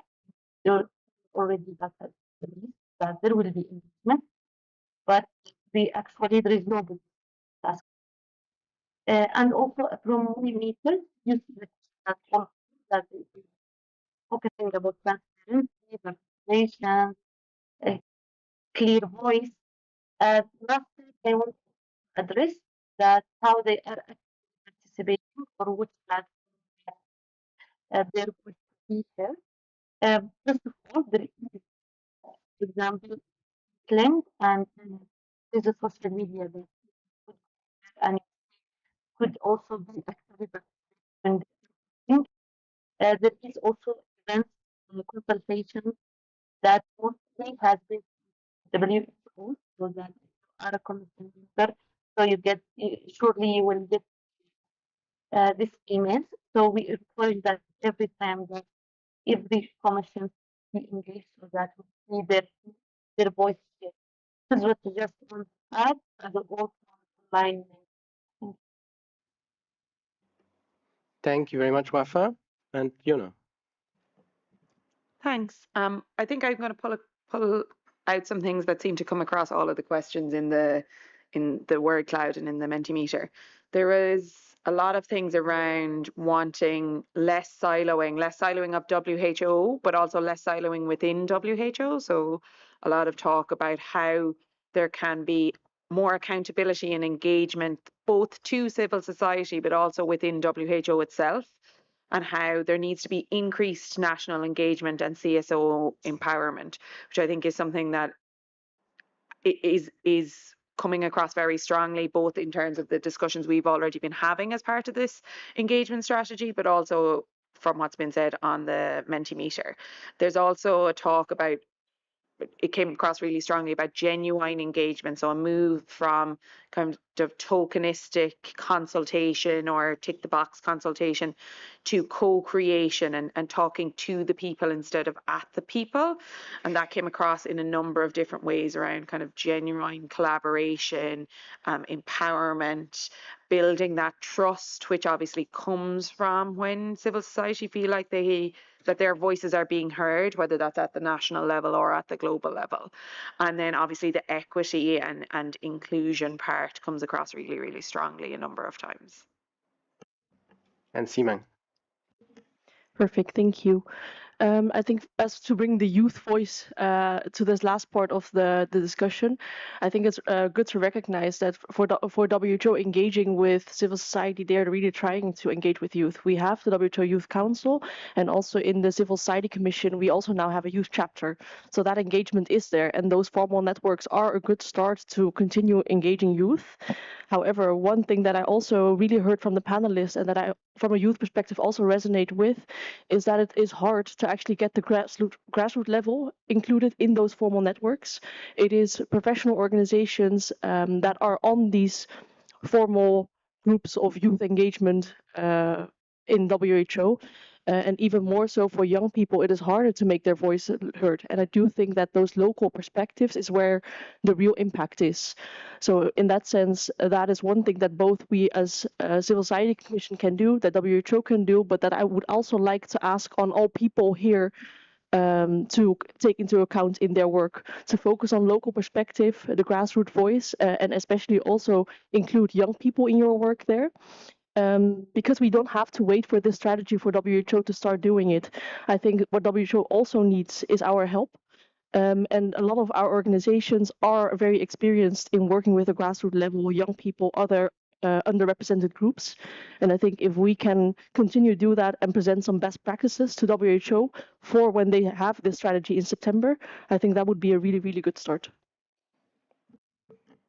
Thank you so much, C. And on behalf of, well done. I really had high hopes with regards to these discussions, but it went beyond my expectations because having history about things that have been tried, have been attempts, sometimes went well or not so well, Dr. Petra mentioned, but also taking into consideration what is happening at the ground level and because in the end that's where we experience health ended up bringing so diverse and important perspectives to the work of the working group. If you don't mind, yes. So a big thank you for this. It was a bit more rushed than we expected with regards to the part of the Mentimeter. We were expecting to have a little bit of discussions, but the panel and I think the questions asked afterwards, they were so important that we didn't want to stop this from happening. Next steps, what's happening? We are not the ones who are drafting the strategy, but this will all be shared with the WHO Secretariat. Kaiser, that you heard, he's the one developing this. We'll have drafts and discuss these drafts throughout July and August, and hopefully in September we'll have a final draft to be shared for open consultation, and that's where you can help us a lot because of course, reply to the consultation, but then share within your networks. If you hear about any challenges from different organizations that you work with, bring it to us. Maybe we'll have to adapt something, and this whole process need to be done in a way that we are careful with those who are part of the consultation to understand the challenges of understanding the language, understanding what's in the strategy, and then feeding it back into another version of the draft. So I think we now unfortunately really need to stop, but Dr. Petra raised your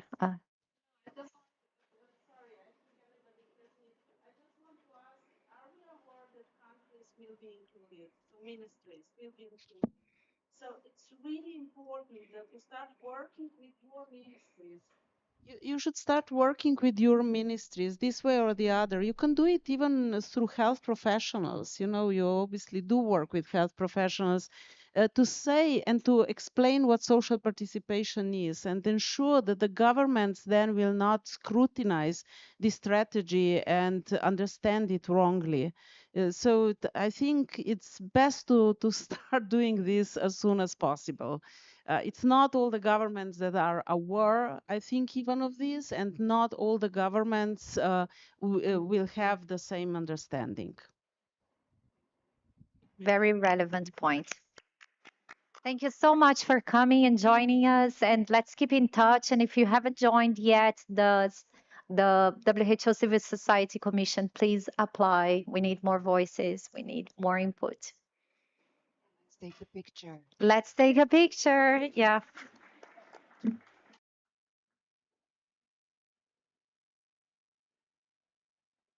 If you can, maybe where do you suggest? Have you taken a picture for your side event? Should we all come? Yeah. If you can please come to the front so we take a picture here at the front.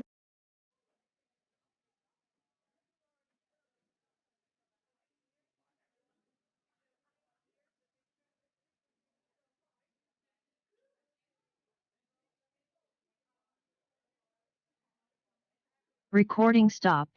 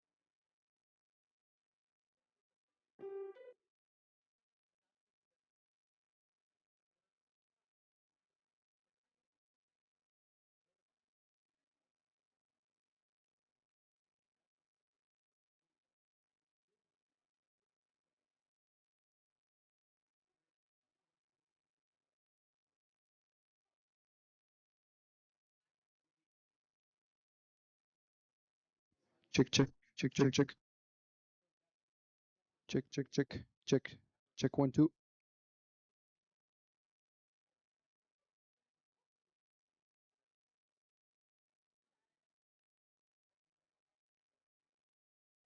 Check.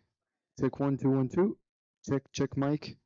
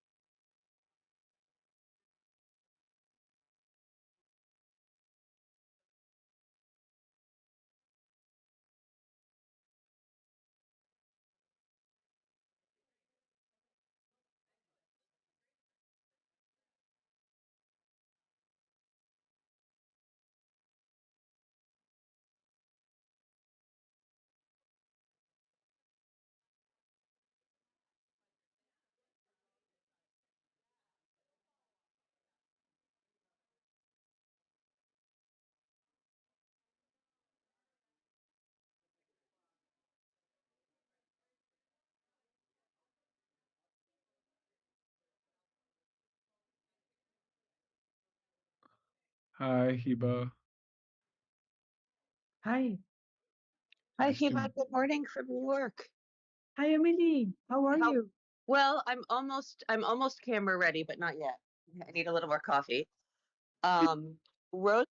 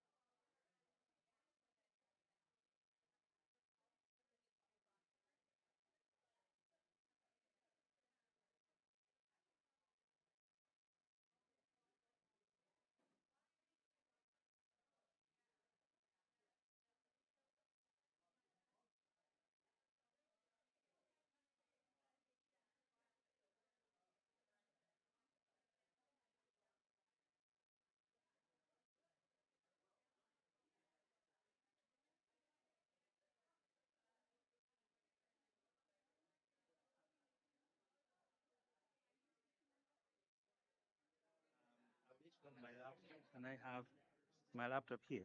Yeah. Okay. Huh? Can I have my laptop here? Hello, Louis, can you hear me? Is this okay? Yes, yes, we can hear you well.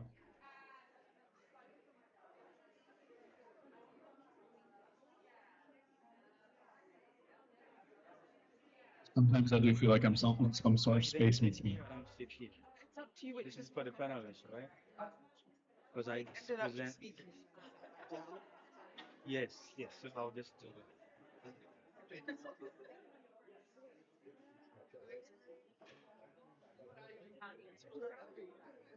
No, where's the gentleman? He begin. Oh, that's what I'm saying.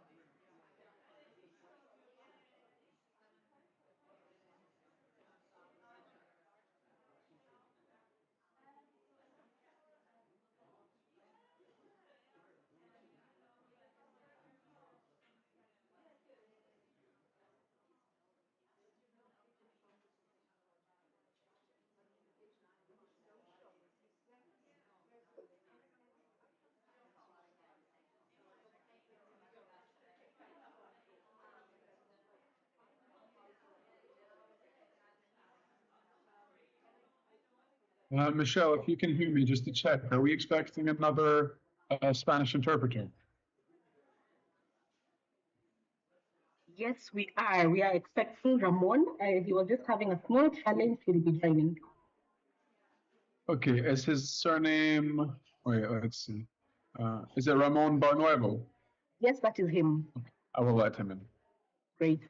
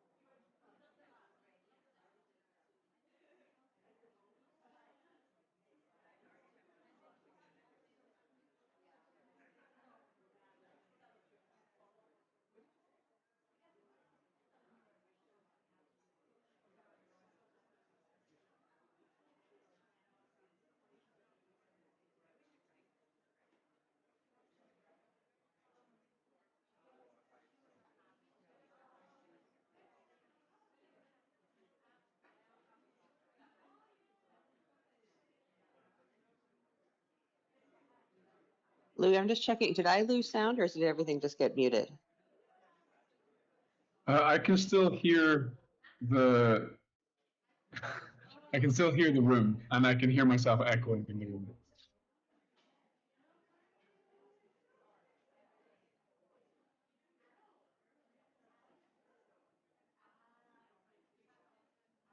I see Ramon in, but he is yet to be assigned.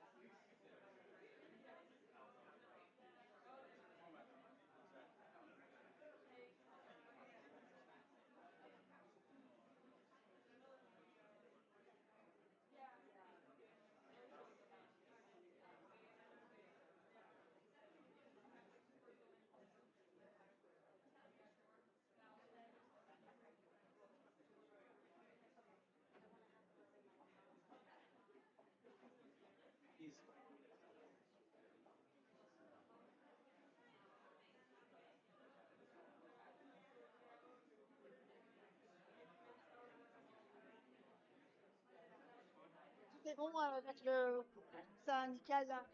Ok. Excellent.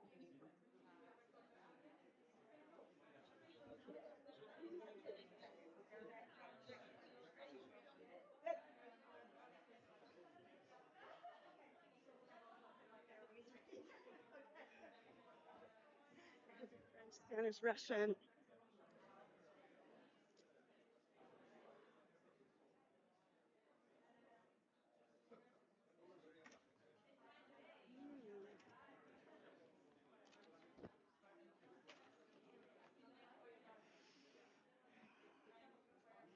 Okay, everybody, after a brief delay, I think we are ready to get started. If you're outside the door, come on in. Time to talk about global health architecture and the intersections with UHC. I do apologize for the delays in getting started. We've got traffic, we've got construction. How many people had to hurdle over one of those barriers when you got off the bus? Recording in progress. So thanks for joining us, everyone. Welcome, if you haven't already been here for the past couple of hours, to the Civil Society Networking Space hosted by the Civil Society Engagement Mechanism of UHC 2030.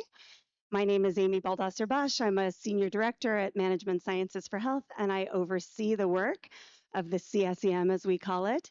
We're delighted to welcome you to our house, which has been a place for the past couple of days for engaging civil society, member state, donor, and other partner conversations. And we've got another one of those on deck for you today in this discussion about what does global health architecture reform have to do with universal health coverage. Is there anybody in this room who has not already been in a discussion about global health architecture reform this week? Today, already this morning. So we know it's a big topic on many of the agendas. And so we thought we had a great event yesterday as well, looking at some of those pathways and priorities to what is likely to be the WHO-led process. Was anybody there in the room yesterday at the Intercon?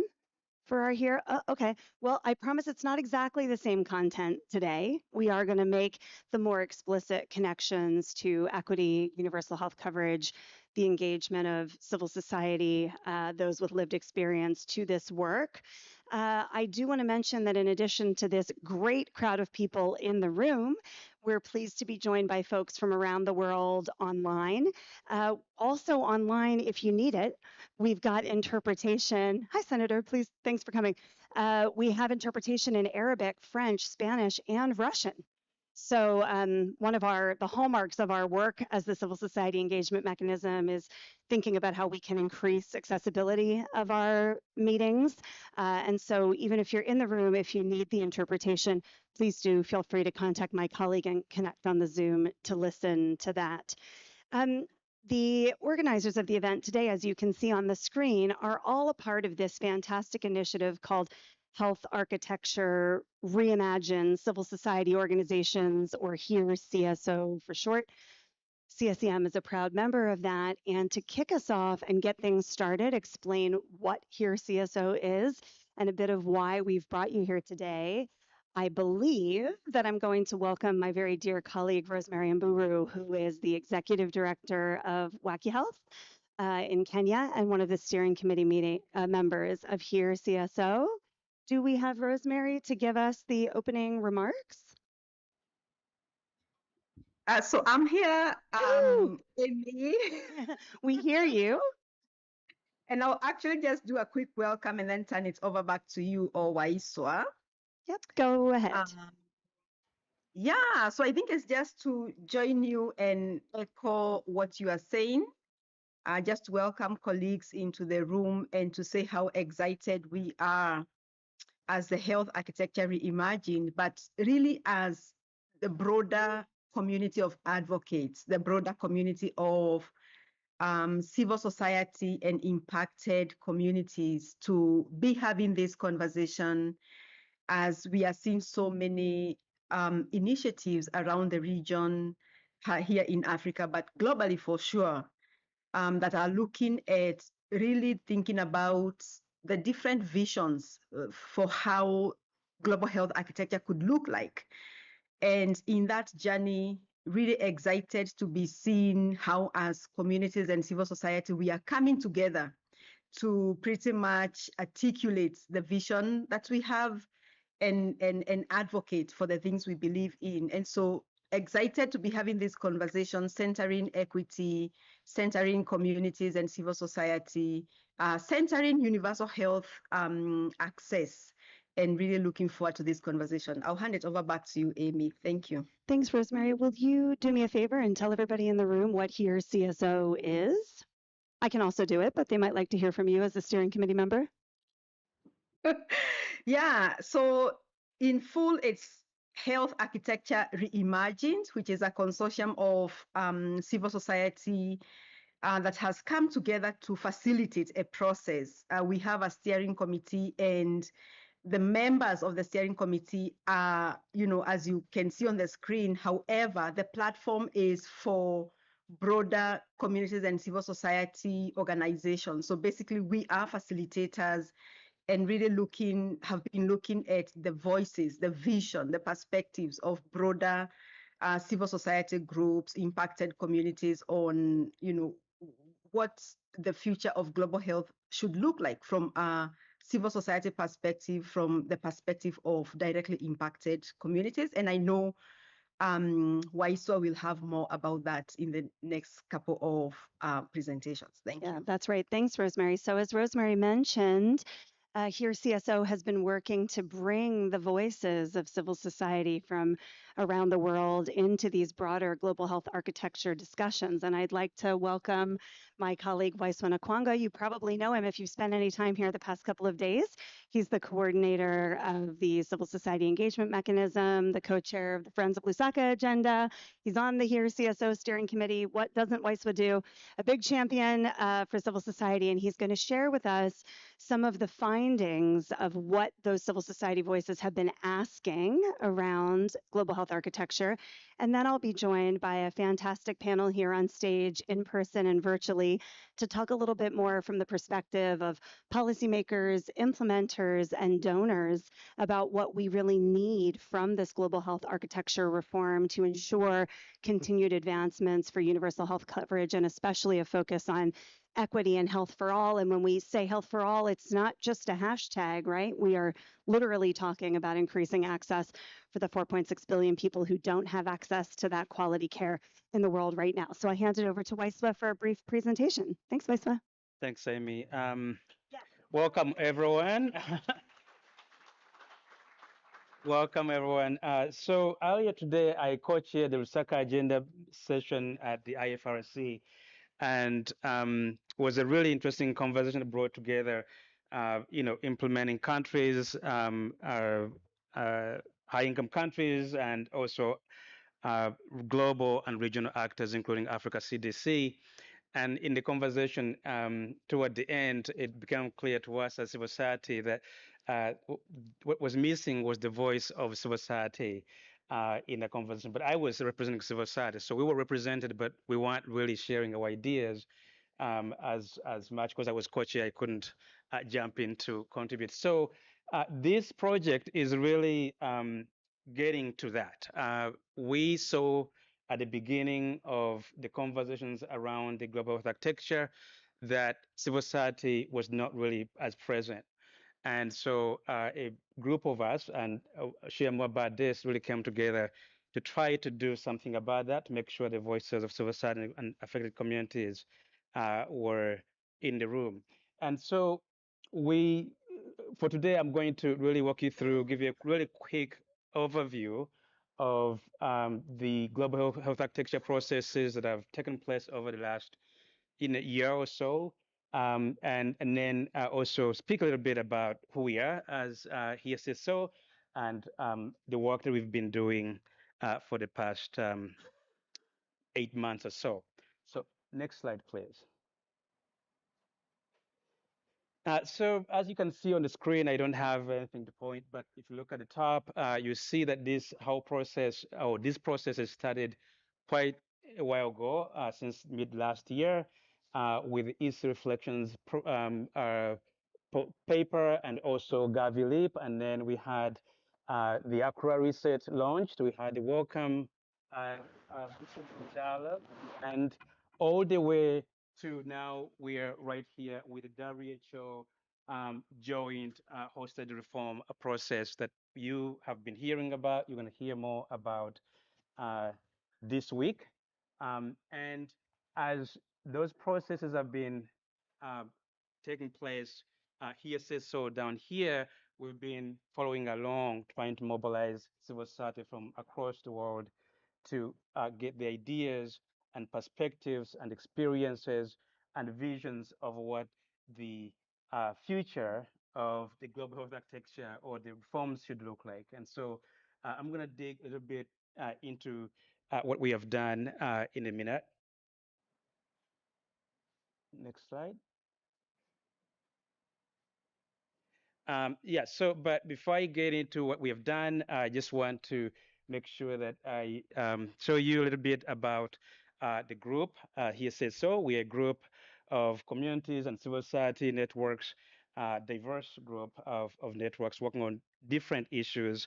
And last year we came together under a shared mission of really making sure that the visions and proposals and perspectives of civil society were captured and elevated in these ongoing processes on the global health architecture reform. To the left, you can see those are the members of the steering committee, and to the right, as you can see, we've been working with regional partners to mobilize and convene consultations with civil society and communities across different regions. And they've been instrumental in making this project a success. And we want to thank them for here, or if you're online, we really appreciate your contribution. Next slide. Um, Before we begin, I want to make sure that I also share with you that we had at the very beginning of this project, we had to sit down and figure out what the definitions we're going to use for the global health, and also the global health architecture, because they mean sometimes different things to different people. Global health, some people think it's something to do with low and middle income countries, but it's really bigger than that. And so this is the working definition that we came up with.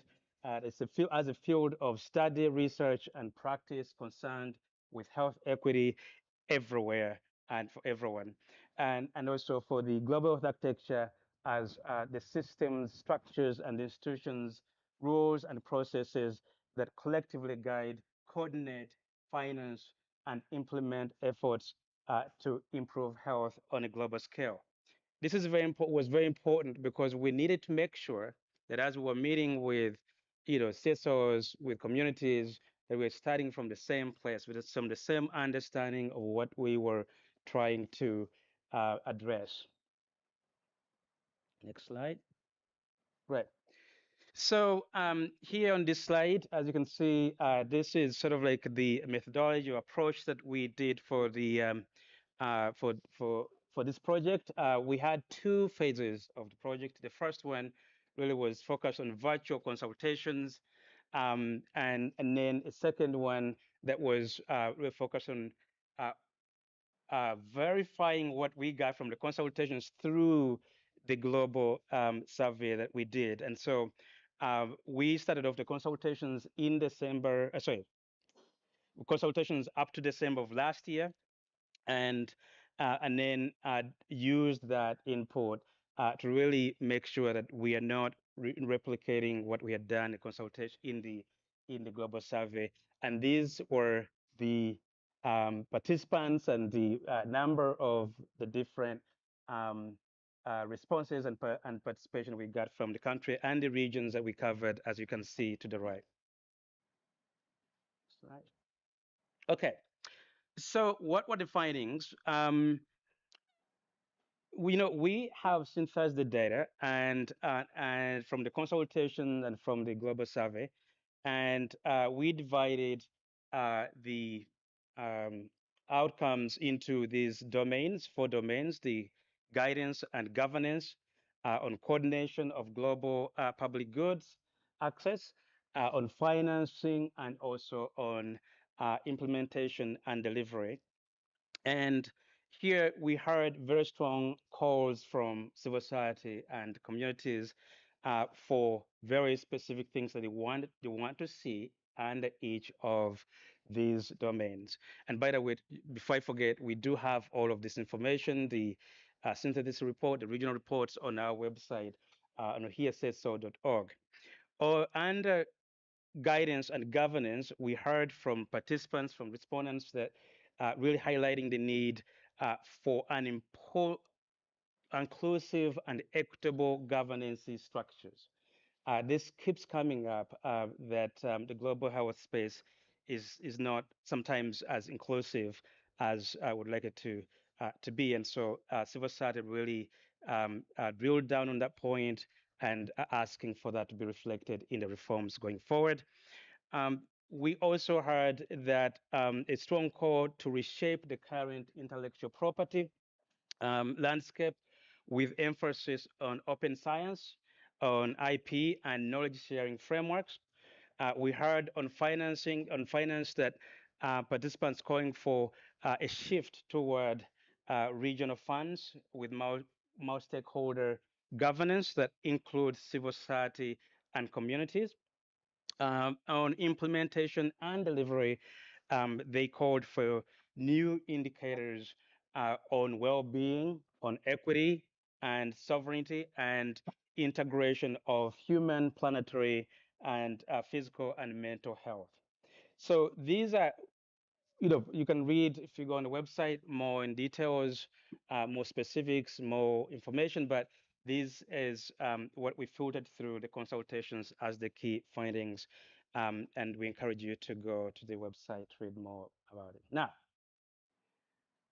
next slide. Yeah. So as with everything, you realize sometimes that, there are gaps in the way that different communities, different people are brought into this global spaces and processes. And so on the screen here, what you're seeing is feedback from what we heard from the participants, both, in the consultations, who we heard from 70% of them saying that they were ready to engage in the global health architecture reform process spaces, but only 8.5 reported direct engagement. And so this is something that we have to think through, because it's not that civil society and communities don't want to be engaged. It's that they actually seem to not have access to the spaces where they need to be engaging. And so that's something that we need to work, all of us, toward in this process.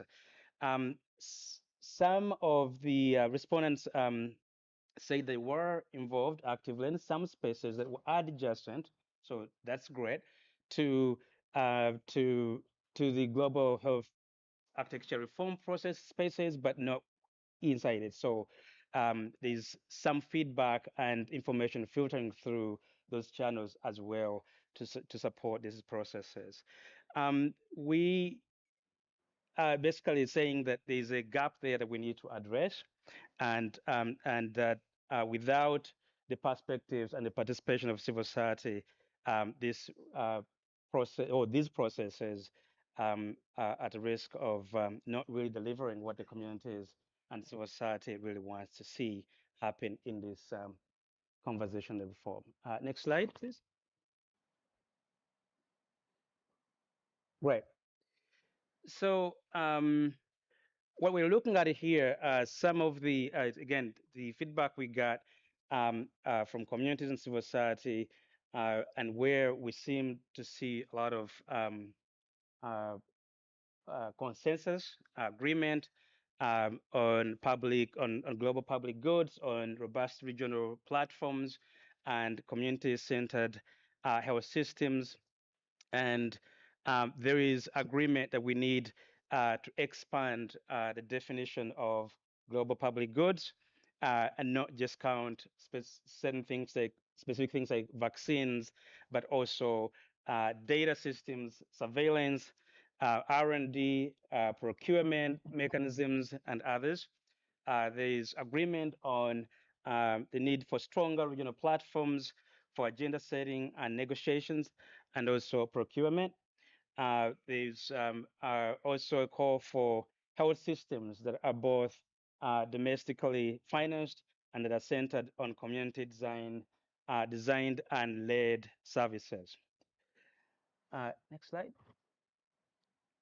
So we also were able to look at some of the areas where it wasn't really much or full consensus. And so what you see here, I know kind of like a time, but really as you're seeing here, we can see that in some of these areas, there is consensus. In other areas, not quite when it comes to really looking at implementation, incentives, and power.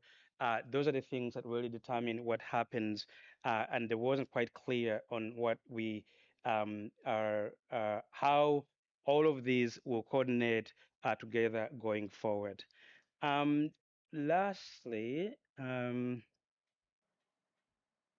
we are going to have a panel discussion, and so I'm going to hand over to my colleague Amy and to take us through the next part. Thank you.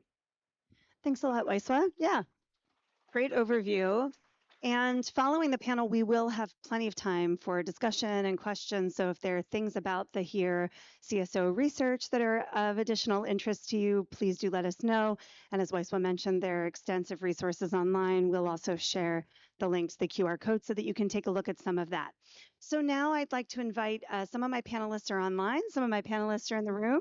So I'd like to invite Senator Connell and Claire to please come up and join us. And I think online, once everybody gets situated, I'll do some introductions. Our colleagues Hiba and Rosemary should be there. Just to comment on the lineup that you might have seen before, we did plan to bring you a representative from Africa CDC who very much wanted to be with us today. He's been called back along with the director, of course, to participate in the Ebola response, and we send them a lot of solidarity as they face that challenging work.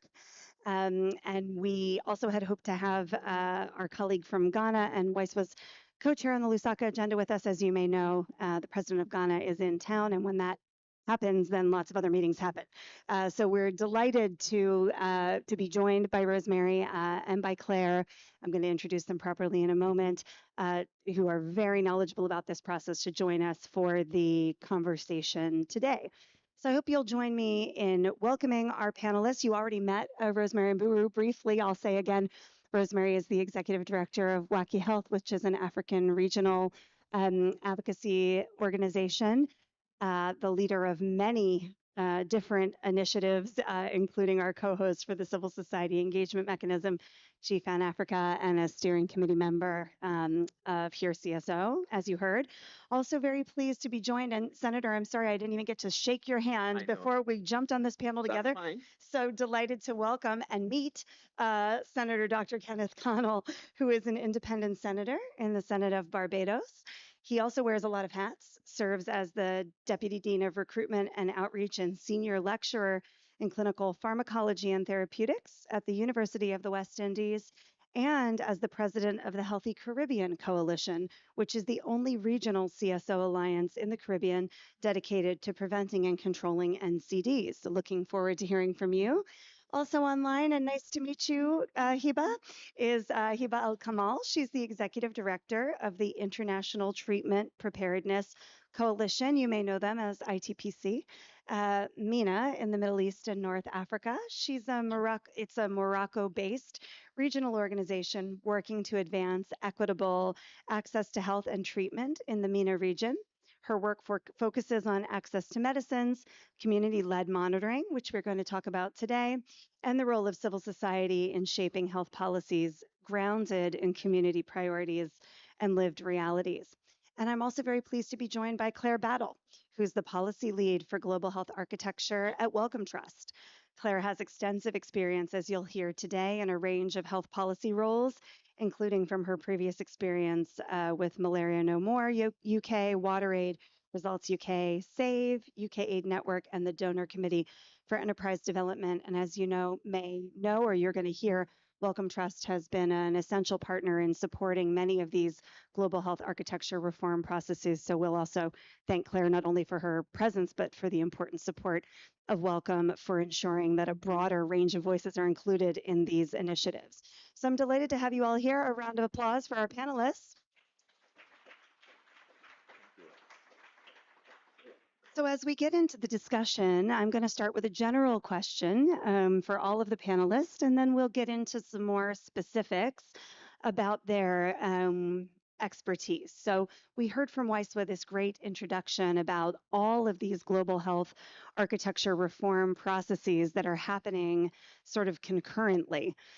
Different visions have been put forward in many of them, and also in the WHO-led process that you're going to hear about this week as member states move forward these agendas. And so I want to give everybody a chance to just start by sharing with us a little bit about their engagement to date in these, your organization and your country and the ways that they've been involved in these processes, and give us a bit of an overview of the sort of opportunities and challenges that are coming with these processes. Senator Connell, is it okay if we start with you on that question? That's fine. Just generally about your engagement, and then I'll have a follow-up question on your specific regional work. Right. So first of all, thank you for inviting me here. And also apologies for the delay. It really has been caused by working in a different space, a political space, and having to juggle between meetings and CSOs. Of course, CSO I always consider my home. The last time I was here, however, I was highly critical of politicians. And as president of the Healthy Caribbean Coalition, I said, you know, you guys need to do more. There's no excuse of why there's this inaction. And then 6 months ago, I became a senator. And then they looked at me and said, well, what are you doing about it now? So it's a challenge. But let me just start by saying, from a Caribbean perspective, we are facing a unique challenge.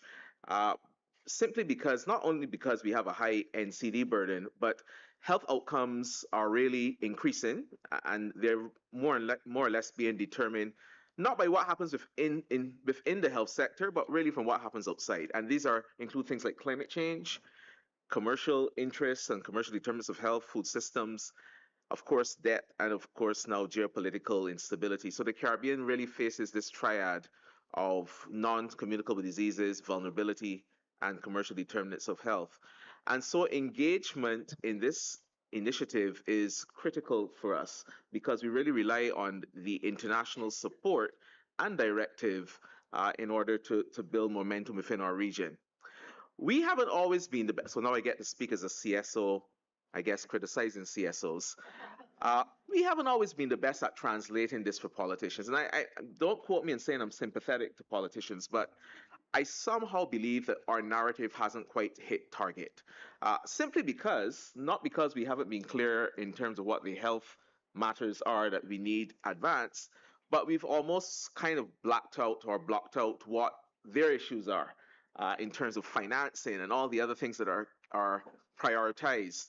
In my country, for instance, if I were to go to the Minister of Finance now to ask about prioritizing health, he would look at me as if, you know, have you not sat in the same space that we were last week in Parliament? We're prioritizing hurricane season, or we're prioritizing debt. So these are conversations that I think we need to have. However, I don't think that all is lost.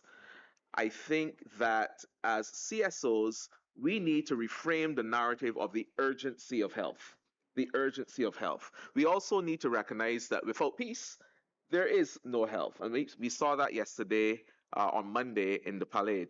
So it's something that I think all of us need to rethink and reformulate our narrative into how we can convince other silos with other priorities, all of which are pressing priorities to make global health at the center of the conversation. I'll pause there for now. Thanks, Senator. And actually, I don't think you were in the room with us for the HERE event, the HERE CSO event yesterday, but we heard exactly, no shade, I know you had a lot of meetings. What we heard exactly from the colleague from WHO was that, like, we're all sympathetic to what civil society wants, but there's some perspective, which of course we didn't fully agree with, that somehow the governments have their priorities and civil society have other priorities. And we were making the case, right? It's a country-led response. It's a country-led demand. It's not government separate from its citizens. But what you're saying is also about the way that we transmit those messages. That narrative. We align it with those priorities. And I do want to come back to you in the next round of questions on the climate intersection, especially. Rosemary, can I hand over to you to talk a little bit on the same question about how your organization, obviously we know you've been a big part of here, CSO, has been involved in these processes to date, what you're seeing from the Kenyan or the African regional perspective? Thank you, Amy and colleagues. I hope you can hear me very well. Very well. Yes. All right. So WAISWA did a fantastic job presenting the work that here CSO has been doing in terms of supporting convenings that have brought forward the perspectives of directly impacted communities and civil society in terms of what the vision we have for the future of global health architecture, but also for the processes, the initiatives, the mechanisms that then define how health is accessed, who gets to be covered, who gets to access health, who gets to be left behind by health systems. And so I just want to quickly make 3 key reflections based on what we are hearing in these consultations, but also based on what is missing in the processes that we are seeing. So the first thing is to that we've been doing as here CSO, and we've been reminded many times by the communities and civil society we've been hearing through the consultations, is that we ultimately have to know that this is about equity.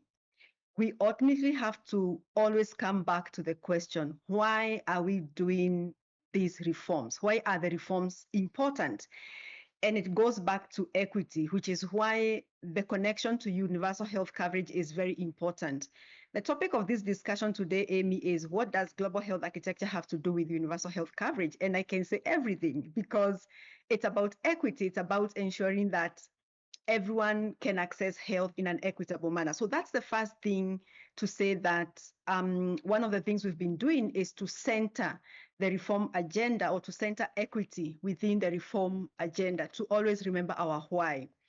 And from a UHC perspective, again, I think it's really important to bring it here to this room, that when the universal health coverage global monitoring report was released towards the end of last year, we saw that more than half of the world's population, still lack access to essential health services, and a whole lot, billions others suffering financial risk, while accessing health services. And I think that should be enough to really make us, center equity in all these conversations, because that is unacceptable. And I think that's what we really should be fighting for, to ensure that people can access health services. So the second thing, and very much connected to that, is to realize that any reform agenda or any reform initiative that primarily looks at shifting the mechanisms, the architecture, the structures, the processes, can be blind to the actual barriers of access. So we can be really focused about working and streamlining institutions, figuring out how do we rearrange global health institutions, which organization merges with which. That conversation is important, but that a reform process that is primarily focused on that is blind to the actual challenges around access to health services, the actual challenges around equitable access. For example, that process can be blind to issues to do with legal barriers to access, can be blind to political barriers to access, can be blind to elements like stigma and discrimination, and why certain populations cannot access health services. And one of the things we've been doing is to surface that once again, to say ultimately is how can we address these barriers, and how can, you know, the reforms and the architecture not just be about institutions. And the third thing is to say that within this conversation, especially for those of us sitting in the African region, we are seeing a greater appetite among African political leaders, you know, pushing for sovereignty. And you can really see that, you know, sometimes there is even a tension. There's tension between sovereignty and solidarity, you know, which in my view shouldn't be the case. It's really, you know, important for us to understand the place of sovereignty, the place for solidarity in all these conversations. But as civil society sitting here in Nairobi, one of the things that these conversations and consultations have shown us is that when our governments continue to be more assertive, more confident about sovereignty, we need to then be able to articulate the place of the people within the sovereignty agenda, which is part of the reform conversation, where countries are showing, you know, greater confidence in articulating the need for being more in control of priorities at the country level, being more in charge of what gets funded. And so the other thing that, at least in the regional dialogues and conversations that I've been part of, whether it's through the HERE CSO or whether the welcome process, you know, we are hearing, you know, this whole question about how can we talk about sovereignty if, you know, communities and civil society are not part of agenda setting? How can we talk about country leadership and country ownership if that does not include communities and civil society? And how can we talk about partners rallying around a country vision if that vision does not also bear the vision of the people? And how can there be sovereignty if that sovereignty actually does not fully express the will, the dignity, and the desire of the people? So just a few, 3 key points of some of the things that we've been advancing and hearing from communities and civil society. Thanks, Rosemary. I'd like to give a big here to that summary. It connects to what Senator Connell was saying about the way we communicate and whose voices are centered. I don't know if you all know Magda Roballo, who's one of the co-chairs of UHC 2030. She's been on more panels than any of us this week, and she was saying yesterday, you know, no global health architecture process, no new director general of WHO, no agreement can have moral authority if it doesn't move us towards guaranteeing that that half of the world's population that doesn't have access to basic health care is not addressed. And we hear that very much echoed in what Rosemary was saying. And I could see Hiba nodding her head in agreement. So I'm excited to hear your reflections on this for your organization and for your region. Hiba, over to you. People in the room are nodding too, in case you can't see them. Well, thanks for the invitation, for the space, for making this participation happen, and thanks for confirming that people are nodding, because I think most of what I will be saying really echoes what Rosemary explained so thoroughly. So our engagement with health, global health architecture reform, really comes from the position of a regional civil society organization working on access in the MENA region, so Middle East and North Africa.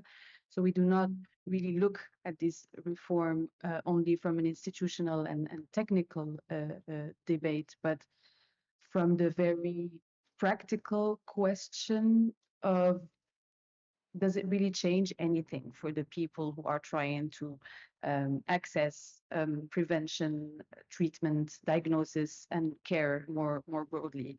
And when we look at the MENA region in particular, there was a very uncomfortable truth that we have to sit with today, is that we are pushing for a huge reform agenda for universal health coverage by asking many countries to rebuild health systems that have been weakened over decades in many parts of the Middle East and North Africa.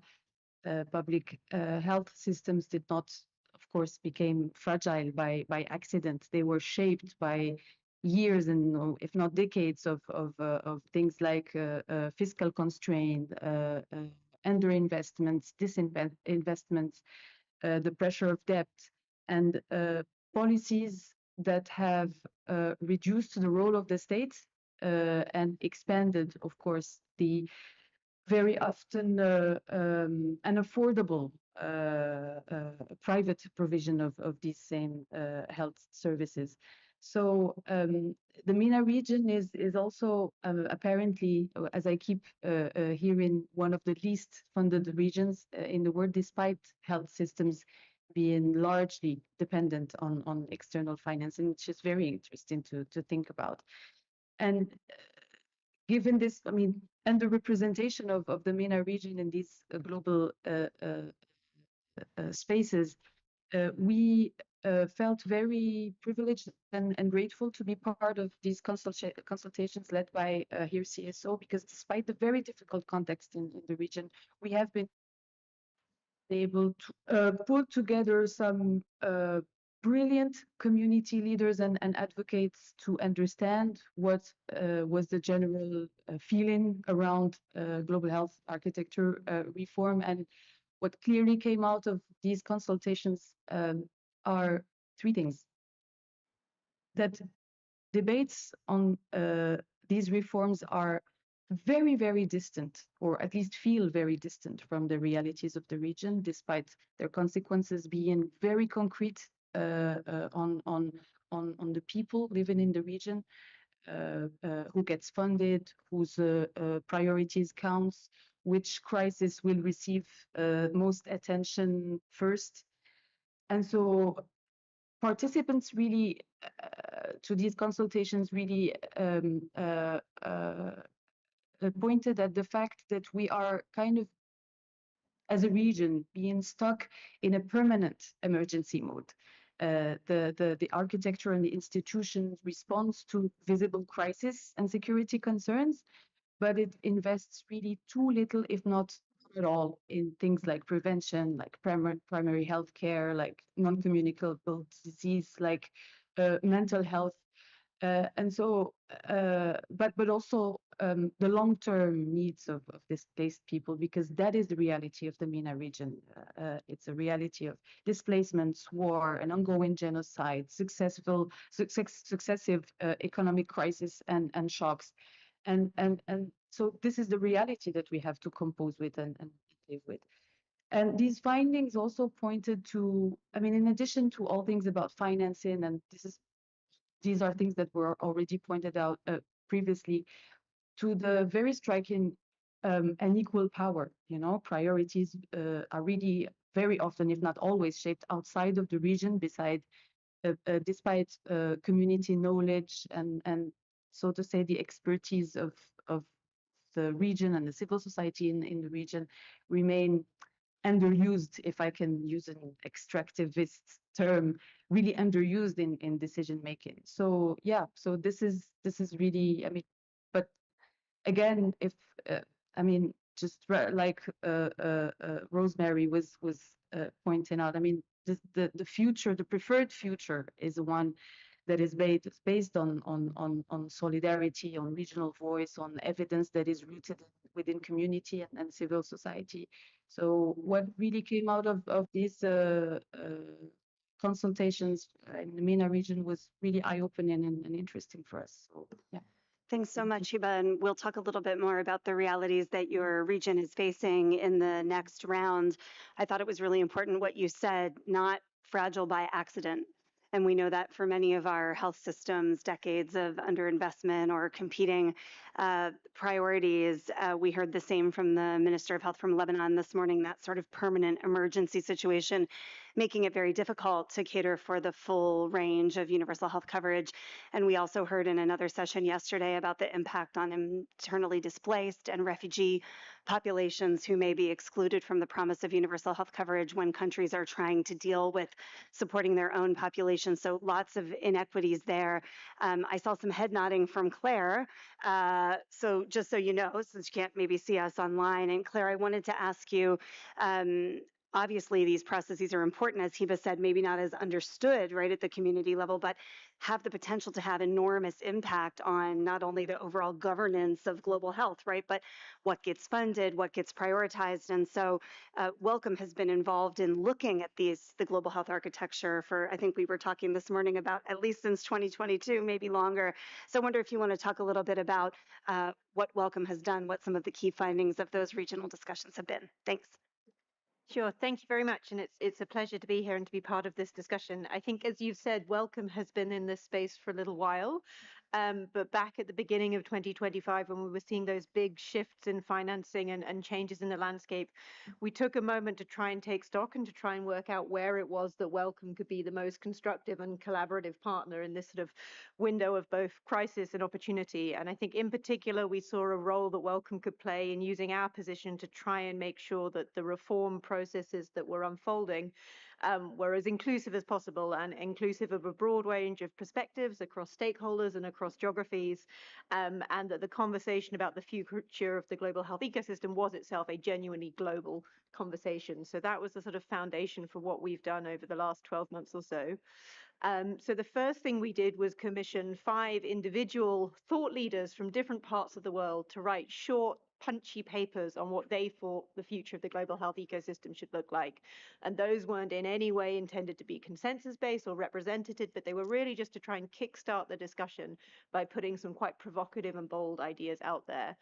And we then used those as a springboard for 5 regional dialogues that were delivered by wonderful partners that we worked with in Africa, in Latin America and the Caribbean, Europe, North America, Middle East and Central Asia, and then Asia and the Pacific. And those regional partners did a fantastic job. Between them, they pulled together representatives from over 114 countries, again, across stakeholder groups. We worked closely with the HERE CSO consortium to make sure that civil society was part of those discussions as well.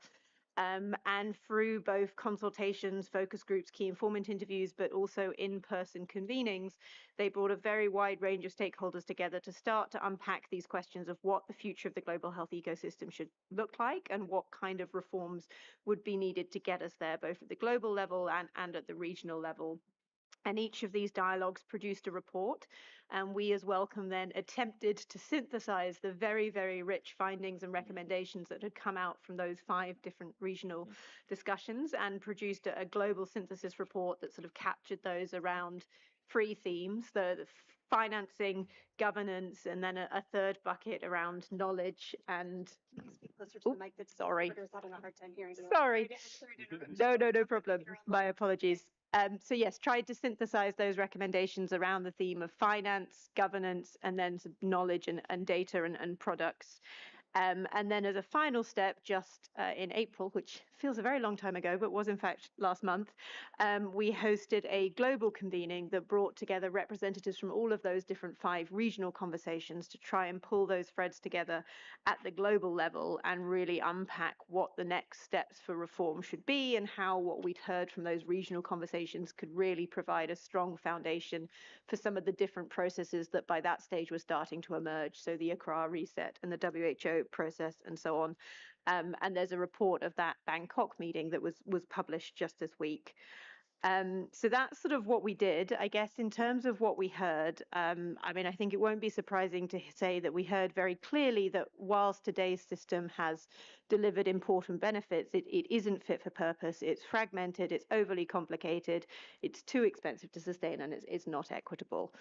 And we also encouragingly heard a sort of emerging sense of direction. I would certainly not say there was consensus, but I think there are growing convergence around certain structural shifts. So things like the importance of strengthening country-led approaches, the need for the global architecture to be leaner and more streamlined, the need to really strengthen regional capacity to make sure that decisions are made as close as possible to those that they affect, and the importance of aligning financing with country priorities. And all of that aligns very closely with what you heard from Wisewire at the beginning of the session in terms of those recommendations that came through from the civil society consultation. So there was a very clear through line of what we heard from civil society, but also what we heard from other stakeholders. And I think maybe perhaps the final thing I wanted to say is, as well as some really interesting lessons about what we should be focusing on, we also heard some really interesting findings and ideas about how these processes need to work. I think the first thing was that we really need to start from a place of having a very clear understanding of what the functions of the future global health ecosystem should be, ground our discussions in that, and make sure we're really starting from what is it countries and communities actually want from the regional level and from the global level. I think someone else said it much better than me. This isn't about organizations and tinkering with structures. It's really about what people and countries and communities need the system to deliver. I think the other piece of that puzzle is that we need to match our focus on the what with conversations about how stakeholders engage. So transparency, honesty, continuity, trust, all of these things are really critical. One of the things we tried to do through the Welcome Dialogue is make sure we were having genuinely open, challenging, and often quite difficult conversations, but in a space of trust. And I think that's going to continue to be really, really critical. And then finally, I think we all need to be able to sit with those uncomfortable conversations. We need to be adaptive. We need to be flexible. We need to recognize that none of us are going to get exactly what we want out of this reform process. There is no single system that will make everybody completely happy. One of the participants in Bangkok talked about the need to have grumpy consensus, or a consensus that makes everyone slightly grumpy. And I really like that. I thought that was a really nice idea. So I will end there for now. Thanks, Claire. That's great. Some people are grumpier than others, but hopefully the discussion today and the discussions that are happening this week, right, are part of bringing, as the welcome process has tried to do, more and more voices in to have those challenging conversations and to press on where we need to see that reform. You also mentioned what countries need at the regional level. And so we heard that from Hiba, we heard it from Senator Connell. I'm going to come back to you. Senator, you were talking about the Caribbean region, and I was reading some of what you've written about I like your framing of the deadly triad of cardiovascular disease, climate change, and commercial determinants of health that are threatening health equity in your region. We appreciate that focus on the fact that we can't achieve UHC without addressing those intersecting issues, as well as climate change, which you raised before. So I wonder, either with your policymaker hat or with your civil society hat, or with both, if you can talk about, what you need from these shifts in the global health architecture reform in order to address that deadly triad at the regional level where you're working. Thanks. Yeah, sure, thanks. I think I'll wear both hats because it's often confusing when I remove one and place another one on. So, the health systems, let us look back at the Caribbean and what the initial health systems were really responsible to respond to, largely infectious diseases. And so it was somewhat like many countries have gone through that period of responding to sanitation and access to clean water and all of the infectious diseases. And you can say somewhat we are seeing a reemergence of this. And then, of course, modernity came. And the main health challenge then shifted to non-communicable diseases. But we aim to treat them in the same initial health systems, which they were not really meant to be managed by. Throw on top of that, the Caribbean also faces significant threats outside of health, but impacting health. I mentioned two of them, the commercial determinants of health, as well as climate change. But perhaps we could throw another C in there as well, and that's crime. There's an increasing prevalence of crime within the region.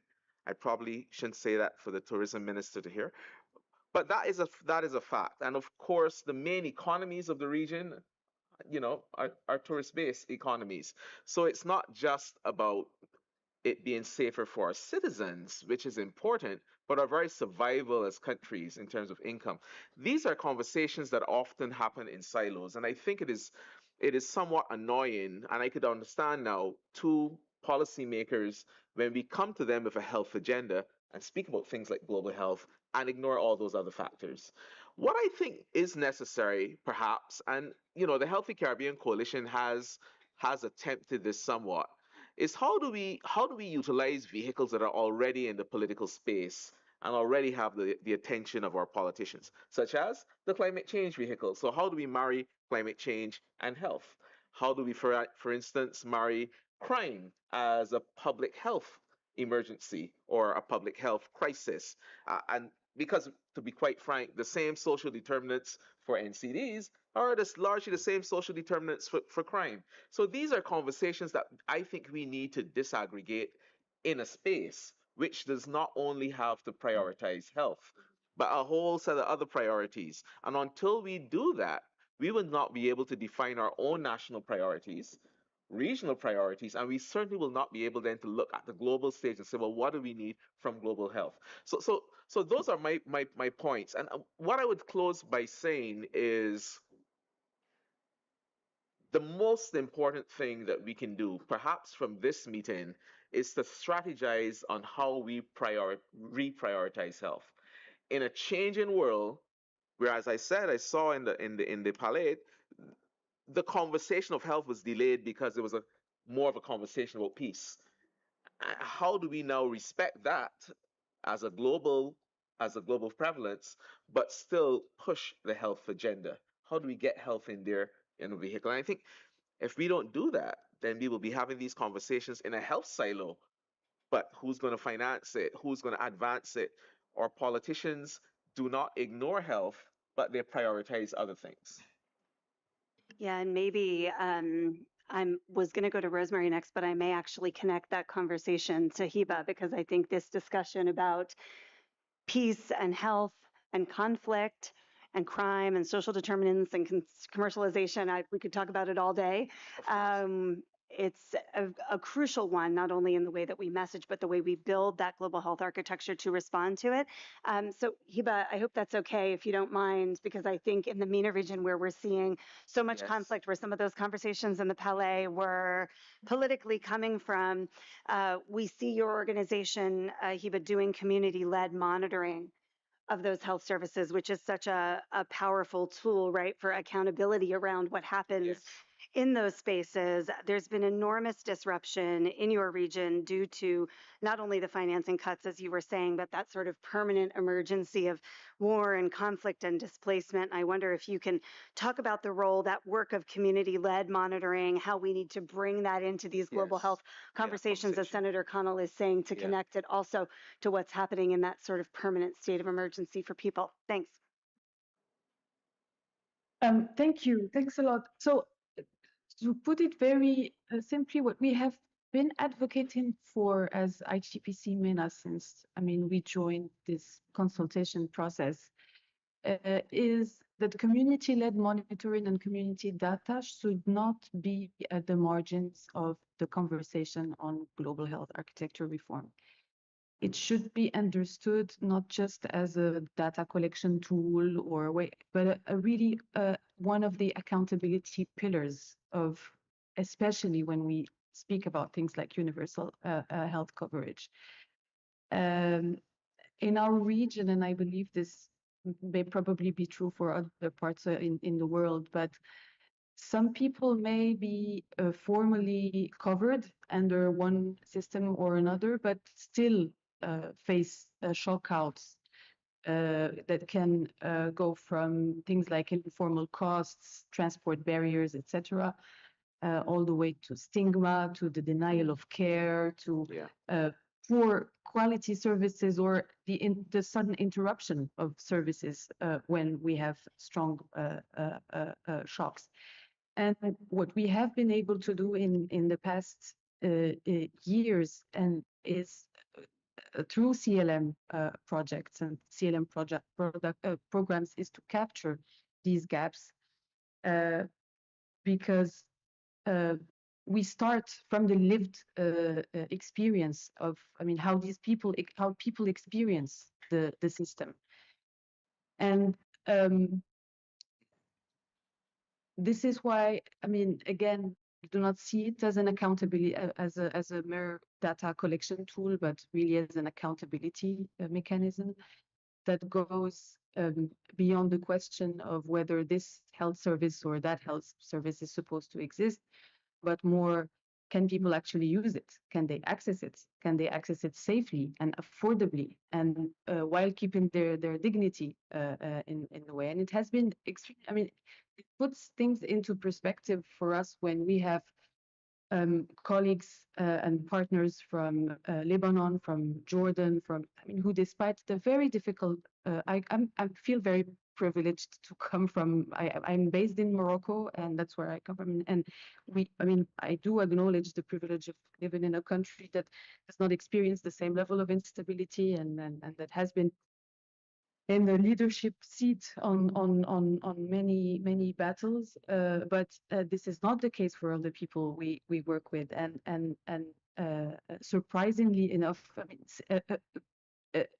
community leaders and civil society continue to do the work that they do under war and bombs and crisis and displacement. So in these contexts, we have been able also to provide evidence that CLM is even more important in this context, because when the formal systems lose sight of the people who are most affected by the disruption of services, and here I name, of course, the people living with HIV, migrants, refugees, key populations, people in remote areas, people who are criminalized and stigmatized. The community systems are very often the first to know where the problem sits, the first to know when the clinic closes, the first to know when a treatment is interrupted. So and again, I mean, as I think of you know, this acknowledgement of coming from Morocco, who has been again leading the fight against HIV. If you look at the region, but elsewhere, we have also met with local health decision makers who, despite all the good intentions in the world, they tell you we want to end the epidemic. We want to engage further in the fight against HIV, but we don't know who these key populations are. We don't know their needs. So we need data coming from tools like CLMs, but we believe CLM is the most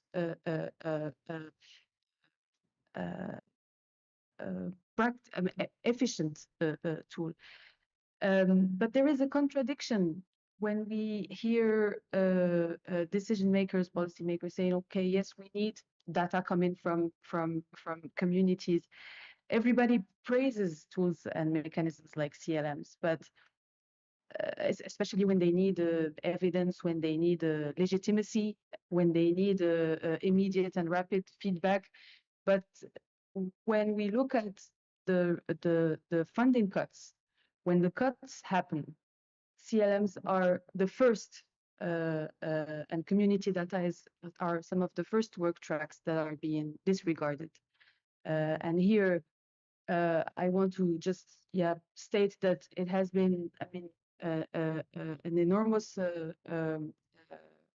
of enormous help to receive funding from the Global Fund, because only through these external fundings we are able to sustain our work on understanding whether available services do work for communities and not.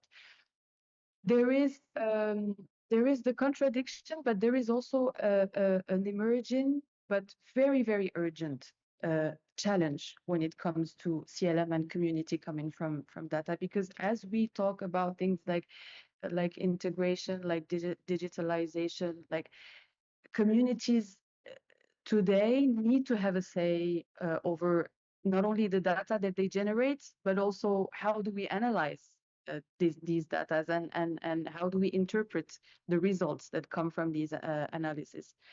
Who designs the AI tools and the technology, and what are the assumptions behind this design work? And I mean, broadly, things like ethical data governance are really, I mean, really urgent issues, because if these important processes related to global health architecture reform do not address them, we risk again turning community evidence and community data into another form of extraction, of digital extraction. So that's what we're also, trying to advocate for, is that if global health architecture reform is serious about things like universal health coverage, we need to institutionalize mechanisms like CLM, because they're the only ones able to provide to secure some accountability to the things we are deciding to put forward. So again, to wrap up, this, the way at least we see it, means 5 things. CLM needs predictable multi-year financing. We can't think of occasionally extracting some data sometime when we need it, not occasional pilots, not separate activity lines. It needs to, CLM need to be funded as part of universal health coverage as an infrastructure for these reforms. Second, these data need to have a formal route into decision making, because it's not enough to collect the data and to analyze it. It needs to find its way to formal decision making, to discussions about procurement, about budget reviews, about health planning, and so on and so forth. Communities need governance, not just consultation. And I think we broadly agree on this principle, and I'm sure it has been said over and over again in the spaces that you're participating in. And this is true for the very local level all the way up to the global spheres. CLM must remain independent. Country ownership does not mean government ownership. I think it was also an established fact. And the value of mechanisms like CLM comes precisely from the fact that it brings evidence outside of the comfort zone of institutions. So their independence is something really, really crucial. And Thanks, again, Eva. It connects to the discomfort and the challenging conversations. Do you have one more point on your 5 list? One more, go ahead. I have one more on my list, and that is CLM needs to be linked to solutions. Communities need to be part of designing the fixes, not just naming the problems. Thank you. Thanks. There are so many good things in there that I don't have time to talk about, but I love digital extraction, and many of these, I don't love doing it. I love the fact that you raised it. We had some important conversations with the WHO team in charge of, yes, Rosemary's given it a clap, thinking about data ownership, not the least because of the threats posed by my own government to trying to take that data from countries and extract it for other purposes. I want to connect that, Rosemary, what Hiba's saying about those community voices not being a parallel, not being on the side, to being very central to processes. I also want to recognize that as this conversation is heating up, the room is also heating up. So if you want to take off your jacket, if you need some water, if you need to, fan your neighbor, thanks for sticking with us. It's warming up outside, but we appreciate you sticking with it because I think it's an important, a really important conversation. So on this point about centering those community voices, there is a WHO-led process that was on Weiswa's graphic that will be discussed and basically voted on tomorrow. We've been demanding as part of here CSO for centering of communities and civil society voices there. I want to ask Rosemary to come in a little bit on that WHO process, what the expectations are, what it needs to look like, what we've been demanding in our, I think we have 150 sign-ons or something from civil society groups now, what we raised yesterday with WHO about doing exactly what Hiba said, which is not having those voices being in parallel, but being central to the way member states are having this discussion. Rosemary, you want to come in on that?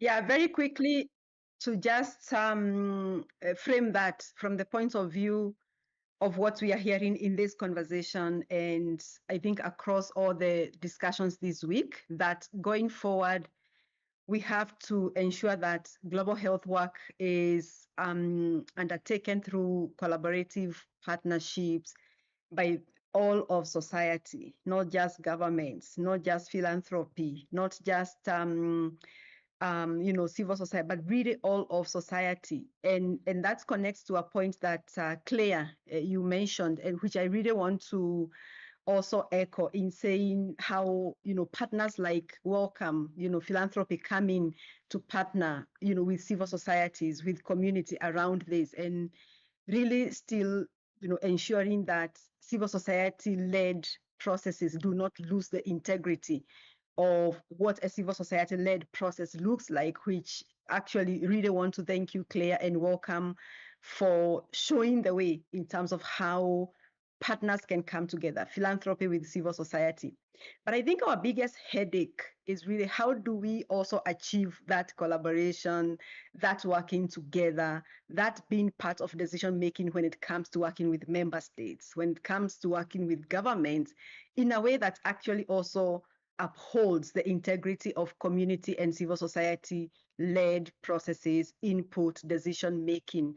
And so this WHA is a very critical moment when you think about the WHO joint process that member states are discussing and will be agreeing on in terms of the process that will govern the year-long process of these discussions, and very critical decisions will be made.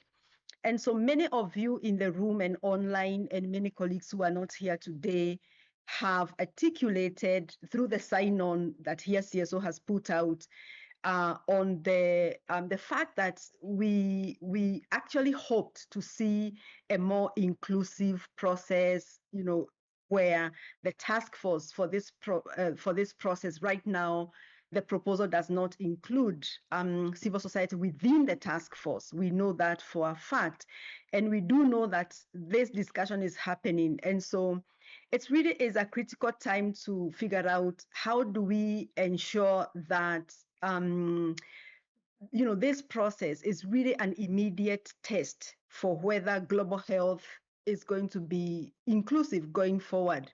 Global health governance, it really is a test right now. And, how can we as communities and civil society really engage with member states, at country level? Many of us have delegations there, listening to see what are they saying, what are the trade-offs. I do not know, and many of you there in Geneva might already know whether it's open and whether it can be reopened and what the status is. So we will be guided by those of you in Geneva right now to know what is the best tactic to go forward in terms of ensuring that we can see greater inclusion in the governance, in the task force, in this process. But I also know at country level, those of us in the country, those of us at the region, we do know that, as member states come back from Geneva, we do have opportunities to engage, to put forward our position. So I think at this time, Amy, I do not know exactly what our ask is, and maybe someone in the room can articulate that ask. All we know is that, conversations are happening, decisions will be made tomorrow, and those of you there can tell us how the temperature looks like, what are the trade-offs, and how do we need to rally. But we do know that over 100 communities and civil society have expressed dissatisfaction with how the process has been structured. And the last thing to say is that this is not just a test around global health governance inclusion or inclusivity. It is also a test around the member states' willingness to adhere to their own resolution of WHA of 2024, where member states came together and passed a resolution around social participation, which pretty much articulates that communities and civil society going forward will be part of decision making around health priorities at country level. And that's a resolution by the same member states that are debating this process. So there's also a question around, accountability and really translating commitments, resolutions, declarations from paper into actual strategies and actions that can help promote equity. Over. Thanks. That's right. Thanks, Rosemary. And we can talk a little bit more about the WHO process when we get to the Q&A. I was part of a few of us were part of an official side event yesterday, day before yesterday, with many of our UHC champions with Japan and Nigeria and Thailand and others. And I did remind them about the social participation resolution and the commitments, not only there, but in all of the political declarations from the high-level meetings on universal health coverage, where, kind of as Hiba said, it's like very popular to commit to the civil society and community participation until it becomes very convenient to ignore those demands. Claire, you, as I mentioned earlier on, have been a part of so many of these processes, not just what's happening with WHO now. I wonder if you would talk a little bit about, especially because Dr. Belinda wasn't able to join us, a bit about your Future of Global Health Initiative process that led to the establishment of the Lusaka Agenda. Then we're going to turn to some conversation in the room, just thinking about the regional ways that leadership is being shown on including these voices. Over to you. Thanks. Yes, and I think it's such an important question because so many of these things aren't new. And I think it's so important that we remember the things we've done before and we learn from previous efforts and initiatives. And obviously these conversations didn't start with the Lusaka Agenda either. They go all the way back, sort of Paris principles and beyond. But for those of you that perhaps aren't familiar, the Lusaka Agenda was the outcome of something called the Future Global Health Initiatives process that ran from 2022 to 2023 and was steered by the governments of Kenya and Norway, with a wonderful secretariat led by Linda Muller, who's over in the corner there, and a wide steering group of civil society, philanthropy, governments, and so on. And it landed in this Lusaka Agenda, which sets out some shifts for the future evolution of the global health ecosystem. And I think something that has been very clear across the last few days is that those shifts still provide a really, really important foundation for the conversations that we are having now. I think there are some important differences that are perhaps worth highlighting. So the Future of Global Health Initiatives process had a narrower scope. It focused in particular on a subset of global health initiatives, so Gavi, the Global Fund, GFF, and so on. And I think in part because of that, it had a narrower disease scope because those existing initiatives do tend to focus on infectious disease. And so there's a disease scope that comes with the institutional scope. It also looked very much at the sort of development assistance for health bit of the ecosystem. So it focused less on some of those global public goods conversations, which are a critical part of the wider reform conversations that we're having now. And I think perhaps it also had slightly less ambition. I mean, at the time, we were trying to be as ambitious as we could be. But I think with the big shifts in context we've seen in the last couple of years, it's perhaps now feasible to have some ideas on the table that wouldn't have seemed feasible back in 2022. So there are some new opportunities and some differences to the context we find ourselves in now. But I think there are also some really important ways that we can use the Lusaka Agenda as a springboard, so we're not starting kind of every conversation with a blank sheet of paper. I think the Lusaka Agenda is very strongly grounded in the delivery of UHC and primary healthcare in particular.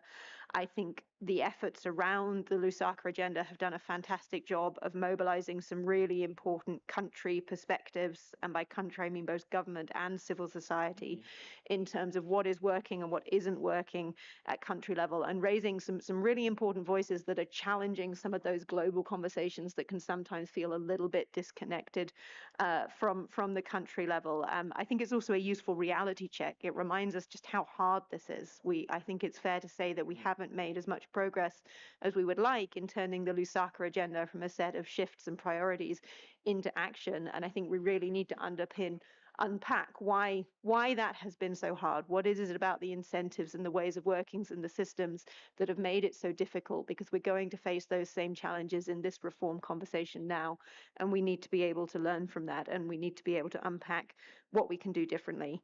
And then finally, I wanted to reflect on a comment from a colleague from AMREF made this morning, who was very involved in both the Future of Global Health Initiatives and the Lusaka Agenda, because she really highlighted the legitimacy and the credibility that comes with the Lusaka Agenda, because it came from an inclusive process, because it's been taken up by so many countries.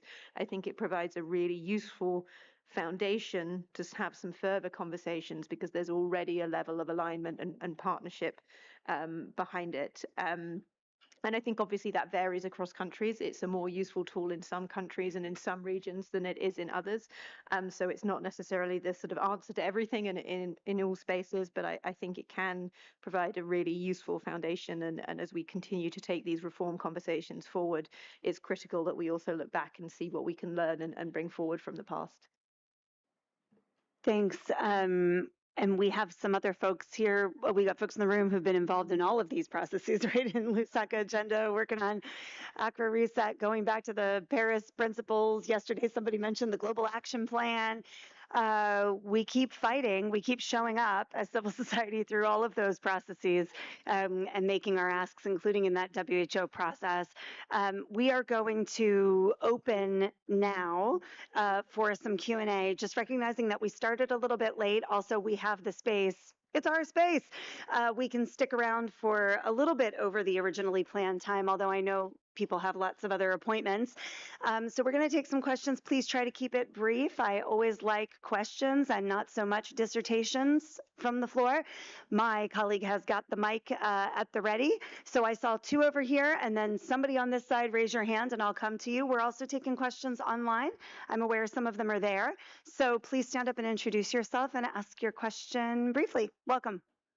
Hi, I'm Lika. I'm a medical student from the Netherlands. I'm here on behalf of the International Federation of Medical Student Associations.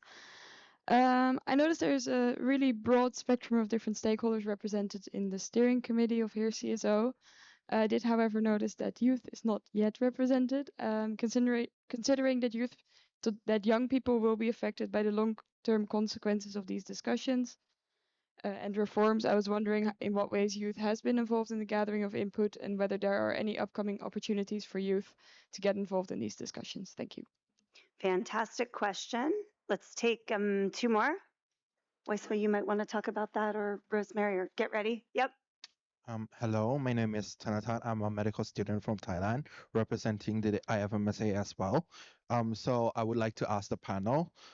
We have seen that the community-led monitoring is a powerful tool for accountability, yet it often pushed to the margins. How can we make sure that the life experience of people, like whether a service is actually safe, affordable, or dignified, is a central pillar of the new global health architecture? Thank you. Great, thanks. And I'd like to get somebody from this whole side of the room has no questions. Okay, right. There's one up here. Here we go. Okay, sorry. I'm coming to you. Go ahead. Sorry. I'm Fiona Lawless. I'm from Sight Savers, and really great to have this conversation. I just wanted to pick up on something that was mentioned by some of the panelists. We know that the proposal that's gone to WHA today doesn't have a space for civil society engagement on the task force, which is a huge issue. From conversations that I've had with government delegations, what they're saying is it's not ideal, but we need to get this done this week. It needs to be passed so that we can start on the process. What do you think is the best way for then us to engage, assuming the worst or assuming the best, I suppose, that it gets done and starts on the process without the civil society engagement? How do we then engage to ensure that everyone's voices are represented along the process? These are excellent questions. Okay, since we've already got three over here, let's do that. And then we're going to take another round. So who wants to start on how the youth were involved?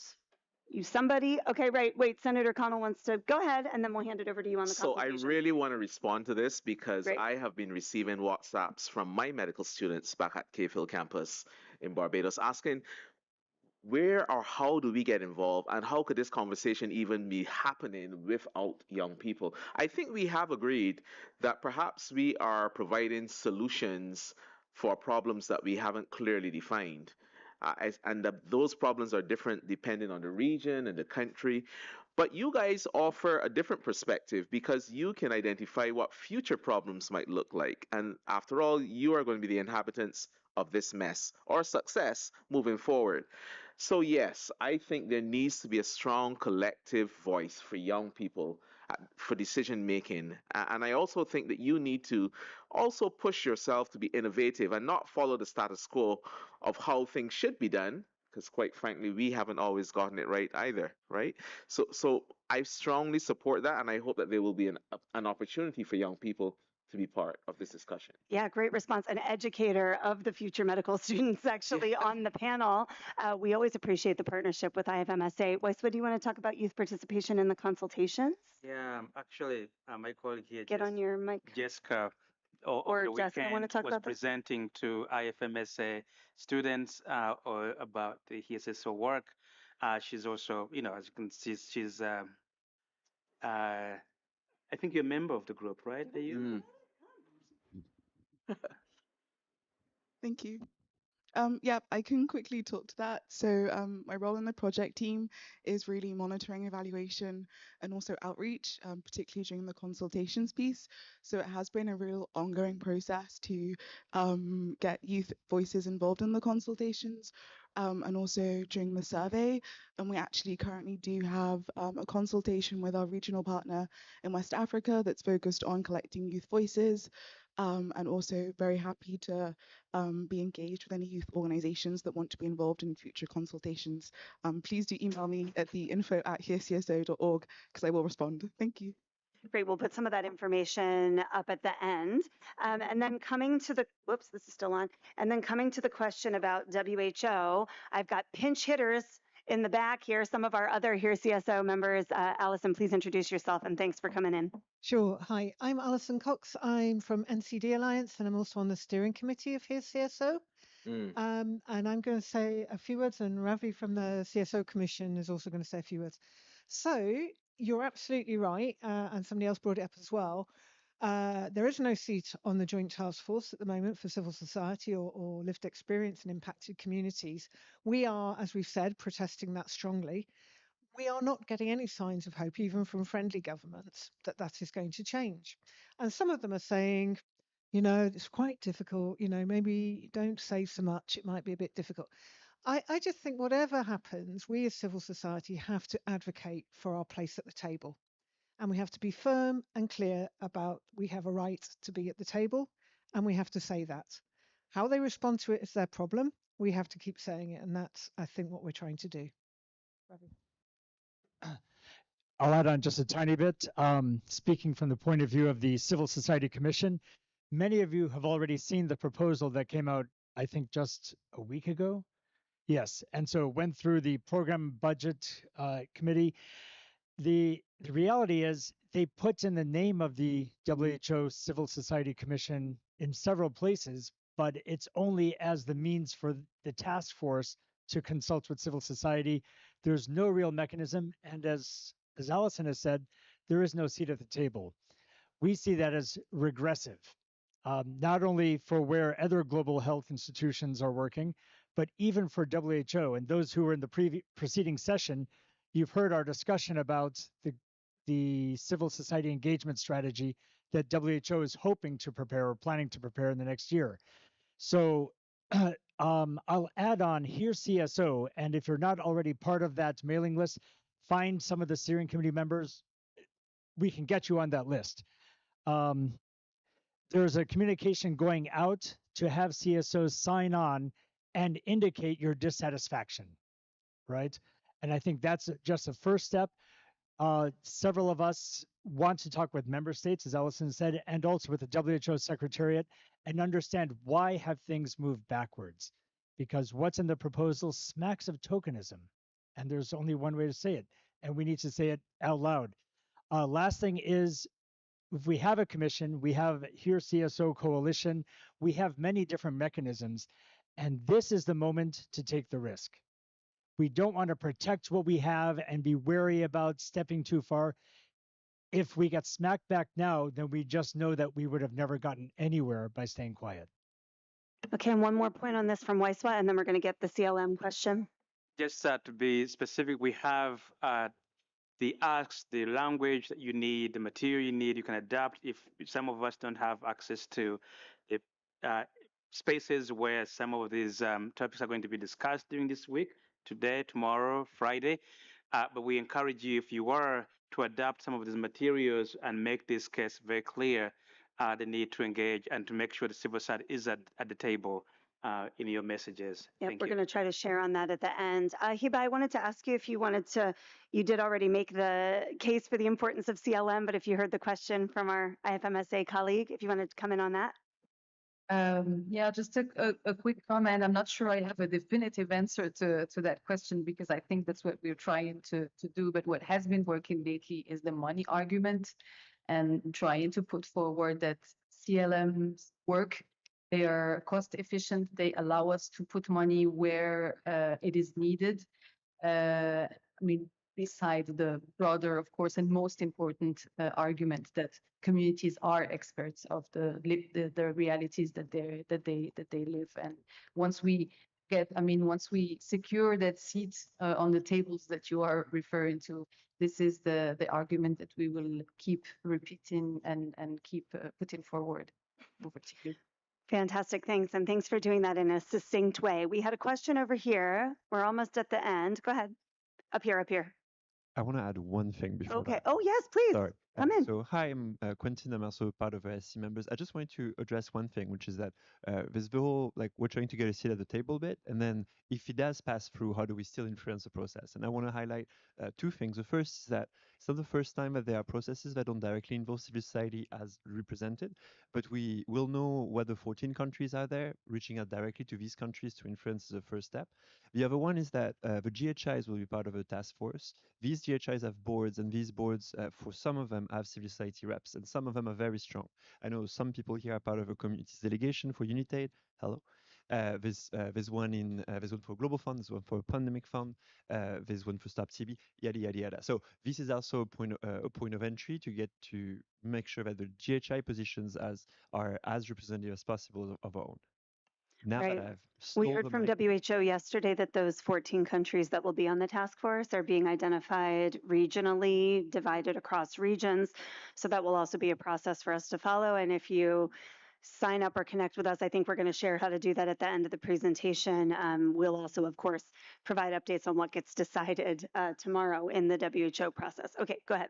Hello, my name is Aline Kossi-Gantner. I'm the portfolio manager at Fondas Bodnar for mental health. So my question is, there is no health without mental health. So how much is this taken into account automatically, or how much we know that only 2% of government investment goes into mental health? So we really hope from this perspective that through this discussion, there will be option for more essential investment in mental health. So maybe also we are in discussion with our colleagues at the Welcome and collaborating. I think it's dear to your heart as well. We are working with organizations like United for Global Mental Health, who also do a lot in policy and advocacy. So how are the mechanism to reinforce, let's say, the voices with this collaboration? Yeah, I'm smiling because we had one of these events yesterday here, CSO, and one of our panelists was actually specifically focused on mental health, and a colleague from United for Global Mental Health sits on our advisory group at CSEM. I don't know, Claire, do you want to say something about NCDs or Senator Connell? And then I see there's all kinds of hands back there. I'm going to take like two more and we're going to wrap it up. So go ahead. Yeah, happy to say something very briefly and just obviously, yes, fully endorse the comment about the importance of mental health. I think this is why it is so critical that we think about the future system we need rather than just getting kind of locked into tweaking the status quo, because we need to have a system that can adapt to the breadth of the disease burden, to sort of well-being as well as disease. You mentioned mental health. Another issue that is very dear to Welcome's health is Welcome's heart is climate and health.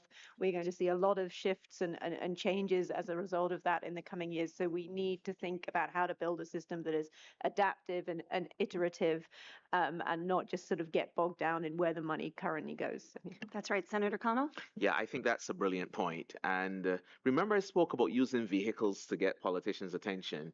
Mental health is one of those vehicles, and it became a vehicle post-COVID. And it was fueled, I'm using a lot of analogies here, fueled a lot by young people. You are the guys who really pushed the mental health agenda and even allow that space for that conversation to happen. So I think in our repackaging, we really do need to push the mental health aspect. All right, we're literally going to take one more question, you guys. So I don't know, whoever grabs Quentin first, dive, whoever you saw first. I will say that the person with the striped shirt, I saw you before when I said, are there any questions on this side? It's you. Yeah, Sure. it's If you. you have complaints, You were the first one I saw, so we're going to go with you when this side was being quiet. Thank you. Hi, everyone. Thank you so much for this. My name is Rosana Lescroat. I am an advocacy officer at Cordate, and I'm also the chair of the Dutch Global Health Alliance. And I just wanted to quickly point out that we had a discussion today with the Dutch delegation at the WHA, and they're quite keen in having CSO consultations in this process. But hearing this update, we just discussed that we'll directly ask them for more CSO, like to support this CSO engagement request, because I think the Dutch are a very good ally. And maybe we can have a quick chat on like what precisely to ask them to do. But I think it's like just a call for action, because there are different ways of engaging, and I think sometimes, at least in the Netherlands, and we're looking for different types of alliances and like unusual suspects that can speak for us, instead of um, expecting them to listen to civil society. Maybe they will listen to private sector, public health institutes, or the football association. Who knows? So maybe this is also something to brainstorm and to share and to think about, because if like the speaker said, like if we continue to try to go through the same ways that have been happening and we've been ignored, maybe it's time to be more creative. And I would like to propose that if you have ideas that we can exchange, things that have worked in your country, I'm happy to exchange what has worked in ours. And we are happy to also engage with our own government as a key ally there. That's fantastic and a great thing to wrap up on. We asked WHO directly yesterday, and so they said go stalk the member states. So I'm glad to hear that people are doing that already. You can scan this handy QR code here if you want the asks, because that's a very succinct letter. I'm going to do some thank yous, but I do want to give my panelists a chance, just if there's any, we don't have time for a closing speech from everyone, but if there's any burning here in the hot yoga room, as we've been calling it, if there's any burning comments that you want to share, you have panelist prerogative to do that right now before I wrap up. Anything else? Covered it? So, Amy, go, Rosemary, I just wanted to reflect to a question that a colleague asked about whether we are also centering the need for affordable and dignified health. And I just wanted to say, yes, we had a lot of that in the consultations around trade barriers, intellectual property rights, but also for the Africa region, quite a bit around in the long term regional manufacturing. Just wanted to highlight that for that colleague. Thanks, Rosemary. Fantastic. So please join me in thanking our panelists, first of all, our interpreters, even if you can't hear them, very hard work, all the folks online. You can't see all of them, but turn around and thank the Here CSO team, the CSEM team that have made this space and these conversations possible. Thanks to all of you for being here. Sign on to the statement, connect with us, continue with us in the fight. Thanks for your passion for Health for All. It's really exciting to have you here with us. Thanks again.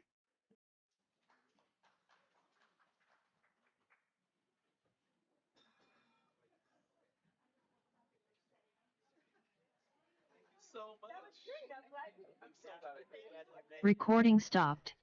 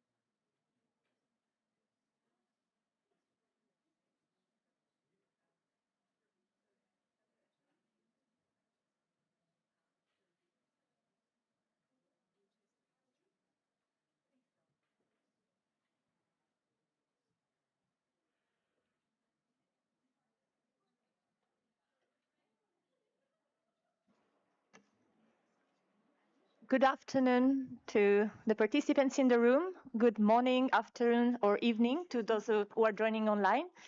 Thank you very much for being with us today. My name is Valentina Pomatto, and I'm the Advocacy Manager at Humanity and Inclusion, also known as Handicap International. First, before starting, I just want to thank the Civil Society Engagement Mechanism of the UHC 2030 Coalition for offering us this very nice venue and for all the support provided. And I also want to thank the co-organizers of the side event in alphabetical order: 80 Scale, the Global Partnership for Assistive Technology, Global Cooperation on Assistive Technology, Humanity and Inclusion, International Cerebral Palsy Society, and the World Rehabilitation Alliance. Just to put all of us in the mood for the session, I would like to ask you two questions before we start. Have you ever needed rehabilitation, whether it is physical therapy, speech-language therapy, exercises for coordination or memory, or assistive technology, whether it is crutches, hearing aids, screen reader, wheelchair, glasses during your life? Can you please raise your hand if you've ever needed? Okay. And also for participants online, just type if you have ever needed rehabilitation or assistive technology during your life. And the follow-up question is, do you know someone who has needed rehabilitation or assistive technology during their life?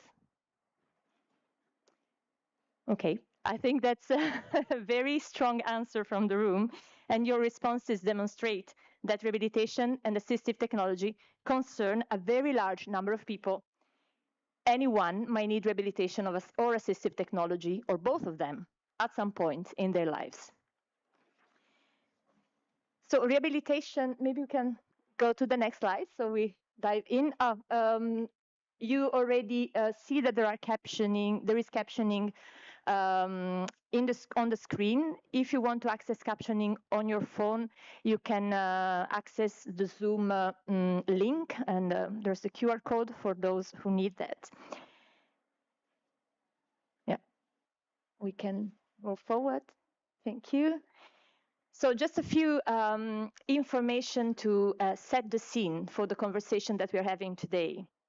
Rehabilitation is defined as a set of interventions designed to optimize functioning and reduce disability in individuals in interaction with their environment. Assistive technology is an umbrella term for assistive products and their related systems and services which help maintain or improve an individual's functioning related to cognition, communication, hearing, mobility, self-care, and vision. By improving functioning, both rehabilitation and assistive technology enable people's health, well-being, inclusion, and participation. They help a child, adult, or older person to be as independent as possible in everyday activities, and also enable participation in education, work, recreation, and meaningful life roles, such as taking care of family. Growing rates of non-communicable diseases, disabilities, injuries, and chronic conditions mean that more people than ever need today rehabilitation and assistive technology to function and to participate in society. We're speaking of 2.6 billion people in need of rehabilitation and 2.5 billion people in need of assistive products. Yet, both rehabilitation and assistive technology remain underfunded and reprioritized in health systems.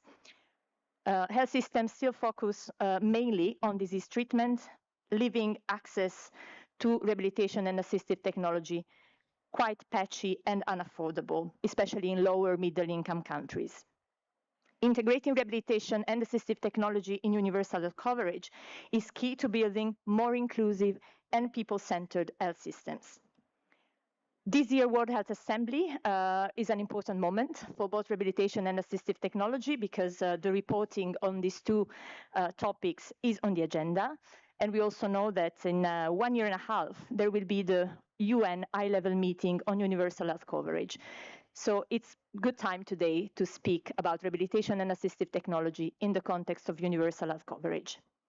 Without further ado, I'll introduce the first speaker, and I thank all of them for being here with us today. Yep, we can. The first speaker today is Kaylee Shea. She is team lead for access to medical devices and assistive technology at the World Health Organization. The question that she will answer is, how does the WHO GATE 5P framework on assistive technology help guide countries on strengthening access to assistive technology within universal health coverage?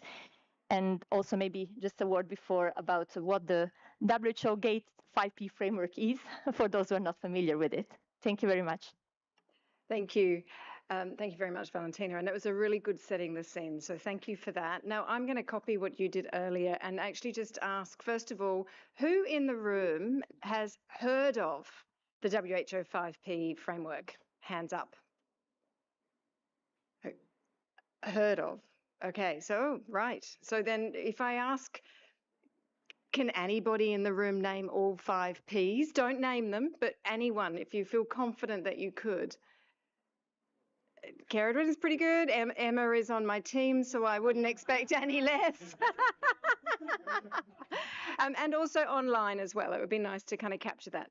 Okay, so I'm not going to tell you what the 5 Ps are. It's in my speech. The 5P framework, there's 5 Ps. So at the end, I will ask you if you've picked up on the 5 Ps. And that way, despite the room being super hot, I'm fairly sure I'm going to keep you awake. Okay, so thank you very much for the question. And what I'm going to do is talk a little bit about how the framework helps guide countries and then also give some examples of how it's being applied in practice.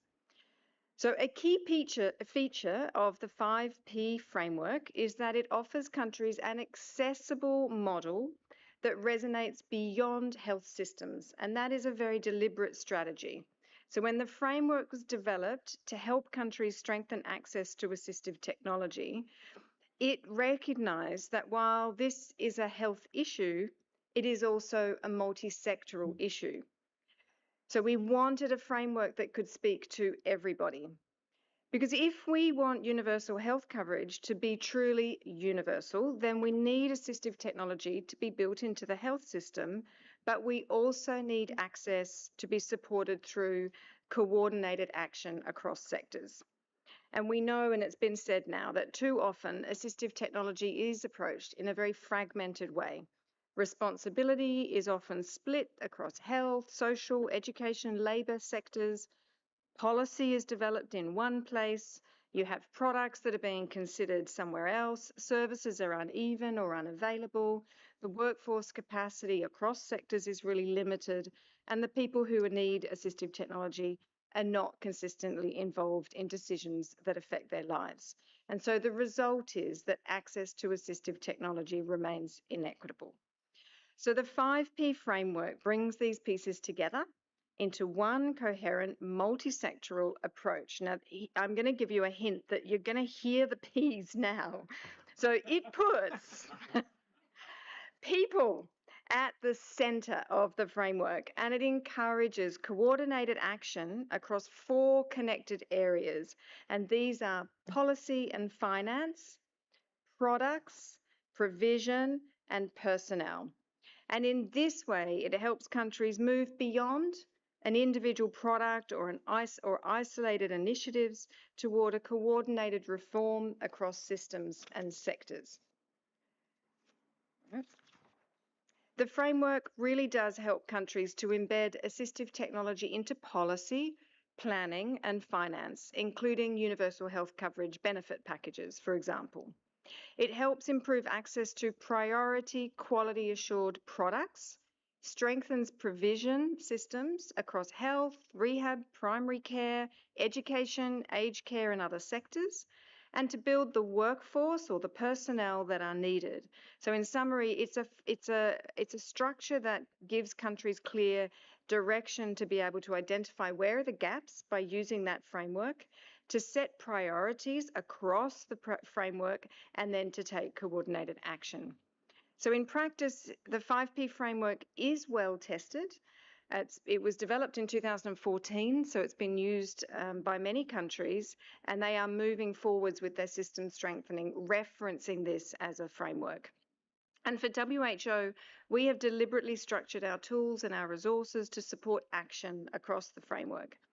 So for example, WHO's Priority Assistive Product List, or the APL, has helped establish a global reference point for the products that should be available as part of a functioning system. And many countries have or are in the process of developing national priority lists that in turn guide the system planning needed to support provision of these products. So we're aware of at least 25 countries that have national priority lists built on the WHO blueprint, and there are others that we're not aware of, and there are more in development. The WHO Assistive Technology Data Toolkit, which includes the RATA, so the Population Survey on Need and Unmet Need, and the UTC, or the Situation Analysis, is structured around the framework, and it supports implementation across each of the Ps. For example, if we think about data, better data helps countries strengthen their work under the policy and finance P, including planning, monitoring, and accountability. And information about population need for priority products can support workforce planning under the personnel P. And one of our most visible tools, Learning on Tap, has been developed to support task sharing of specific assistive technology roles with primary healthcare personnel. And further, the forthcoming global roadmap for universal access to assistive technology, which is being co-published by WHO, UNICEF, and UNDESA, also uses the 5P framework as its organising structure. Building on the global report on assistive technology and further consultation throughout 25, the roadmap translates the framework into 21 recommended national actions across the 5Ps. And these provide a practical agenda for countries to strengthen access to assistive technology through leadership and governance, financing, priority setting, procurement and supply, service delivery, workforce development, data and evidence, and meaningful engagement of assistive technology users and their respective organisations. So just finally to add that this work sits within a broader global mandate. The adoption of the 2018 World Health Assembly resolution on improving access to assistive technology made it very clear that assistive technology is not a peripheral issue, but a health, development, and human rights priority, and it called on member states and partners to strengthen access. So with the 5P framework, we can help countries to operationalise that commitment through health systems, through universal health coverage, and through broader multi-sectoral action. So in summary, the framework connects commitment to implementation, and it helps countries move from fragmented efforts to coordinated action, and to see assistive technology not as an add-on, but as an essential part of equitable, people-centred systems and societies. And if I can just grab an extra 20 seconds to now check that the room was listening. And so what was the first P? People. Thank you very much. What came next? Yay! And then after that? Product. Oh, and then fourth? Provision, and followed by personnel. And we can often bring them together in discussion. But thank you. You're an amazing group. I hand you over to the next speaker. Valentina, I think. I think we all passed the exam, right? Yes. Okay. Okay.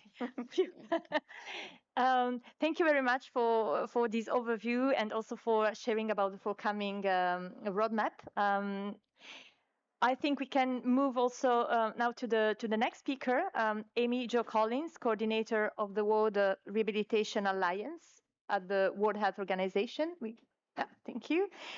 And the question for Amy is, what are the key levers and challenges to establishing rehabilitation as an essential component to universal health coverage?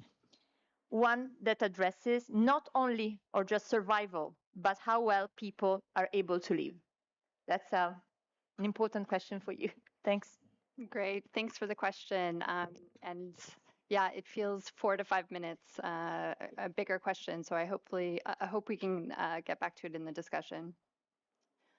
So with my WHO hat, just thank you to partners and colleagues, of course. And with my WRA hat, thank you to all the members in person that are here in Geneva, and of course online. So the frame today, the 2023 UN Political Declaration on Universal Health Coverage is titled, and I'm quoting, "Expanding Our Ambition for Health and Well-Being in a Post-COVID World." So UHC has named its purpose, and inside that declaration, rehabilitation and assistive technology are both named specifically. So the question isn't whether rehabilitation belongs in UHC anymore. We know it does, it's there, the language is there. The question is really, is UHC actually architected to deliver on what it's named to do? Now, before I go into that, a quick word on the World Rehabilitation Alliance. It's a WHO-hosted global network set up in 2023 under Resolution 76.6.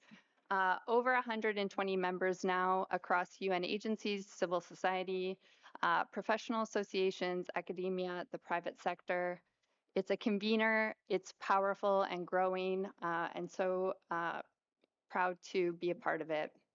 Now, the pathway matters. 2017, Rehabilitation 2030. 2018, Resolution 71.8 on assistive technology, which produced the WHO and UNICEF Global Report in 2022. 2023, we see Resolution 76.6 on strengthening rehabilitation in health systems. So for the first time in 75 years, we have rehabilitation recognized as a core global public health priority. So a huge feat. 76.6, so the resolution, it recalls 71.8 in its preamble. So through it, it weaves in assistive technology, and it writes the WRA into the resolution itself. Crucially, in this, 76.6 has a reporting mechanism. So many of us are here, the WRA, to report back 2026, 2028, and 2030. So the political mandate is there, the reporting cycle is there, the accountability mechanism is there. But something to reflect on is what actually is being reported back onto. If we look at the scale, 2.6 billion people would benefit from rehabilitation, so 1 in 3. 2.5 billion need 1 or more assistive products. So those are overlapping populations, both defined by a health condition that affects their functioning, both rising sharply with aging and NCDs. Now, the architectural question, UHC's accountability is SDG 3.8.1. I know I'm talking a lot about the resolutions and the numbers, but it is important because that is the service coverage index, 14 tracer indicators. Of those 14, 11 sit in disease areas where the SDG framework also measures the population outcome. So maternal mortality, HIV incidence, TB incidence, NCD premature mortality. Each tracer is meaningful because it points at a measured population outcome. The other 3 are service capacity indicators, not pointing to a population outcome, but I will come back to that. So rehabilitation isn't in the 14, and if it were, it would be a coverage indicator, because functioning, what rehabilitation is meant to measure, is not included. So we can report on 76.6 implementation, 2026, 2028, 2030, and tell the Assembly what is happening in country. But what is UHC actually delivering on for rehabilitation and assistive technology? Now, there's 2 layers of work that flow from this. The first, of course, is technical, which is potentially getting a rehabilitation indicator into 3.8.1. And the rehabilitation indicators, which we'll hear from in a bit, do make that possible for the first time.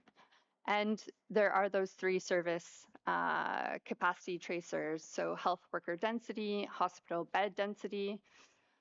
But there's also other entry points, which is that recognizing functioning as a measured population health dimension alongside mortality and morbidity allows for rehabilitation to be measured as a functional outcome. So back to the question, what are the levers and challenges for rehabilitation in UHC? The levers exist. We have the resolutions. We have a reporting cycle. We have a network. And in 2027 is the next high-level meeting on UHC. So that is the window. The challenge is that what it is named to do, increase health and well-being, functioning is what makes that possible. Rehabilitation is the health strategy aimed at functioning. And UHC has not named rehabilitation in a way that really matters. So when we look at 2027, it's really what gets measured is what gets reported. What gets reported is what gets funded, and what gets funded is what gets prioritized. So functioning, sitting outside the system that shapes financing flows, and rehabilitation is currently sitting within that. So I hope we can continue this conversation as functioning as a third dimension of population health. Thanks.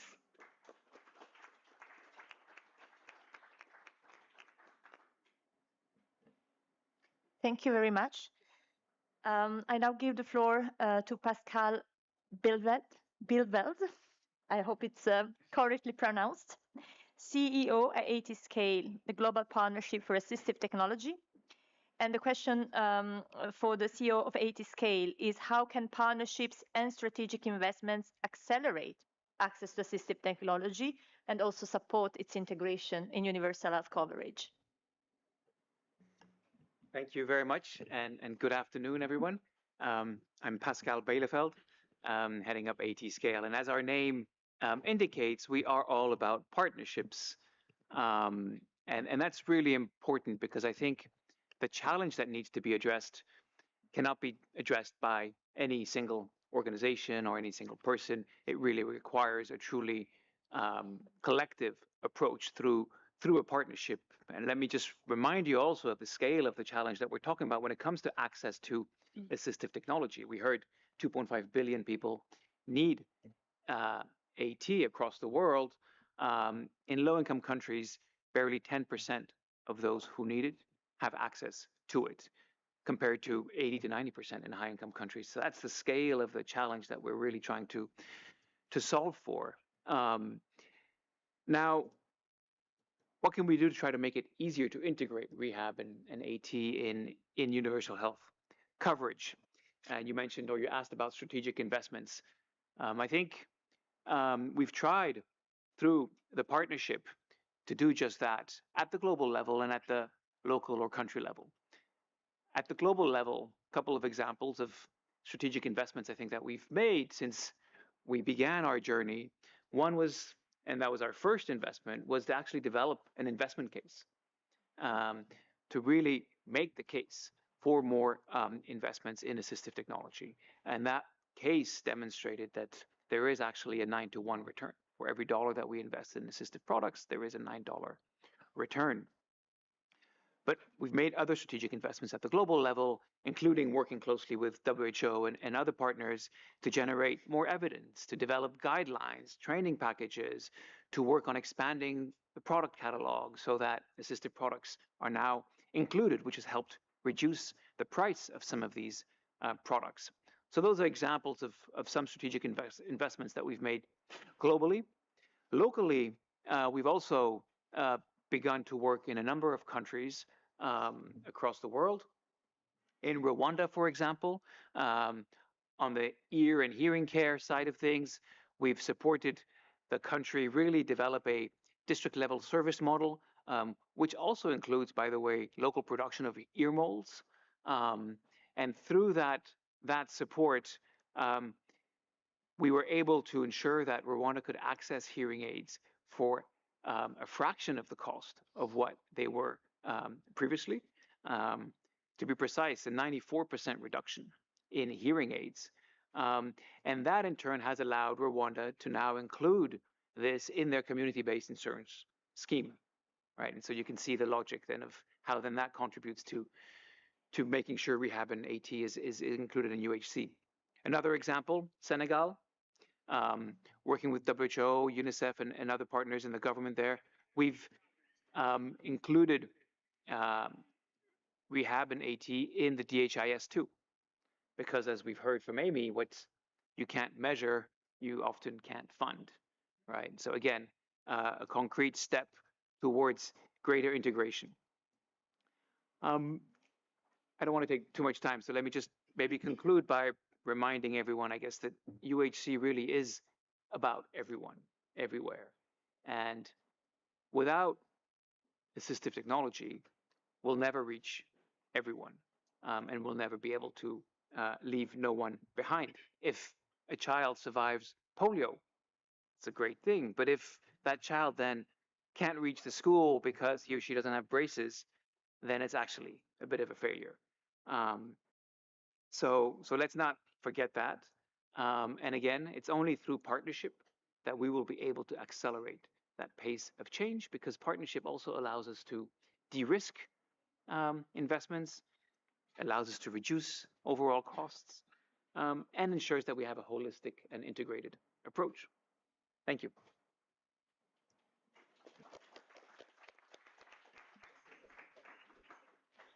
Thank you very much. We have heard from experts from the rehabilitation and assistive technology fields. Now it's time to hear from experts on universal health coverage and global health. So I'm pleased to give the floor to Waiswa Nkwanga. He's the Senior Technical Advisor and Coordinator of the Civil Society Engagement Mechanism for Universal Health Coverage 2030, hosted by Management Sciences for Health. And so we really go into the 2027 UN high-level meeting. What policy entry points can help strengthen recognition of rehabilitation and assistive technology in the lead up to this important high-level meeting? Thank you. Thanks, Valentina. So just to give you understanding of where I sit within the UHC movement platform, I sit with the civil society engagement mechanism. We're a network of over 1,700 members, and we represent civil society in UHC 2030. So we actually, our job is to influence UHC 2030, just like you would influence UHC 2030 to make sure that civil society voices and communities, including this community, that their voices are heard. So what I'm going to share here is going to be based not as UHC 2030, but more as an advocate and how I see the opportunities for ensuring, we do have, as you mentioned earlier, we do have rehabilitation in the political the last one. And you see this with these negotiations that you keep hearing your issue, seeing your issue, but sometimes you go in, there's another process and it's gone. And so advocacy becomes really important. So it's great that we have a place to start in this process, that it's in the political declaration. It's established language. You want to work with established language, and that UN processes recognize and are willing to maintain, to keep. So we have an upper, we're a step ahead in this process. Now, what are the kind of practical steps, opportunities that we see? There are about 3 processes from my observations, 3 or 4 entry points. So you have the entry point around influencing the constituency itself. So in this case, it's the UHC 2030 that is the technical lead in this process. You have the next level, which is going to be the preparatory processes for the UN, President of the General Assembly, influencing that. And then after that, you have the negotiations. Now you're at the level of member states. And then the third one is really, showing up and showing support during the actual HLM. So for each of these, I can mention a few things we can really be thinking about. For the UHC 2030 process, we have started, or they have started, we are part of it. So we have studied the process where we're thinking about and talking about and discussing what we need, how we need to make the commitments bolder and more action-oriented. And I think for all of us, the challenge we have is the issue is recognized, but there's no action. And it's like over and over. And so how do we do things differently this time, being very specific on what we want governments to do? And that process has kicked in. UHC-related has put together a task force that is comprised of the different members, select members of the UHC 2030 steering committee. So you have civil society, you have member states, you have foundations and other agencies that are part of that group. So each of these groups has a representative in the task force. They also have other partners and networks, board networks that are part of the task force. And I'm not sure if the WRA is part of it or not. Probably not. So what that task force is going to do is they're going to, and they're drafting right now, the initial document that then will be consulted on with different groups, including our group here, for feedback on how we shape those asks, the key asks from the UHC movement. And that's a critical process because it will be the first document that we will put forward to the President of the General Assembly in March for how the process, we suggest what the process should reflect. So it's very important that in this process of developing the key asks for UHC movement, that we are hearing very specific asks from this community of what we want to be reflected in these asks. So that's first step. The second step, when we come to the preparatory process, and that document is handed over to the UN at the President of the General Assembly, they will look at it and they will figure out how they want to use it when the next major important moment comes in, which is the multi-stakeholder hearings. And those have two parts. So you have the part we will presented, that they're going to take that document and set it aside. There will be asks from the different constituencies, including our constituents here, that we need to engage, be present, and make very specific asks ourselves during the hearing. And if you don't get a mic to deliver it on a mic, you can actually submit it, and it will go into the report that will become the zero draft of the process for negotiations. So those are things that we can do. We need to prepare the messages for these two processes far in advance. We need them now, and we need to start pushing those moments now. In between, there will be key other global and regional moments that are equally as important. Because what I've seen in the past is that what happens is that people are talking to each other. So you have the UN systems and processes. They're talking to G7. They're talking to G20. Everybody's making calculation of what matters to the heads of states that they have to really make sure ends up in this process.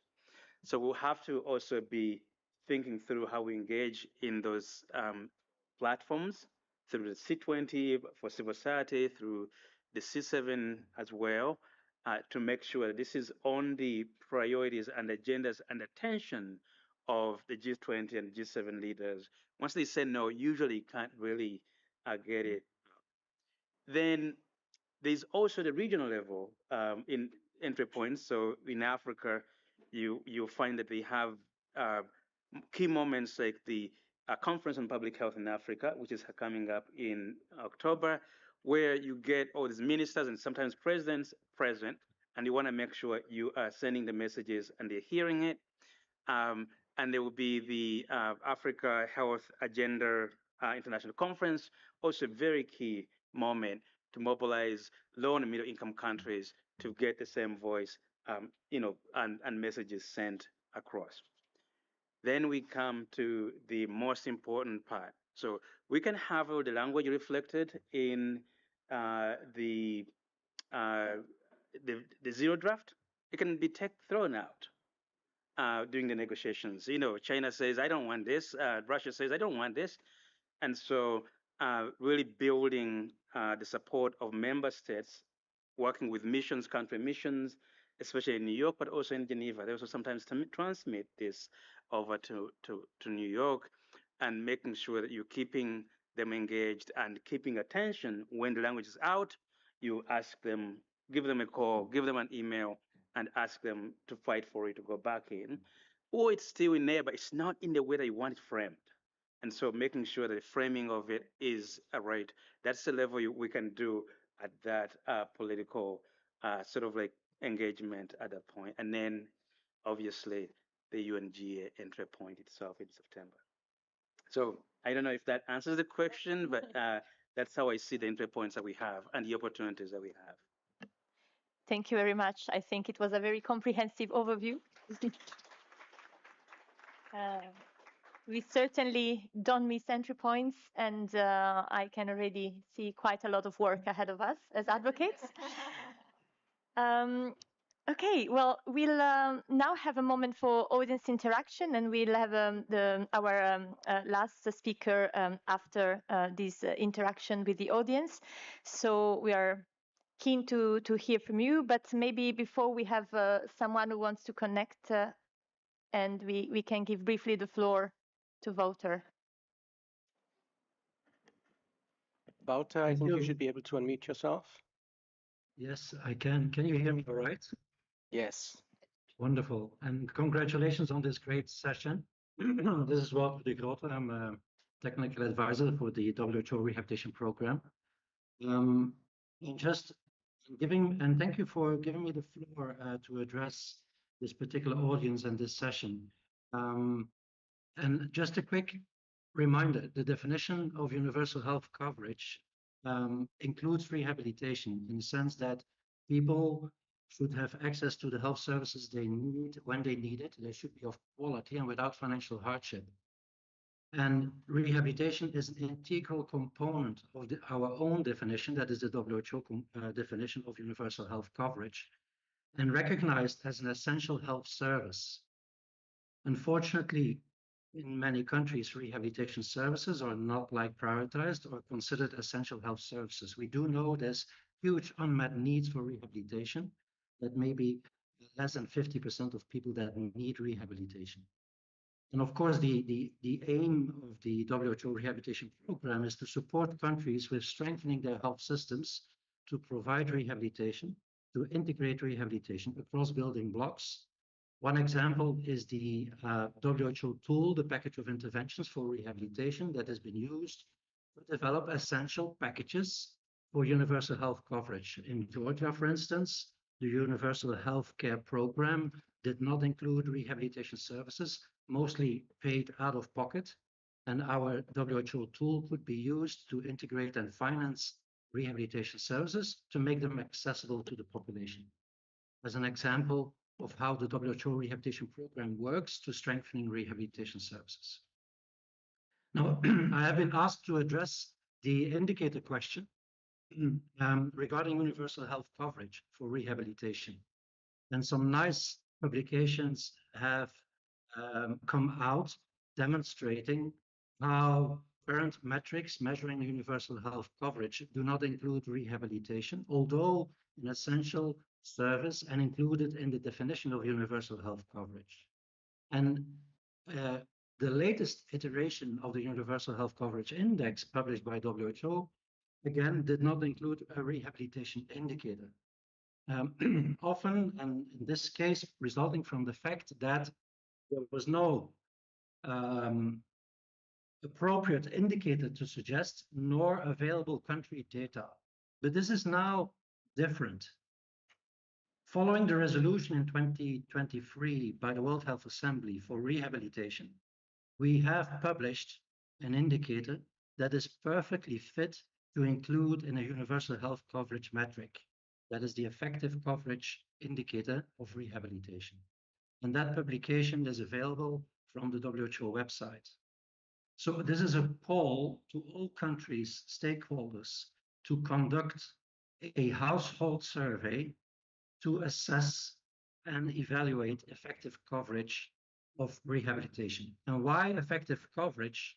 Because universal health coverage is about the people in need accessing services of quality. And there's this one key indicator type that can measure the same, and that is effective coverage. Acknowledging that universal health coverage metrics still include indicators that are not effective coverage indicators because not available from many health programs. And these may be crude coverage indicators or core resources densities, as suggested by Amy earlier, which is still possible. But we do have an opportunity that is the effective coverage indicator of rehabilitation. And if countries start collecting, finally, rehabilitation may be included in the next iteration of UHC indexes. Thank you for this moment. Thank you.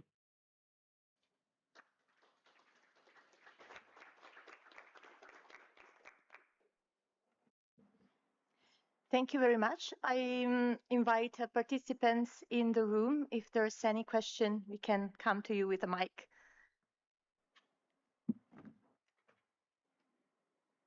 Yeah.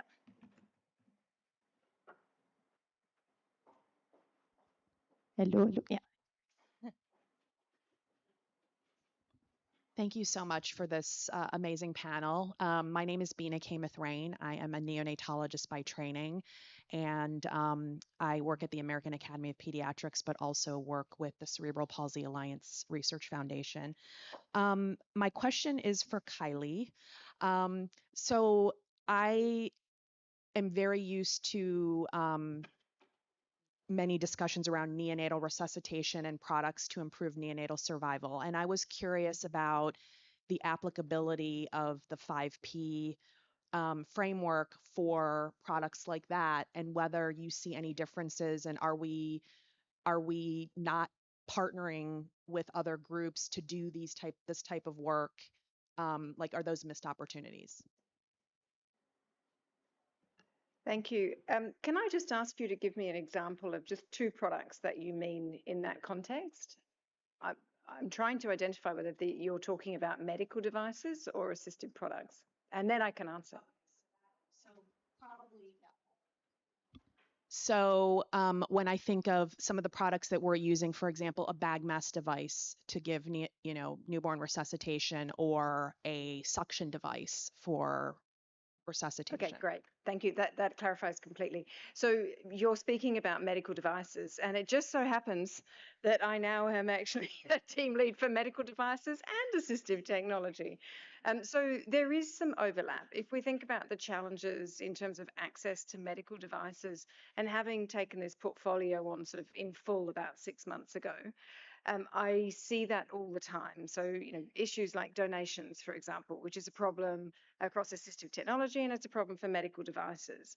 That's really common. Supply chain disruption, local production making these things less expensive, regulation, which is more of an issue on the medical devices side than it is on assistive technology.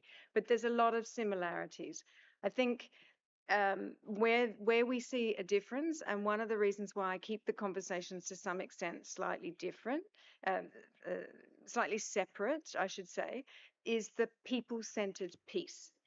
Because assistive products are used primarily by the individual to improve the individual's function. So in your situation, supporting a neonate to survive, you need access to medical devices, and the person at the center of that, to be honest, is the practitioner. It's the medical health provider that needs that device right now to meet the healthcare needs of that person in front of them.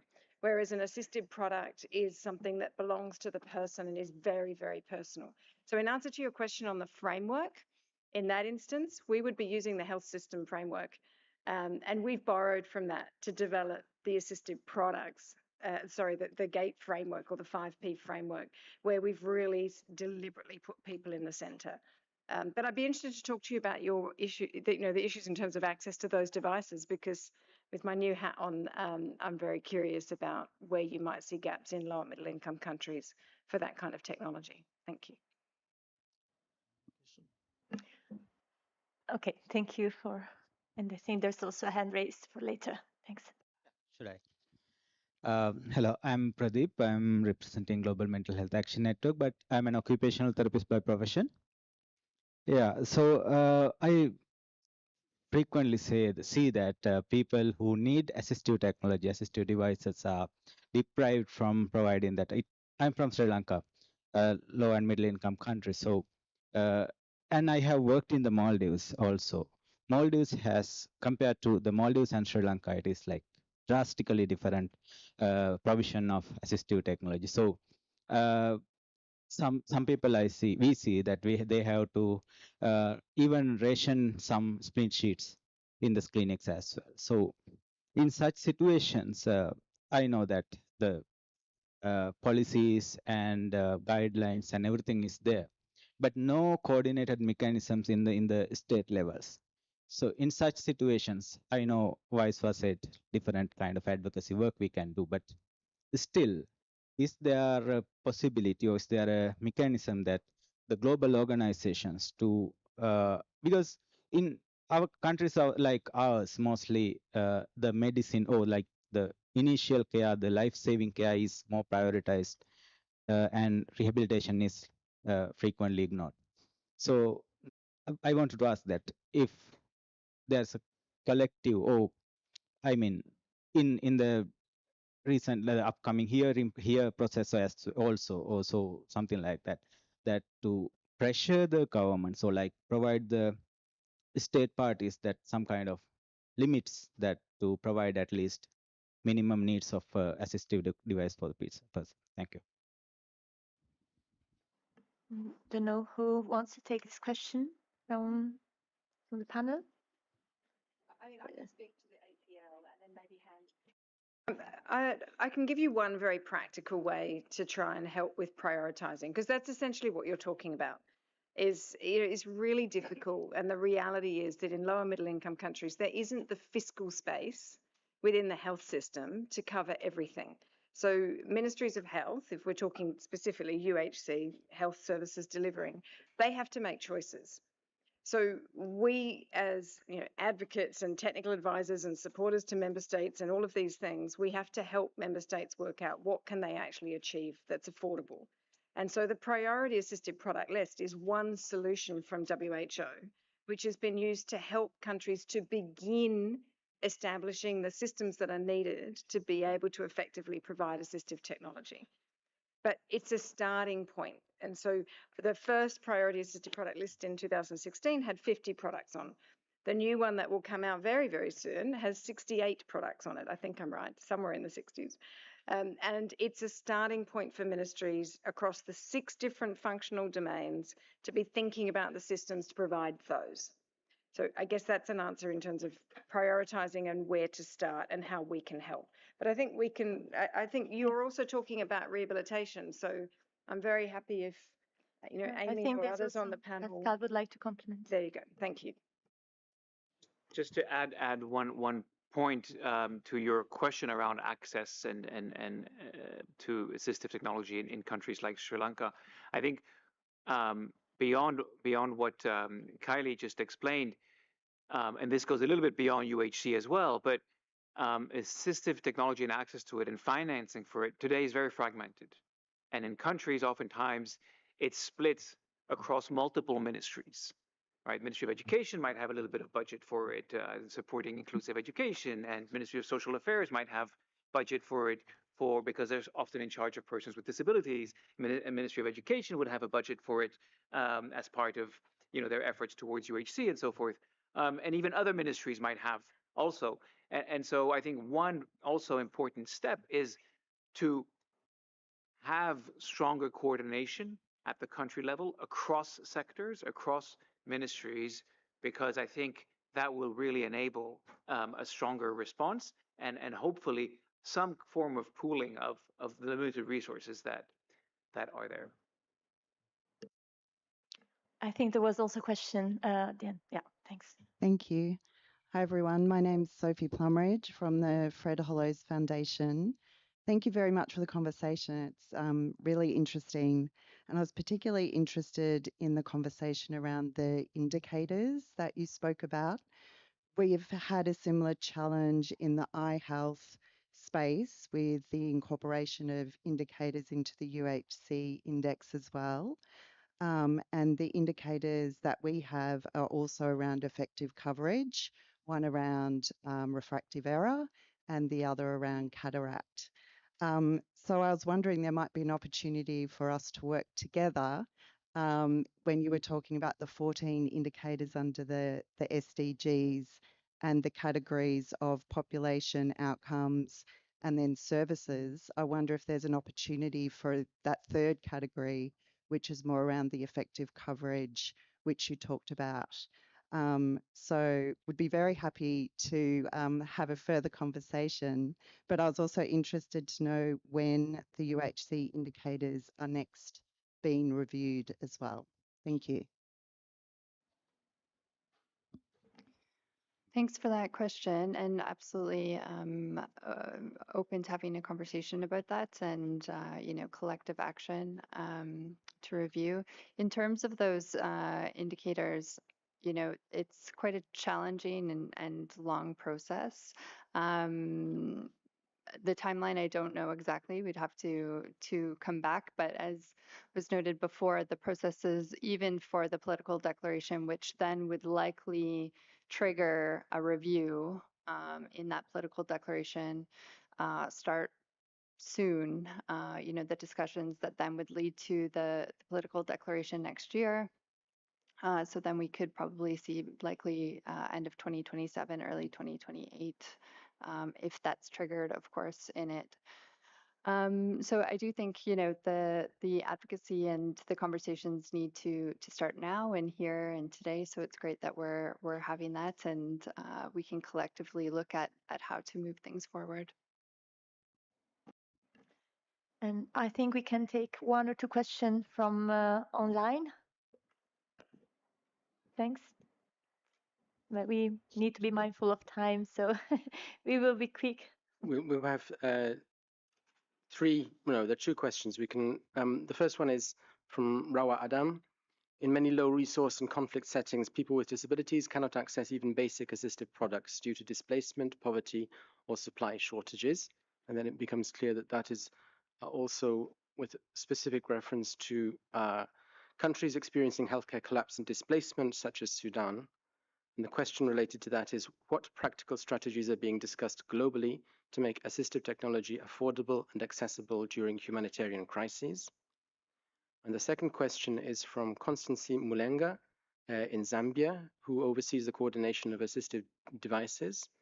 And she says that Kylie mentioned how the 5P framework includes strengthening systems and overall coordination of the AT system. My question is, for a country like mine, how are country-level collaborators coordinated to ensure ATs reach the right people and also to avoid duplication, as I have never come across a central database to track delivery of AT? Very practical questions. Very good. So I think we have a question on access during crisis and emergency situations. I don't know who will. Yeah. Okay, very well. All right, I'll take the first one then. On crisis, it is really a challenge, and too often in emergency response plans, this is not prioritized at all. And so we're trying to change that and advocating for that and working with OCHA and other players to make sure that in the guidance and that help prepare these plans, this is not forgotten or left as an afterthought. Practically, we have put in place a mechanism through the AT Scale partnership, which is a pre-positioning mechanism. So basically, we have a set of AT kits, and these kits is a predefined set of essential assistive products that have been defined by WHO and other partners, and they are strategically located so they can be rapidly deployed in times of crisis, be it a natural disaster or a conflict. And then it's a kind of a revolving mechanism that then gets replenished by the organization that's making use of those kits. But this is one way that we're trying to more rapidly address the needs that arise in cases of conflict. It's a small step. We'd like to make it a much bigger mechanism, but of course that is subject to more funding. Okay, thank you. So just building on that, just to flag that the Rehab Alliance, I think many of you may be aware, are working on a toolkit to support preparedness, and that has a module on assistive technology. Oh my God. Just checked in with Amy where that is. Oh my goodness, what was that? It's a WHO toolkit, and that is that one. Okay, it's a WHO toolkit. Okay, but with support from, okay. Right. And we're also, part of the issue around preparedness is making sure that we pre-position. And so we're really happy through the work with the rehab team to have assistive technology positioned as part of the trauma rehab, trauma emergency surgical kit, correct? Yes. That really threw me, that noise. I was like, whoa, okay. Coming to Zambia, I'll go on to safer ground there. So I think the answer to that around bringing collaborators together, something that we have seen as a really effective tool, and I love it when I hear that countries are doing this, is to undertake a national situation assessment. And there's a couple of different ways that it can be done. Now, I'm in a mixed rehab assistive technology audience here. So we've got the STARS, which is the rehab situation analysis tool. And we also have as WHO, we have the assistive technology country assessment. And these are really great frameworks that can bring stakeholders together in a guided way to go through systematically the capacities within a country, and then to be able to plan from that information that is gathered. But I think one of the powerful things of the tools are that it actually brings stakeholders together, and often it will surface work that's going on in different pockets and different stakeholders that each other weren't aware of. So I really encourage countries that are struggling with this issue around coordination to think about using these sort of systematic tools. And you can approach the WHO country office for support in doing this work, and that will come through to the regional and the headquarter offices for support as a rule. And we will do what we can whenever we can to be able to support those processes. So thank you. Thank you very much for your questions and the brilliant answers from the panelists. I would now give the floor to John Cauthen, Secretary General of the International Cerebral Palsy Society and Cerebral Palsy Europe. From a lived experience perspective, why rehabilitation and assistive technology cannot be left out of UHC, and why must health systems look beyond survival to address the broader spectrum of health needs? Thank you, Valentina. So my lived experience is that I'm the parent of a 20-year-old living with cerebral palsy. And I think when we go back to the 5P framework and with the person at the center, and there's one aspect of today's session which is really important to emphasize, is that we have rehabilitation and assistive technology on the same panel, talking about issues which are dealt with in different departments at WHO. And we see across health systems how this fragmentation between different service providers can lead to gaps and to a lack of provision. Some of the work that we did last year with WHO on preparing the Global Action Plan on universal access to assistive technology really discovered the extent to which a lack of an ecosystem around the provision of assistive technology, and that ecosystem involves essentially rehabilitation professionals, can lead to products being neglected and wasted. So coming back to this point about the person-centered approach, if you think about the person and their needs and all the different aspects of their needs, then it's important that we have rehabilitation and assistive technology and indeed other sectors, because it goes beyond that, working together and in coordination. But I wanted to give the opportunity for some of our members in low and middle income countries to weigh in on this. And so we've compiled three little short, very, very short videos from them. And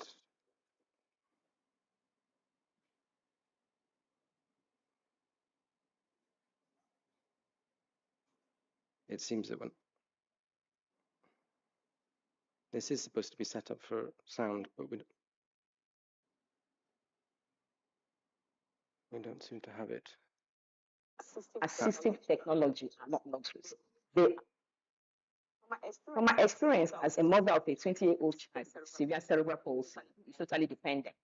And from what we see daily at CB Center, rehabilitation, especially palliative rehabilitation and assistive technology, make life possible. Sorry. A child may survive birth complications, but without supportive settings and other assistive technologies, the child is still excluded from education, healthcare, and community life. In low-income settings like ours, families, especially mothers, carry this burden alone. Universal health coverage must go beyond survival. It must also give people dignity, inclusion, function, and thank you.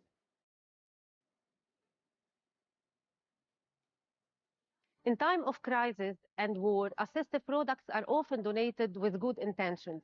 But when they are not adapted to the person's need, they can cause pain, complication, and exclusion instead of support. At Cezobel in Lebanon, I see every day how appropriate assistive technology changed life far beyond mobility. A well-fitted wheelchair is not just mobility, it is access to school, play, participation, and inclusion.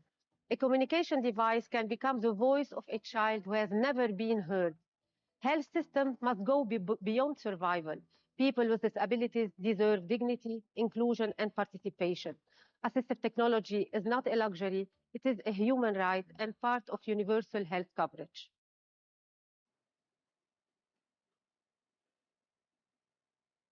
I'll share with you the before, after, and present of Nestor Fabian Meza from Corrientes, Argentina. The story began in June 2024. Surgery on both legs marked the beginning of a great challenge, total reconstruction. Then came a new stage, entering the Mandic Institute for his rehabilitation. Those were months of effort, perseverance, and hope. Today, thanks to his enormous willpower, the work of many people, and the financial support of the Abogado Foundation, Nestor has a different life and a different future. A story of struggle, overcoming adversity, and new opportunities.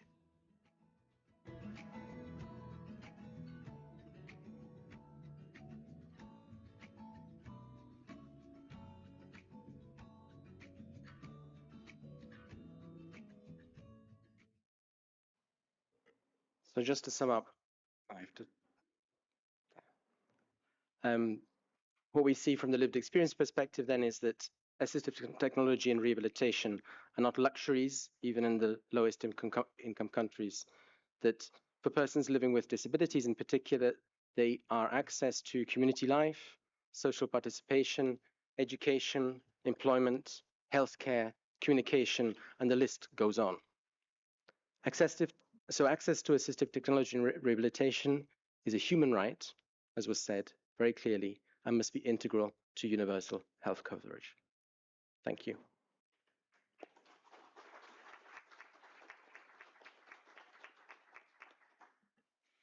Thank you. We are going to close with a few minutes delay, but we also started a bit later. So for all panelists, and here the challenge is to be very concise, to just highlight one key message to bring to the high-level meeting on universal health coverage. Yeah, maybe we can start from Joan and we go this way of the panel. Thank you. So I'm just going to repeat again, it's a human right. I think I'm just going to echo what was earlier said about partnerships, that it's really having a collective voice and going in together. So communication and partnerships. Yeah, it's a sentence. It's a question that makes us repeat ourselves. I think is that yes. Look, I would say assistive technology. Look, it's an essential part of healthcare. It enables people's health, their well-being, their participation, their inclusion, and their realization of rights. And yet we need to emphasize that at the moment, for too many people, the products and the services are either unavailable or paid for out of pocket. And I would probably flag that really, if we think about assistive technology needing to be embedded into health policy, financing, and service delivery as part of essential affordable care, that's exactly what the 5P framework is all about. Thank you. I think that as countries are struggling right now with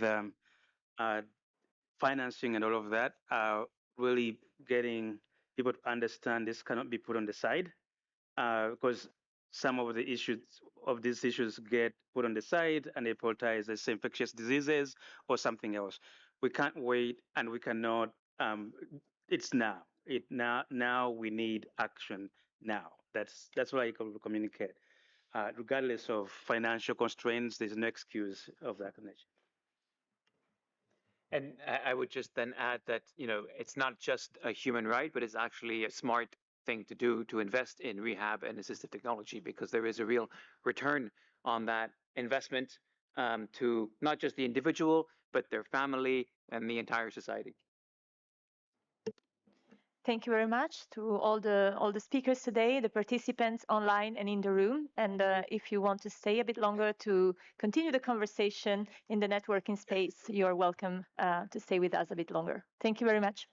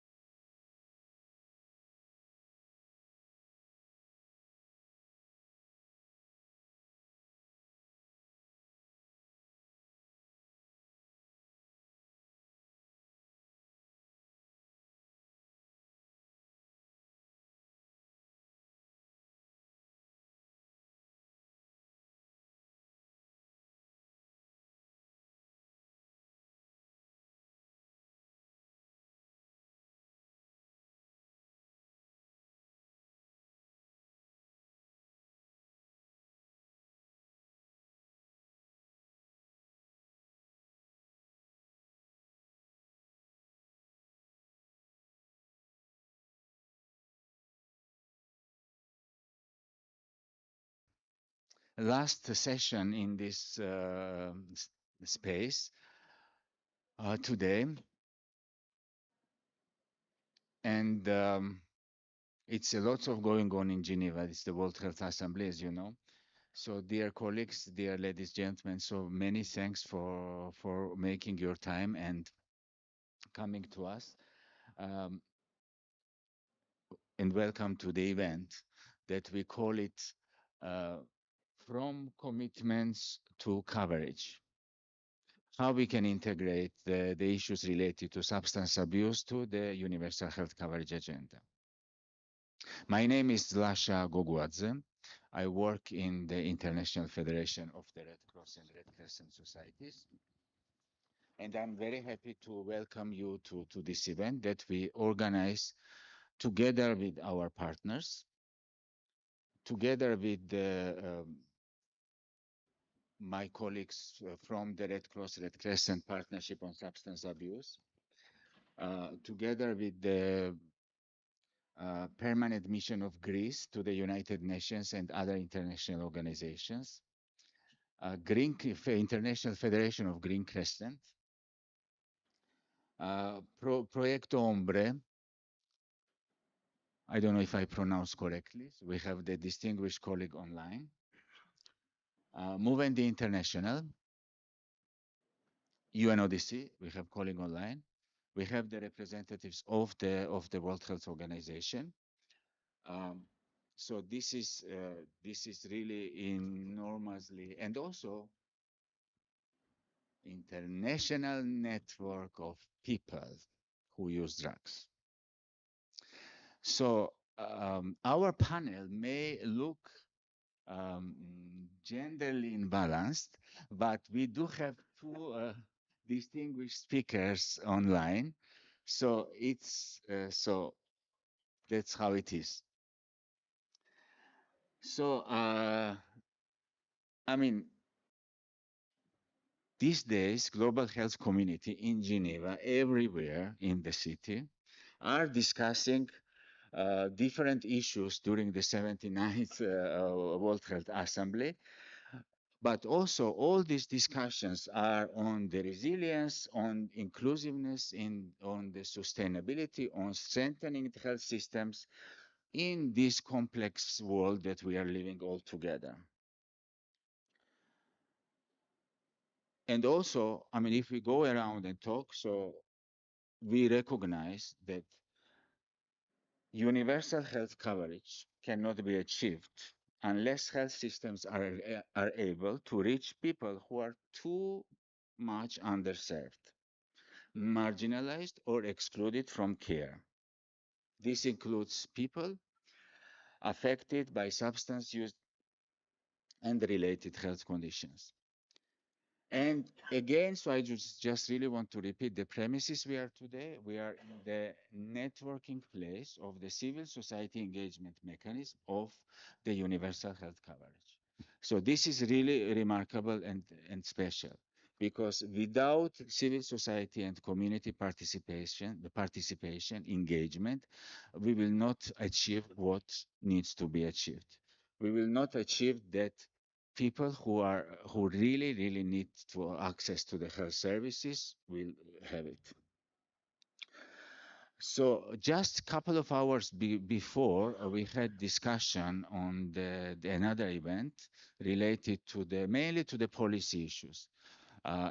So we can see how policy develops so far. And we hope that this discussion will contribute to this event. And it will be, I think, in total 2 or 3 or 4 maximum, I think, events that really concerns the people who use different type of substances.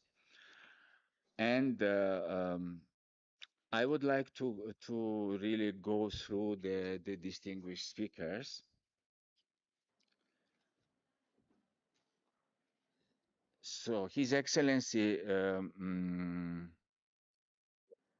Dimitrios. No, sorry. I have the previous run of show. So Ioannis Gikas, I'm really very sorry. Ambassador, Permanent Mission of Greece to the United Nations, other international organizations. Ambassador Mahbet Guloglu, Secretary General, International Federation of Green Crescent. Sonia Nif, Proyecto Hombre, Sonia Online. Malik Dumber from Movendi International. Elizabeth Sanz, Elizabeth we have online from UNODC. Anyam Buse from WHO. And Massimo, our chair of our Red Cross Red Crescent Partnership on Substance Abuse. And Mauro, who is the chairing, or he's the president of the Red Cross Red Crescent Network on HIV, TB, hepatitis, and drugs, substance abuse. So I just would like to give the floor to His Excellency. Maybe you just bring some issues related to importance of policies and political aspects to tackle those issues. I think you have to push. Okay, great. So thank you so much for inviting me. Yeah. Stay here. As you wish. What do you want? I think here is best. Yeah. Huh? Yeah. Okay, so good evening, everybody, and good afternoon, rather. It's a real pleasure to be here, and it's an important topic. And I'm very happy to be here, first of all, because I have actually some positive results in Greece that I can share, and I feel they are important and might be useful to everybody. And I'll be glad also to bring you into contact with the people in Greece who have actually on the ground been making this progress. So let me just, I'll be a little bit over 5 minutes if you don't mind. But let me just say in general that the last 5-6 years, Greece has done a pretty big and profound transformation in its healthcare sector in general, and also in the particular domain we're talking about today. So this has been based on a few pillars, and one is digitalization, which we've used to enhance prevention and cut costs, and then to hire more health workers and to expand our system also in the direction we're talking about today. So you have to see this as a building block of a more general, that's anchored in a more general framework. So now I'll get to the specifics. So Greece fully supports, obviously, the objective of integrating substance use prevention, harm reduction, and treatment into universal health coverage in line with SDGs 3.5 and 3.8. This is a core test of equity and inclusiveness in health systems. In this context, Greece has undertaken an in-depth reform with the establishment of the National Organization for Prevention and Addiction Treatment.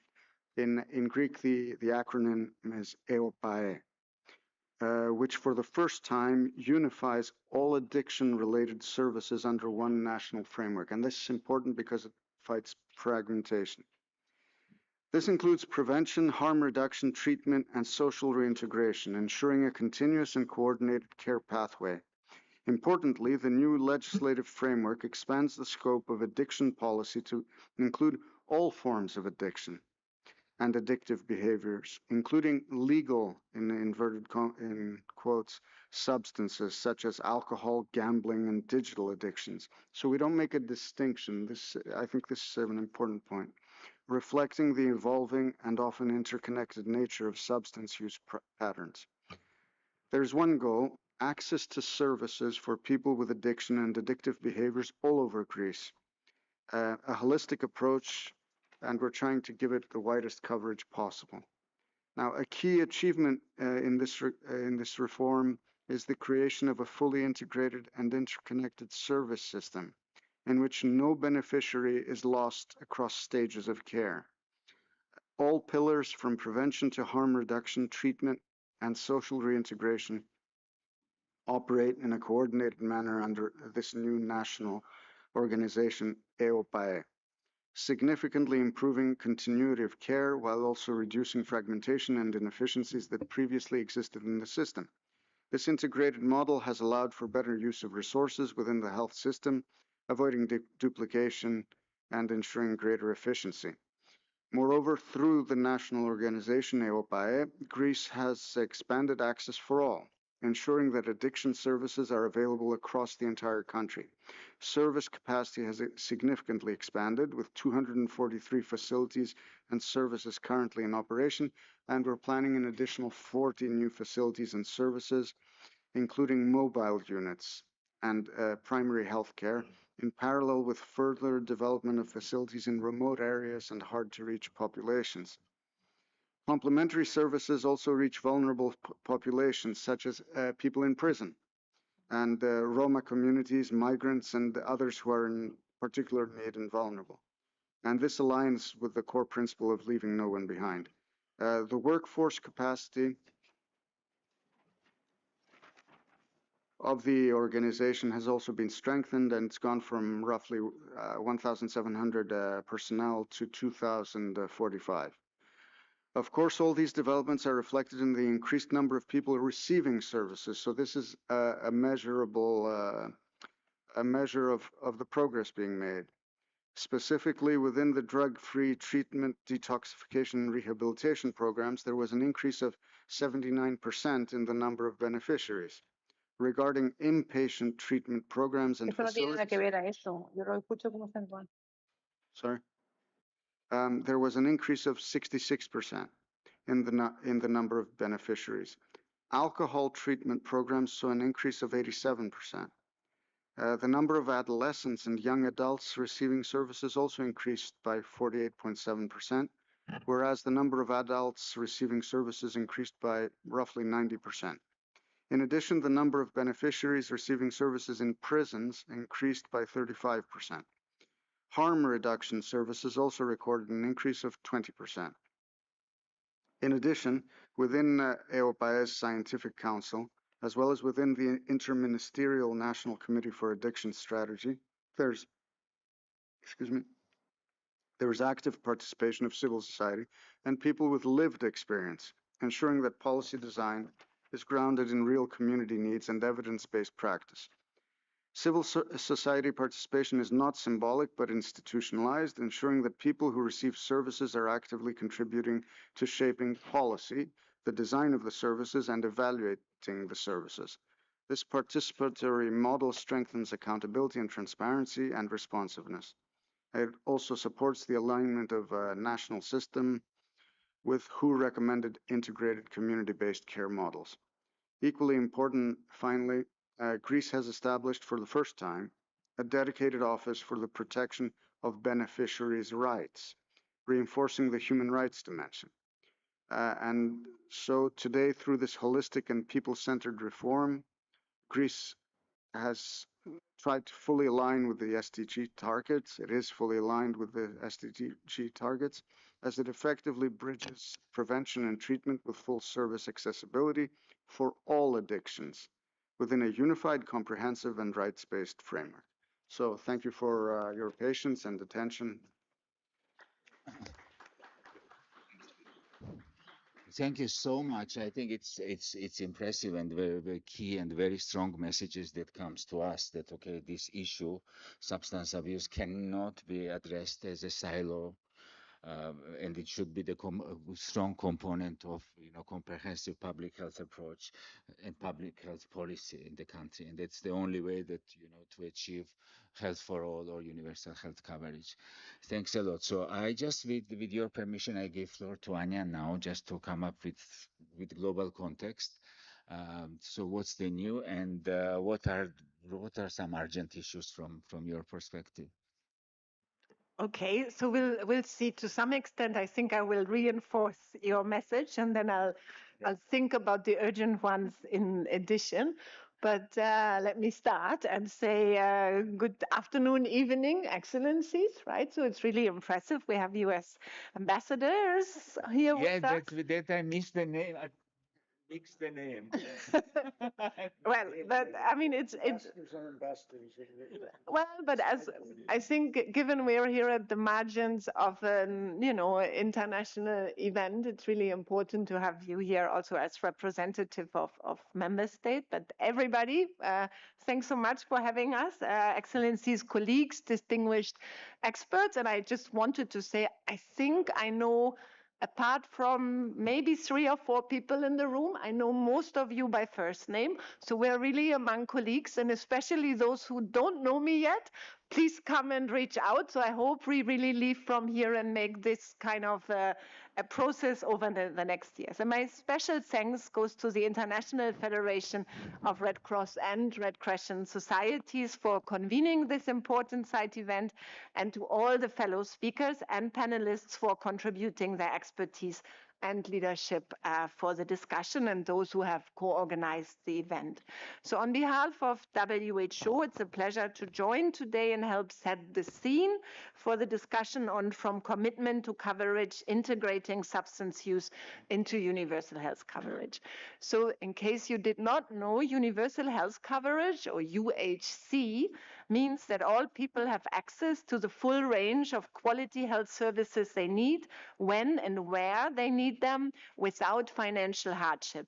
It spans the full continuum of care, from prevention and health promotion to treatment, rehabilitation, and long-term support.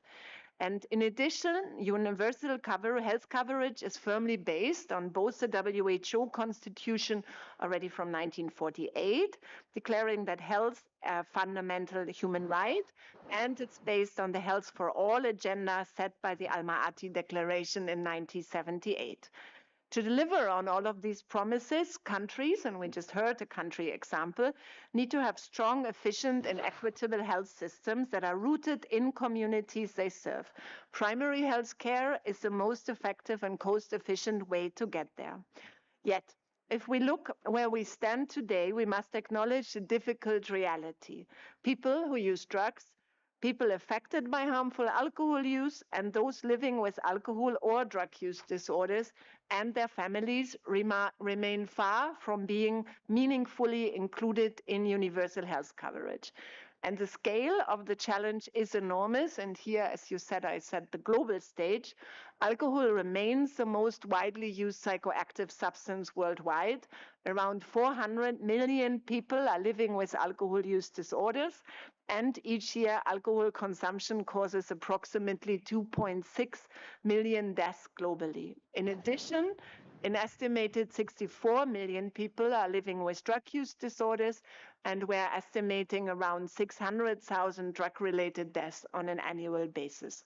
Taken together, these quite dramatic figures illustrate that substance use and substance use disorders are not marginal issues. They're one of the major drivers of preventable death and disease worldwide. But beyond these already striking figures, there is another dimension that we are often overlooking.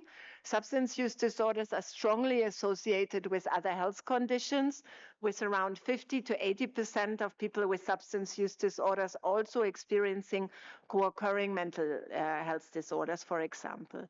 They are also associated with significantly increased risks of a wide range of physical health conditions, including both communicable and non-communicable diseases. And yet, despite this level of need and complexity, health systems are not responding at scale. At the same time, structural barriers, stigma, discrimination, punitive legal frameworks continue people from accessing services. More than, and I mean this number we're repeating so often, but it's honestly really shocking, more than 90% of people with substance use disorders do not receive any treatment at all, and only a very small proportion receive effective evidence-based care. In many countries, services remain fragmented, under-resourced, and disconnected from primary health care. About half of countries do not have dedicated programs to address comorbid conditions, in people with substance use. So even where services exist, they are not accessible, not affordable, or not acceptable to the people these services are for. This has profound implications for the topic of our meeting today, universal health coverage, and linked to that also the achievement of the Sustainable Development Goals.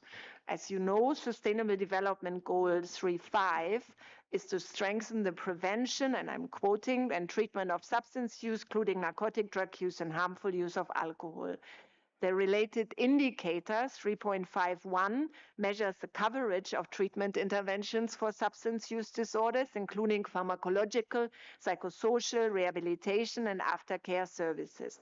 Yet at the current pace, we are clearly not on track to reach this target by 2030. WHO guidance in this regard is very clear. Unless substance use services are fully integrated into resilient, publicly financed health systems, as we just heard in the example, as part of the universal health coverage packages, they will remain vulnerable to disruptions and people's lives will continue to be at risk. So I just want to add also that just this morning in one of the events, we spoke especially about how service interruptions for people with opioid agonist maintenance treatment services affected many communities and populations around the world last year with the financial cuts that occurred everywhere, and WHO had issued in this regard also very specific and hands-on guidance how to be prepared and how to address this, right? So, I mean, while I'm now giving this high-level, let's say, speech, I just want to say that, you know, we have issued very practical and concrete guidance on how to address that in very difficult situations, and service interruptions were mainly due to financial cuts, but also due to conflicts and political situations, sometimes in different regions of the world. So, and now I'm finishing that official speech again, we know what needs to be done, right? We need a health system perspective to ensure actions across all domains towards what we would call a truly no wrong door, a person-centered approach. This requires services that are responsive to age, gender, social context, approach to access, strengthened workforce capacity, well-functioning health information systems, available and affordable essential medicines, sustainable financing, and governance. So with all of this kind of dramatic picture, there are also encouraging signs of progress. We are seeing in some places a gradual shift towards more health-centered, evidence-based, and human rights approaches.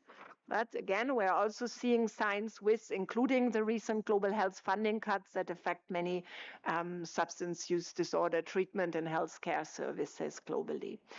Again, now positive, we are seeing regional leadership emerge. So for example, the WHO Eastern Mediterranean region currently has a flagship initiative on substance use, and that's one of the important examples how countries and partners can work together to expand access to prevention and treatment, strengthen systems, and accelerate progress when there is political will, like there is currently under this flagship initiative supported by countries in the Emerald region.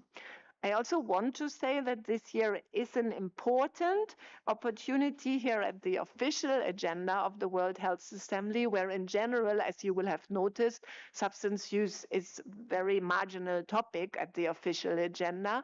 But at least on Friday, there is going to be a progress report by the Director General of WHO on the public health dimension of the world drug problem.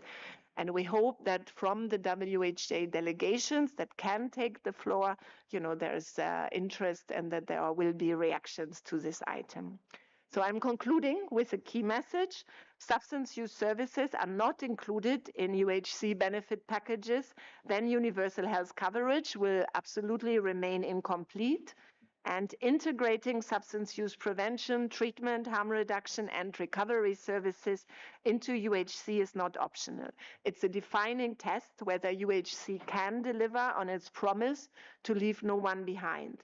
If we act together, we have a real opportunity to turn commitment into coverage and coverage into care. And before thanking you, I just want to come back to the community that we are here. I mean, for me, even though there are maybe not so many people in this room, I see that we have joined, from groups that are working more on alcohol or groups that are working more on drugs, from member states, international organizations, civil society, maybe also organizations that represent different sides of a spectrum, let's say.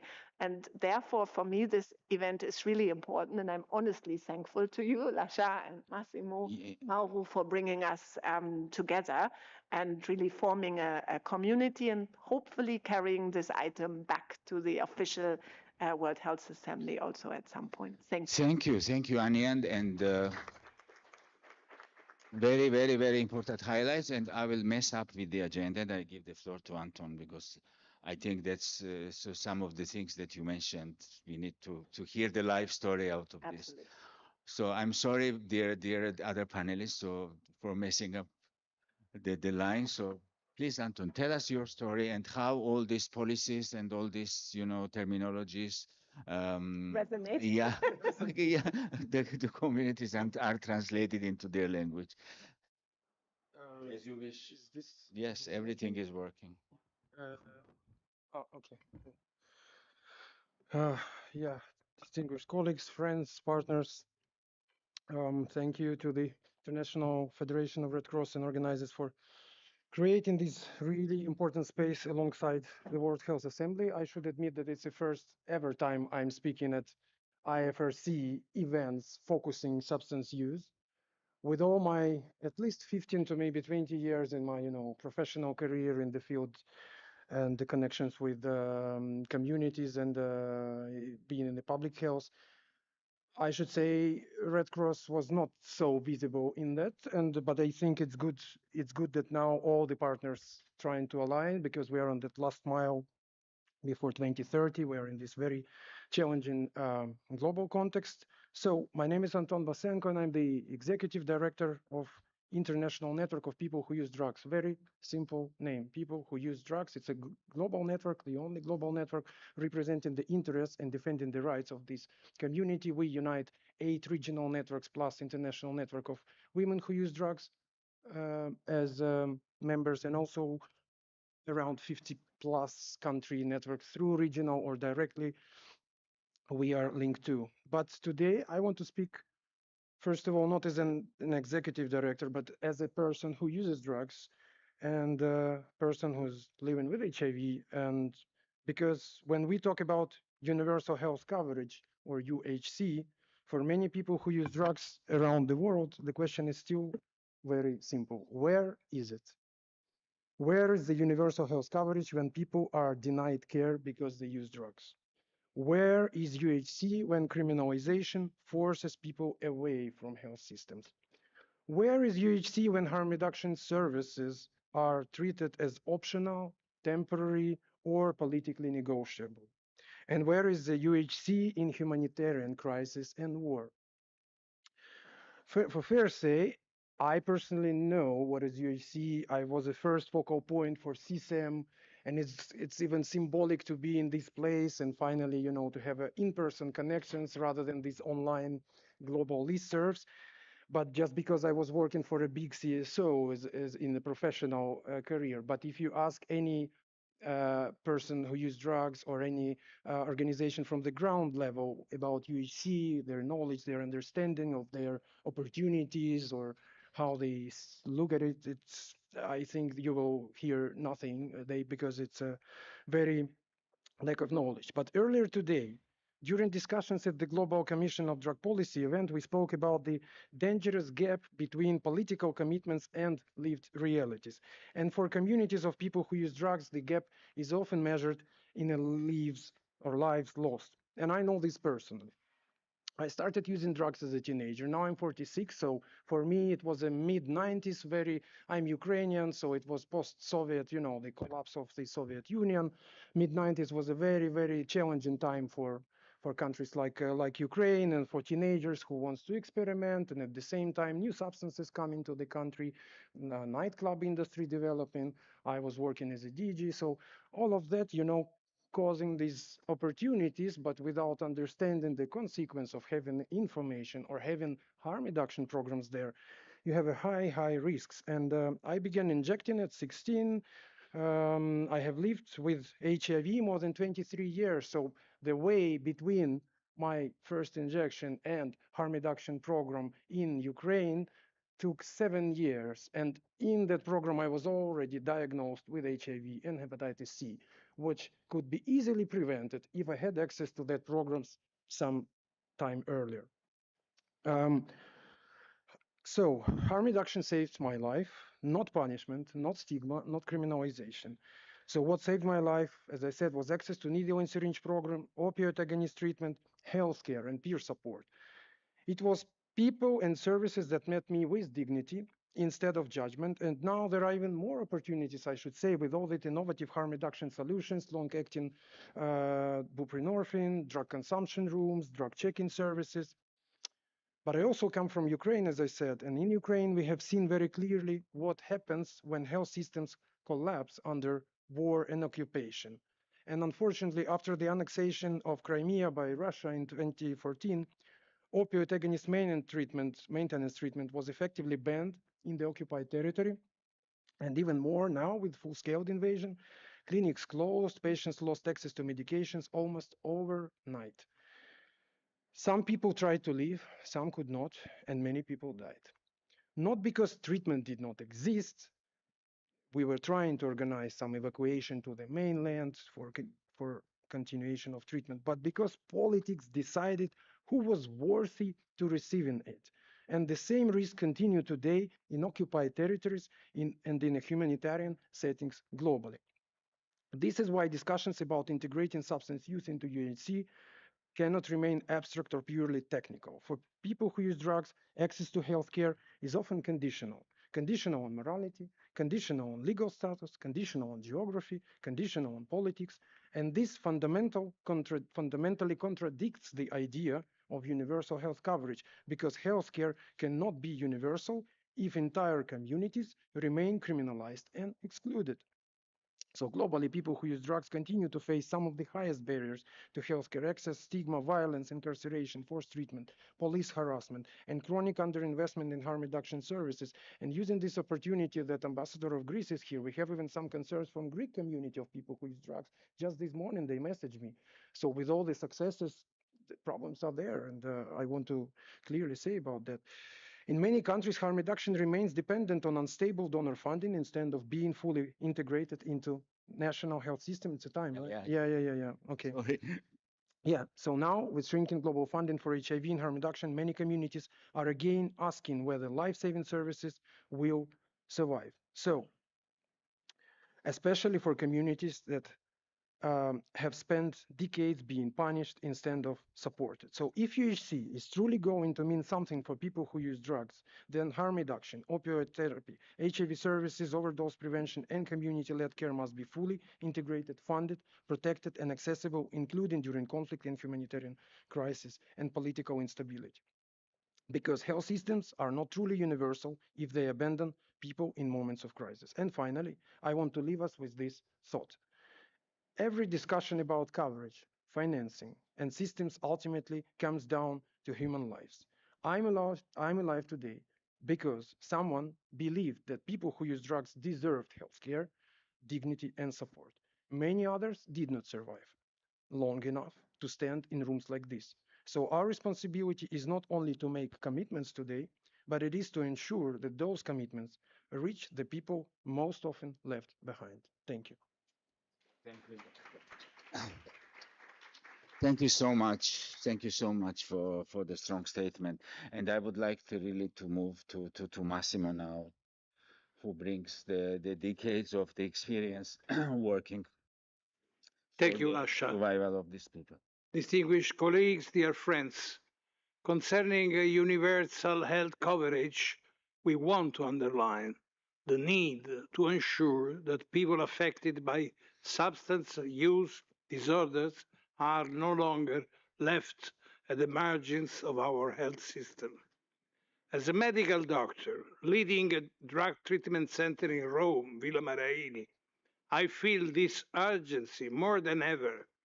Over the past 50 years, I have personally witnessed the obstacles, resistance, and frustrations involved in guaranteeing daily care access to care for more than 700 people every day. And still today, these remain an enormous challenge because of the stigma and the profound ignorance that too often prevail within bureaucratic systems. Even in the Red Cross, I appreciate your remark. It is true. It is true. And this today, the same universal health system should support treatment centers by listening to those working on the front line instead of creating further barriers to care. The waiting list. I cannot imagine that it's possible to have also in big countries like US waiting list. When we speak about universal health coverage, the slogan is leave no one behind. But the reality is still too often different. Only 1 out of 11 people receive adequate treatment. People suffering from substance use disorders remain among the most excluded population in the world, excluded from healthcare system, from political priorities, and very often excluded from compassion itself. For decades, governments have invested enormous amounts of public money in repression, criminalization, incarceration, punitive responses to drug.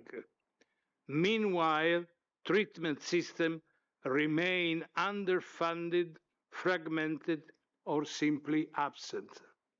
This imbalance is not only unjust, it is irrational.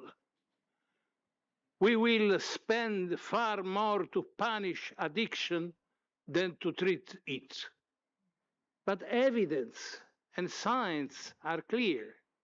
Meeting and treating all people with drug problems produces benefits for the entire community. We ask for a common understanding. Harm reduction is not an alternative to treatment. Harm reduction is the first step of treatment. It is the point of contact that prevents people from reaching the point of no return. Through harm reduction, we save lives, we build trust, and we open the door to care. Every person who accesses treatment is one less person abandoned to addiction and marginalization. And this means less pressure on criminal justice system and better public health and public safety. So perhaps the problem is not the lack of resources, as we always listen. No resources, no resources. But the way public authorities have decided how to allocate them until now. If universal health coverage is to be credible, we need a real paradigm shift, moving resources from repression to care, from punishment to treatment, for exclusion to inclusion. Because addiction is not a moral failure, it is a health condition that requires medical, psychological, and social responses. Within the Red Cross movement, we witness every day the consequences of exclusion of millions. This is why we are working to promote a different approach, a humanitarian approach, based on compassion, science, inclusion, and easy access to treatment. Through our international partnership, we promote concrete operational solutions on how to build community-based prevention before criminal justice intervenes. And also, Police should become therapeutic and not only repressive. And this is possible. And this happened in some part of the world. On how to implement effective harm reduction strategies. Because recovery is possible, but only if systems are willing to open the door. 10 years after UNGAS 2016, we have an important opportunity. The global conversation is evolving, and many actors have changed their mind because evidence is strong, because there is no universal health coverage if people living with addiction remain invisible, and there is no resilient health system if the most vulnerable are left behind. Thank you. Dear Massimo, dear Anton, thank you very much really to grounding us to the realities that communities are facing. And now I really want to move to Mehmet, to you. So just really to share with us how your community-based prevention, treatment, and recovery activities are contributing to the accessing to the care for the people who use drugs. Thank you very much. I mean, His Excellency, dear participants, dear colleagues from different organizations. It is a pleasure to address this panel on behalf of the International Federation of the Green Crescent. You know, as a former member of the Red Crescent Society, I'm very familiar with the IFRC. Now with the IFRC, IFGC, and other organizations, it's really good to be together. First of all, about the title of the event, from commitment to coverage in integrating substance use management into universal coverage. Otherwise, substance use is not something good. I think, of course, we should be away from stigmatization, but also about the really the terminology, we should be careful.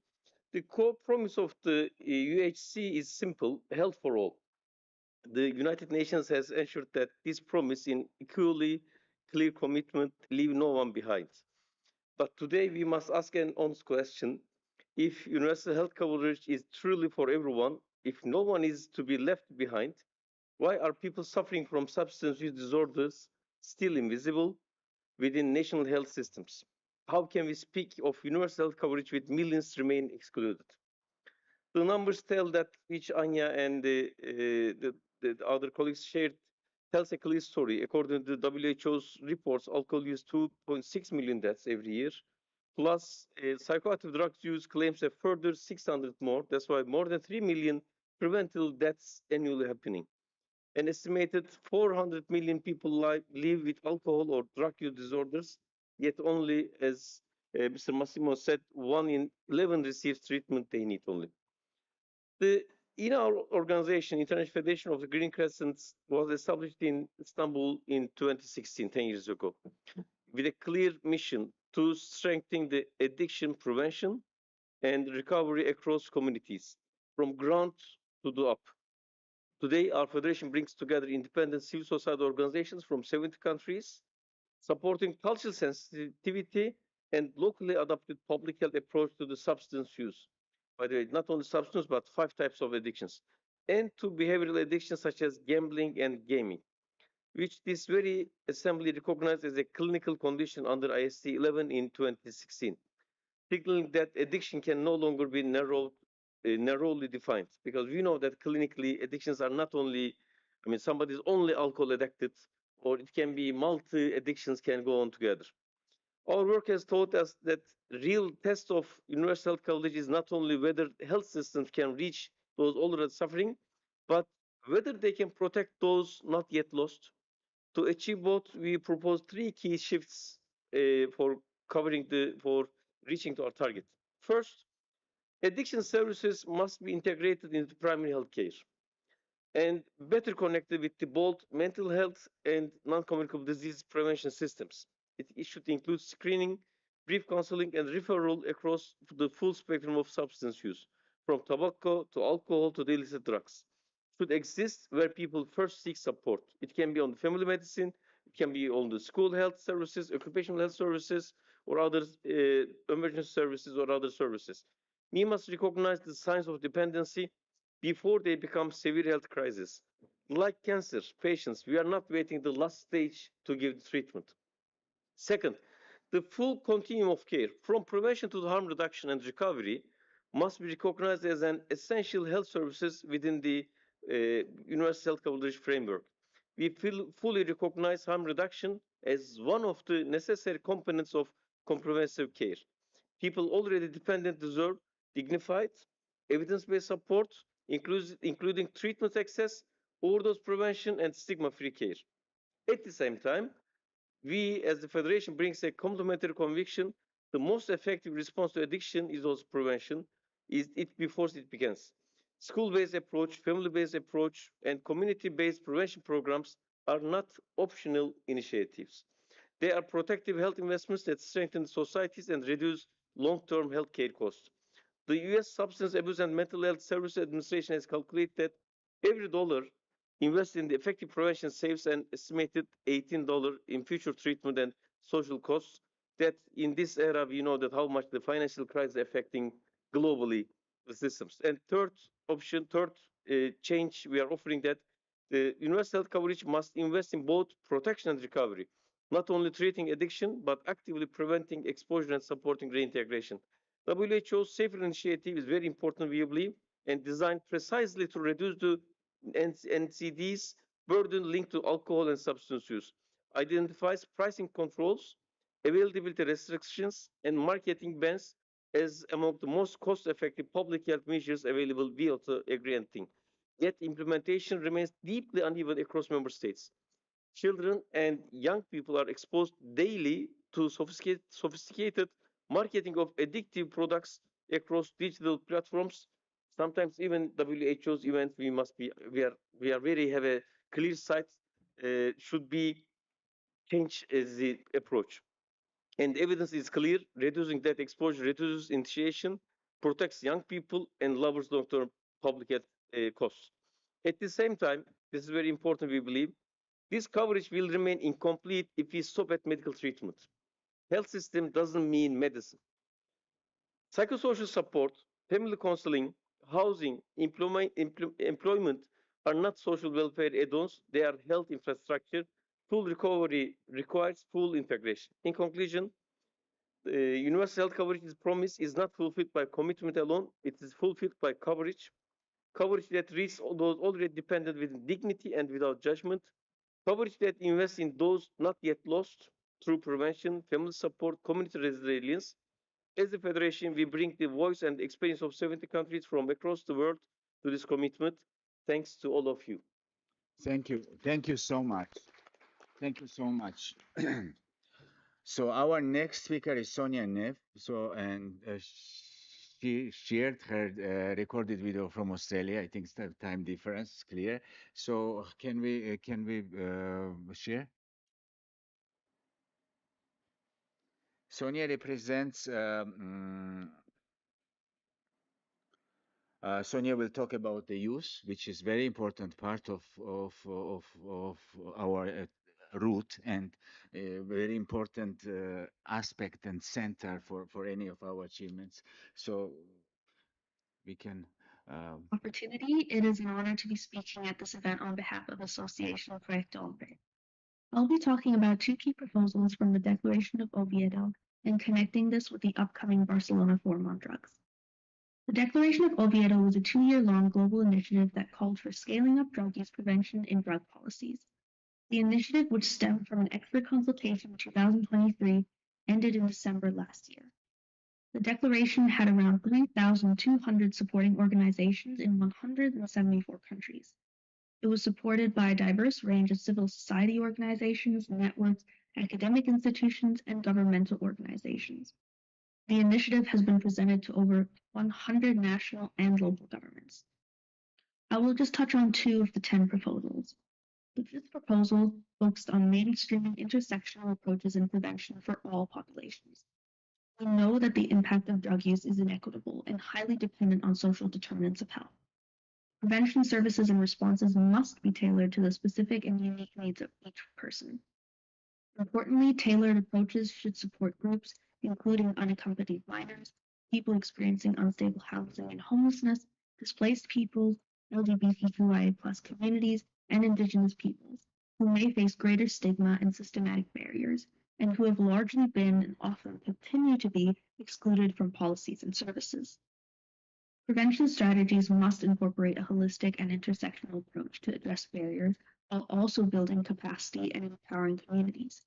Interdisciplinary, intersectional, intercultural, and intergenerational approaches must give communities the power to not only be involved, but to lead and drive decision-making across all services and systems.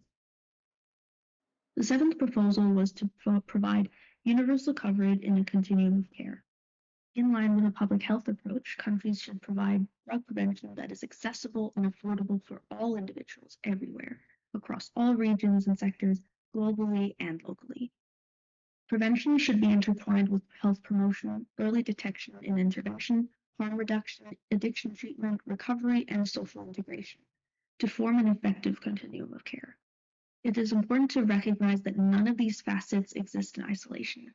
Rather, they are interconnected, and the value of each should be celebrated in how they can contribute together to achieve more equitable and inclusive universal health coverage. Additionally, health services must also be complemented by improved services and agencies, from education to justice, governmental, private, and social, at individual, community, institutional, and societal levels. The Oviedo Declaration highlighted that it is our shared global responsibility to ensure that no country, no community, no family, no person, and no child is left behind. So the declaration was a campaign that is part of a global initiative which will culminate at the 2027 Barcelona Forum on Drugs. This forum covers a diverse range of topics and themes which have been separated into 9 sections, ranging from intersectionality to therapeutic justice.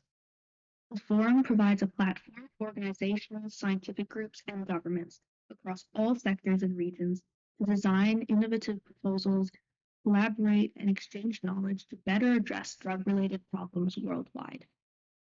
The most relevant proposals and innovations will be presented at the Barcelona Forum on Drugs from January 28th to 29th, 2027. The forum is being supported by international organizations, including the UNODC and EUDA, and civil society networks, including the Red Cross Red Crescent Partnerships on Substance Abuse and European Red Cross and Red Crescent Network on HIV, TB, hepatitis, and substance use. We would like to express our thanks for supporting the forum and also for inviting us to speak at this event today. I would like to end with a final note that I believe that it is essential that we always keep in mind that every forum, initiative, program, research project must remember that substance use affects more than just one person. It affects families and communities, with stories, histories, and journeys. If we really want effective solutions and to see lasting changes, we need to work together with communities to share power, exchange knowledge, and learn, unlearn, and also relearn to effectively ensure that substance use services are fully integrated into health systems. So equitable and inclusive universal health coverage implementation can really be achieved, not only for future generations, but also for us as a society right now. Thank you very much. Thank you, Sonia. And I think our message is becoming more and more, step by step, stronger and stronger. So lots of connections, lots of building up. So now, Mike, your turn now. So just to really to share your experience on the importance of integrated approaches on the substance abuse services. Thank you very much for the invitation to contribute and for the opportunity to have this conversation with you together. My name is Mike Dünbe. I'm Director of Strategy and Advocacy in Movendi International. And I would like to talk with you about a story and a study. The story is about myself. I have not met my grandfather and I have not met my aunt. And this is on the side of my mom's family. And my mom, she wanted to protect my brother and I from her father living with severe alcohol addiction. He passed away from liver cirrhosis. I think I was 15, 16, I don't really know.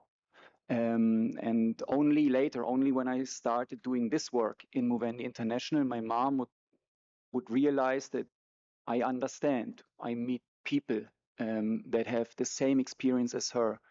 So I heard what it meant for her to grow up in a family that is ravaged by alcohol use disorder and addiction.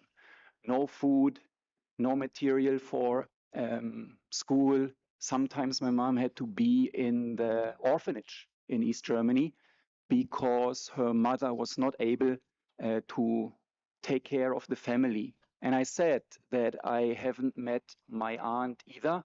That's her older sister. She committed suicide when she was in her 20s. I have met her other brother, but he passed away a few years ago, way too early. When Germany reunited, he never found a job. He only consumed alcohol and smoked tobacco, and he passed away from cancer. So out of 4 siblings, 2 didn't make it. But I also said that I wanted to tell you about a study.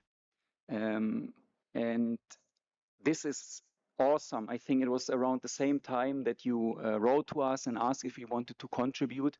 We are monitoring the scientific developments, and there is a study that is called in the following way. It just came through, I think, 11th of May. I am nurse, I am partner, I am cook, I am everything. Roles and functions of relatives in supporting therapy adherence and abstinence in patients with alcohol-related liver cirrhosis prior to listing for liver transplantation, a qualitative analysis. So what you hear is, of course, another dimension of alcohol harm, the liver disease. And you hear that this study analyzes how the family, how the people around the person, like my grandfather that I never met, how the family is stepping up. And what they find is, I just have 2 sentences from the abstract. Relatives played a central role in supporting therapy adherence and abstinence, particularly by actively assisting with the implementation of treatment recommendations. They also assumed significant responsibility for acquiring and applying health literacy. So what happened in my family is that the people around my grandfather, they could not shoulder this function. And in other families, people step up.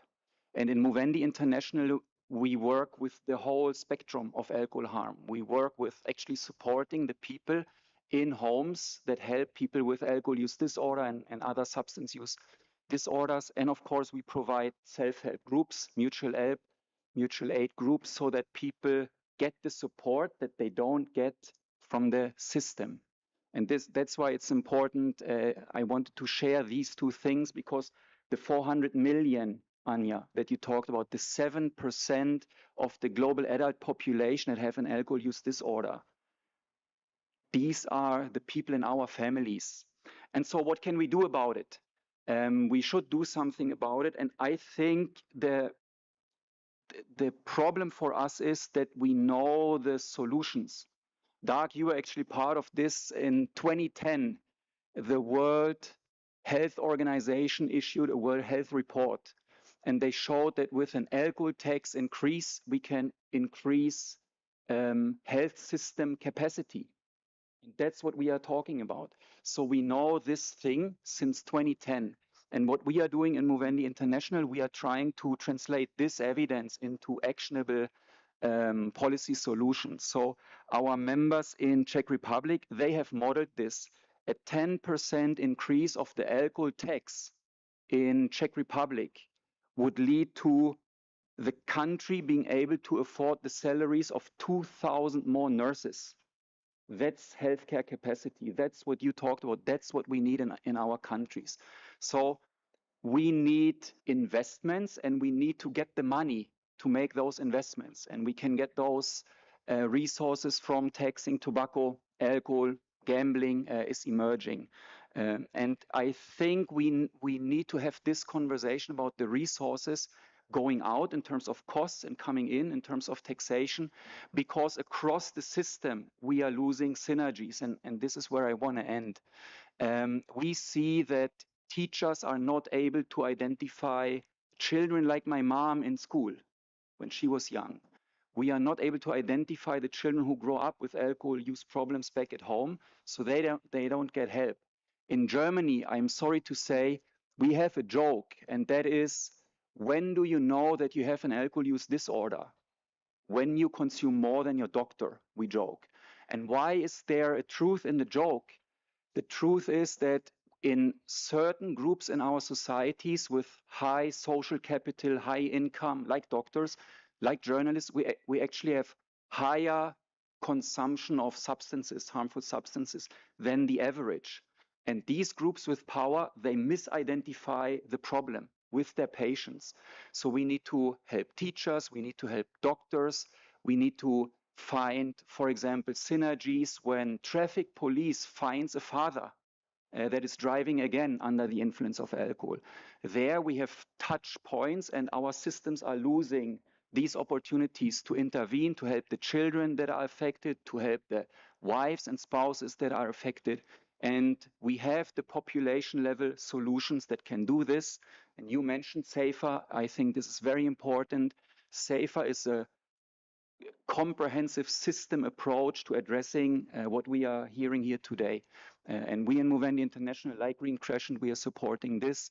We hope that more countries can use that model, that kind of blueprint, screening and brief interventions, taxation, and shaping the environment that people live in towards health-promoting environments and freer from the commercial determinants.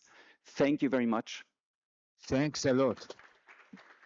Thank you very much. Now Movendi is on our network now. Thanks you, thanks Anya for bringing us together. So I think it's very important points that you mentioned. It's very close to our Red Cross, Red Crescent work at community level. So now we move to Elizabeth. Elizabeth. Yes. Hello. Can you hear me? Elizabeth from sorry. Can you hear me? Yes. One second, Elizabeth. Okay. I could just say, interrupt Elizabeth, and many apologies. I just want to give a quick reply, and then I will go. So, first of all, as I said in the beginning, I am obviously a diplomat, right? So the people on the ground who are making a difference is the people you would like to meet. So, you know, as I said in the beginning, you know, you are welcome to Greece to come and see whatever. The second thing is that, you know, people with substance abuse are brothers, sisters, uncles, aunts, etc. So no stigma, and this is one of the things that I wanted to emphasize. Third point is, you know, Greece is recovering from a very profound economic crisis, right? So my main point is not that we have reached the nirvana where nobody is having substance abuse, right?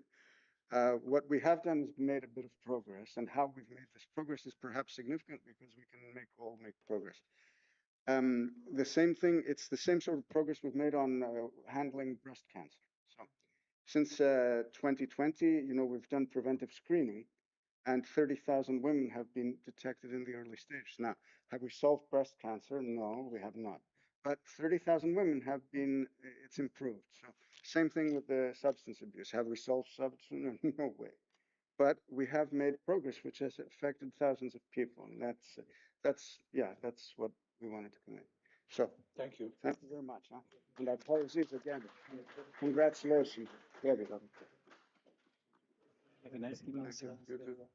Thank you very much, Ambassador, for your time, and once more apologies for messing up a bit.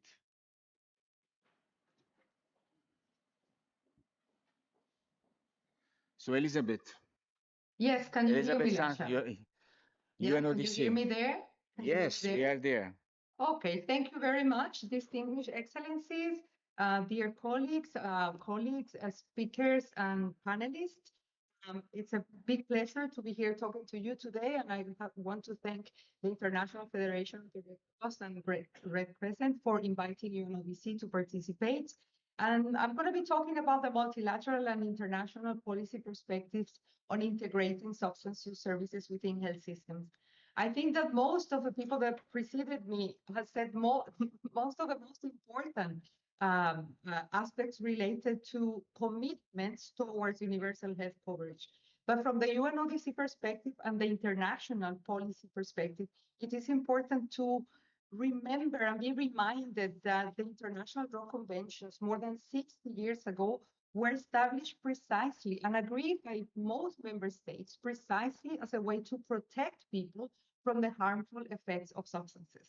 I think Dr. Massimo Barra made a great explanation in describing how most member states unfortunately have emphasized their efforts to control these substances and invested most of their funding towards punishment and all sorts of measures against the people who use drugs instead of investing in treatment, integration in health systems. And we're talking more than 60 years ago, but we have more recent mandates like the 2016 special session of the General Assembly of the United Nations, where for the first time in an outcome document, member states recognize that drug dependence is a complex, multifactorial, chronic, and relapsing disorder. So it fits into all the characteristics of a condition that requires, like my predecessor said, responses, adequate, quality, evidence-based in regards and directed to their needs. And this means health needs. And when we talk about a chronic relapsing disorder, we know that these needs vary, yeah, and are different. So another important aspect of the UNGAS is that UNODC and the World Health Organization were mandated to develop international standards for treatment of substance use disorders.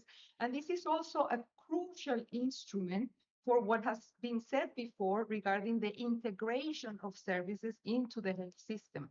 Why? Because the international standards clearly specify the different levels of care, the different settings within the health system, and the specialized drug treatment services, the type of interventions, the professionals that have to be involved in order to ensure what we call the continuum of care. And here I want to say something because I believe there is a misunderstanding in many people when we say continuum of care. The treatment of substance use disorders is not linear. Dr. Barra mentioned a point of entry. And yes, it is. A harm reduction, for example, is a point of entry into the system, but patients may come and go depending on the evolution and the stage. And the important thing about this is when we talk about a continuum of care, then the previous term that was used, no wrong door, should always be available. So every year, the Commission of Narcotic Drugs, which is our governing body and where all the regulations and legislations in member states derive, every year there is an important resolution that relates to integration of services, emphasizing prevention, treatment, you name it. And this year we had a very important resolution approved by member states, specifically on the need to have health-related objectives in the drug control system and calling for a public health response that includes from prevention to recovery, including harm reduction in all the interventions that are considered part of this continuum of care. So public health and substance use disorders, are they compatible? Can we really aim and make this commitment for universal health care and coverage? So the first thing is, again, we need to recognize the nature of substance use disorders. We need to work on eliminating stigma and discrimination. Evidence-based intervention, we go again and again telling countries what to do, not always telling them how to do it. How do we apply evidence-based interventions that respond to the specific needs of each person? Then we have spent so much time in this discussion about whether people have the right to use drugs or the right to health, etc. It's not about, for me personally, but I also think in terms of the UNODC work, It's not about the rights to use drugs, but also the rights of people who use drugs to receive all the care that is required. And I want to also mention something that I recently heard in a harm reduction meeting about continuum of care being three words that really struck me: surviving, stabilizing, and thriving. And also, as a medical doctor, I want to remember that during medical school, we all learned, for example, how to identify the crisis in a patient with diabetes, which is another chronic disorder. So no one would ever dare to talk to a person with a hyperglycemic coma about diet. Yeah, we first need to save the patient. We then need to stabilize that patient, and then we need to help that patient to thrive, to have a healthy life despite having a chronic health condition. And I think that that is the same. So to achieve universal health coverage, we need to incorporate substance use disorder content into the medical school's curriculum everywhere. And not only medical doctors, nurses, everybody involved in health service provision should know at least the basics, at least what we learn about any other chronic disorder should be taught in all medical schools. We need to work towards integration across the health system at all levels. This was said very nicely by the ambassador of Greece, and I congratulate them on the efforts they are doing in Greece in this regard. The health workforce should also be trained on a philosophy of humanity. Unfortunately, we've seen decades of health becoming a commodity, becoming business, becoming profit-oriented. And we know that the people affected by drug use disorders are the most marginalized of all. We need to foster again and again and again this dialogue between scientists and decision makers, especially in those countries where substance use disorders treatment is mostly planned and provided by counter narcotics, criminal justice, law enforcement kind of approach, because that is what is keeping people, that's one of the factors that are also keeping people outside of the services. And finally, a continuum of care and human rights approach where everything from prevention to rehabilitation and recovery are not seen as a linear, but as options that are presented for every patient when they need. And when I was preparing this talk, always comes to me our Hippocratic Oath, and it is about the ethical responsibilities and the principles of beneficence, non-maleficence, autonomy, and justice. And with this, I finish my presentation. Thank you very much again for the invite. Thank you very much, Elizabeth. I think we are very well mobilized. I think we have our colleagues from UHC team here that very well mobilized to really start our movements towards the UN high-level meeting next year. Just really to get the stronger voice and just really to make the change finally. Because I mean, what we have here, to build strong health system for universal health coverage. Join us. Yes, we join. So now, yeah, we find out what's going to happen. Yeah, while it's informal side event, so I mean, I like it because then I can mess up lots of things. So.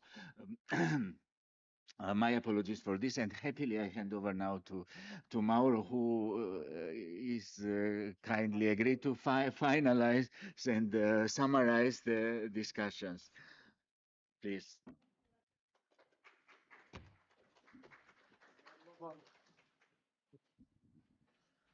Thank you. Thank you very much, distinguished colleagues. It has been a very rich and important discussion. Hopefully is the first of many. We don't see each other quite often here in Geneva. We know each other mostly from Vienna, from the Commission on Narcotic Drugs, or from elsewhere, where our organization used to meet, and sometimes we used to collaborate in some programs. So it's very important to start this dialogue today. And one important reflection that clearly emerged from this discussion is the profound contradiction between the ambition of the WHC and the reality experienced by the people affected by substance use disorders. So on one side, we have the SDG 3.8 that called for universal access to health services and financial protection.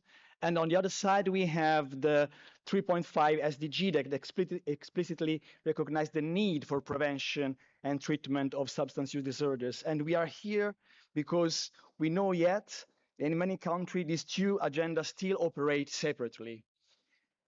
So substance use services are too often absent from national benefits packages and are not enough financed or treated as secondary priorities. This is one of the major blind spots of the current UHC implementation. And another key point that was raised today is that criminalization continues to undermine the health access.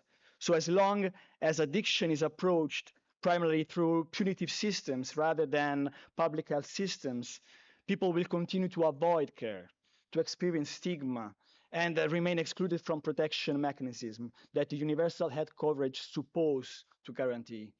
And also His Excellency from the Greek mission was also mentioning the access to treatment in prison, which is very dear to us. Also as Red Cross Red Crescent, we have the mandate to care people in prison, and we are working hard in our network, European network on substance use of Red Cross and Red Crescent. We are really working hard on this, and we have a very important and good example from Ireland Red Cross that is working in all the prison from all around the country. So we can all benefit, mutual benefit from our experience, and this is also the aim of this meeting. We also discussed the importance of recognizing harm reduction as an essential component of healthcare systems. So needle and syringe programs, opioid substitution therapy, overdose prevention, outreach services are not optional or ideological measures. They are evidence-based public health services, and they are often the very first entry point to treatment and recovery, as it was also mentioned by Dr. Barra and by the colleagues from UNODC. So we had a very strong call to recognize the indispensable role of civil society, of peer-led networks, and community organizations. So in many parts of the world, these organizations are already providing services that formal system fail to provide. And they are remaining underfunded or excluded from decision-making, or not integrated into national health strategies. So if we truly believe in resilient community health system, then the community-led responses must become supported and not temporarily tolerated. And eventually, another critical point to emphasize was emerging a lot in our conversations international stage is the fragmentation of services that remains one of the greatest barriers to care. This is why also the Red Cross and Red Crescent, together with all the civil society organizations, are promoting multidisciplinary task forces to support continuity of care on community level and recognizing the essential role of volunteers and frontline workers that can play a very important role in building the trust, reducing stigma, accessing to the most vulnerable people, and accompanying people towards treatment. This is instrumental to our aim. So perhaps the real message today is to integrate these substance use services into a UHC is not simply about adding another health intervention. It requires rethinking on how health systems define inclusion, dignity, access, and public health itself. Because there's no universal health coverage until we have people with the drug problems, affected by drug problems that are treated as invisible people. So thank you very much for being here together with us. Hopefully we'll see you again on next year. And thank you, Lasha, for leading all the panel and all the colleagues here. Thank you very much. Yeah, let's have a picture all together, please. That's a fantastic idea. And the umbrella, please. We will hold the umbrella.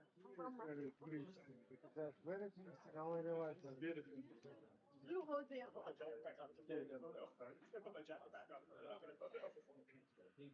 Well, you need to organize. Yes, do we come down? So despite the agenda, the panel was full today, we succeed in integrating someone else. But I have the So feeling it's everybody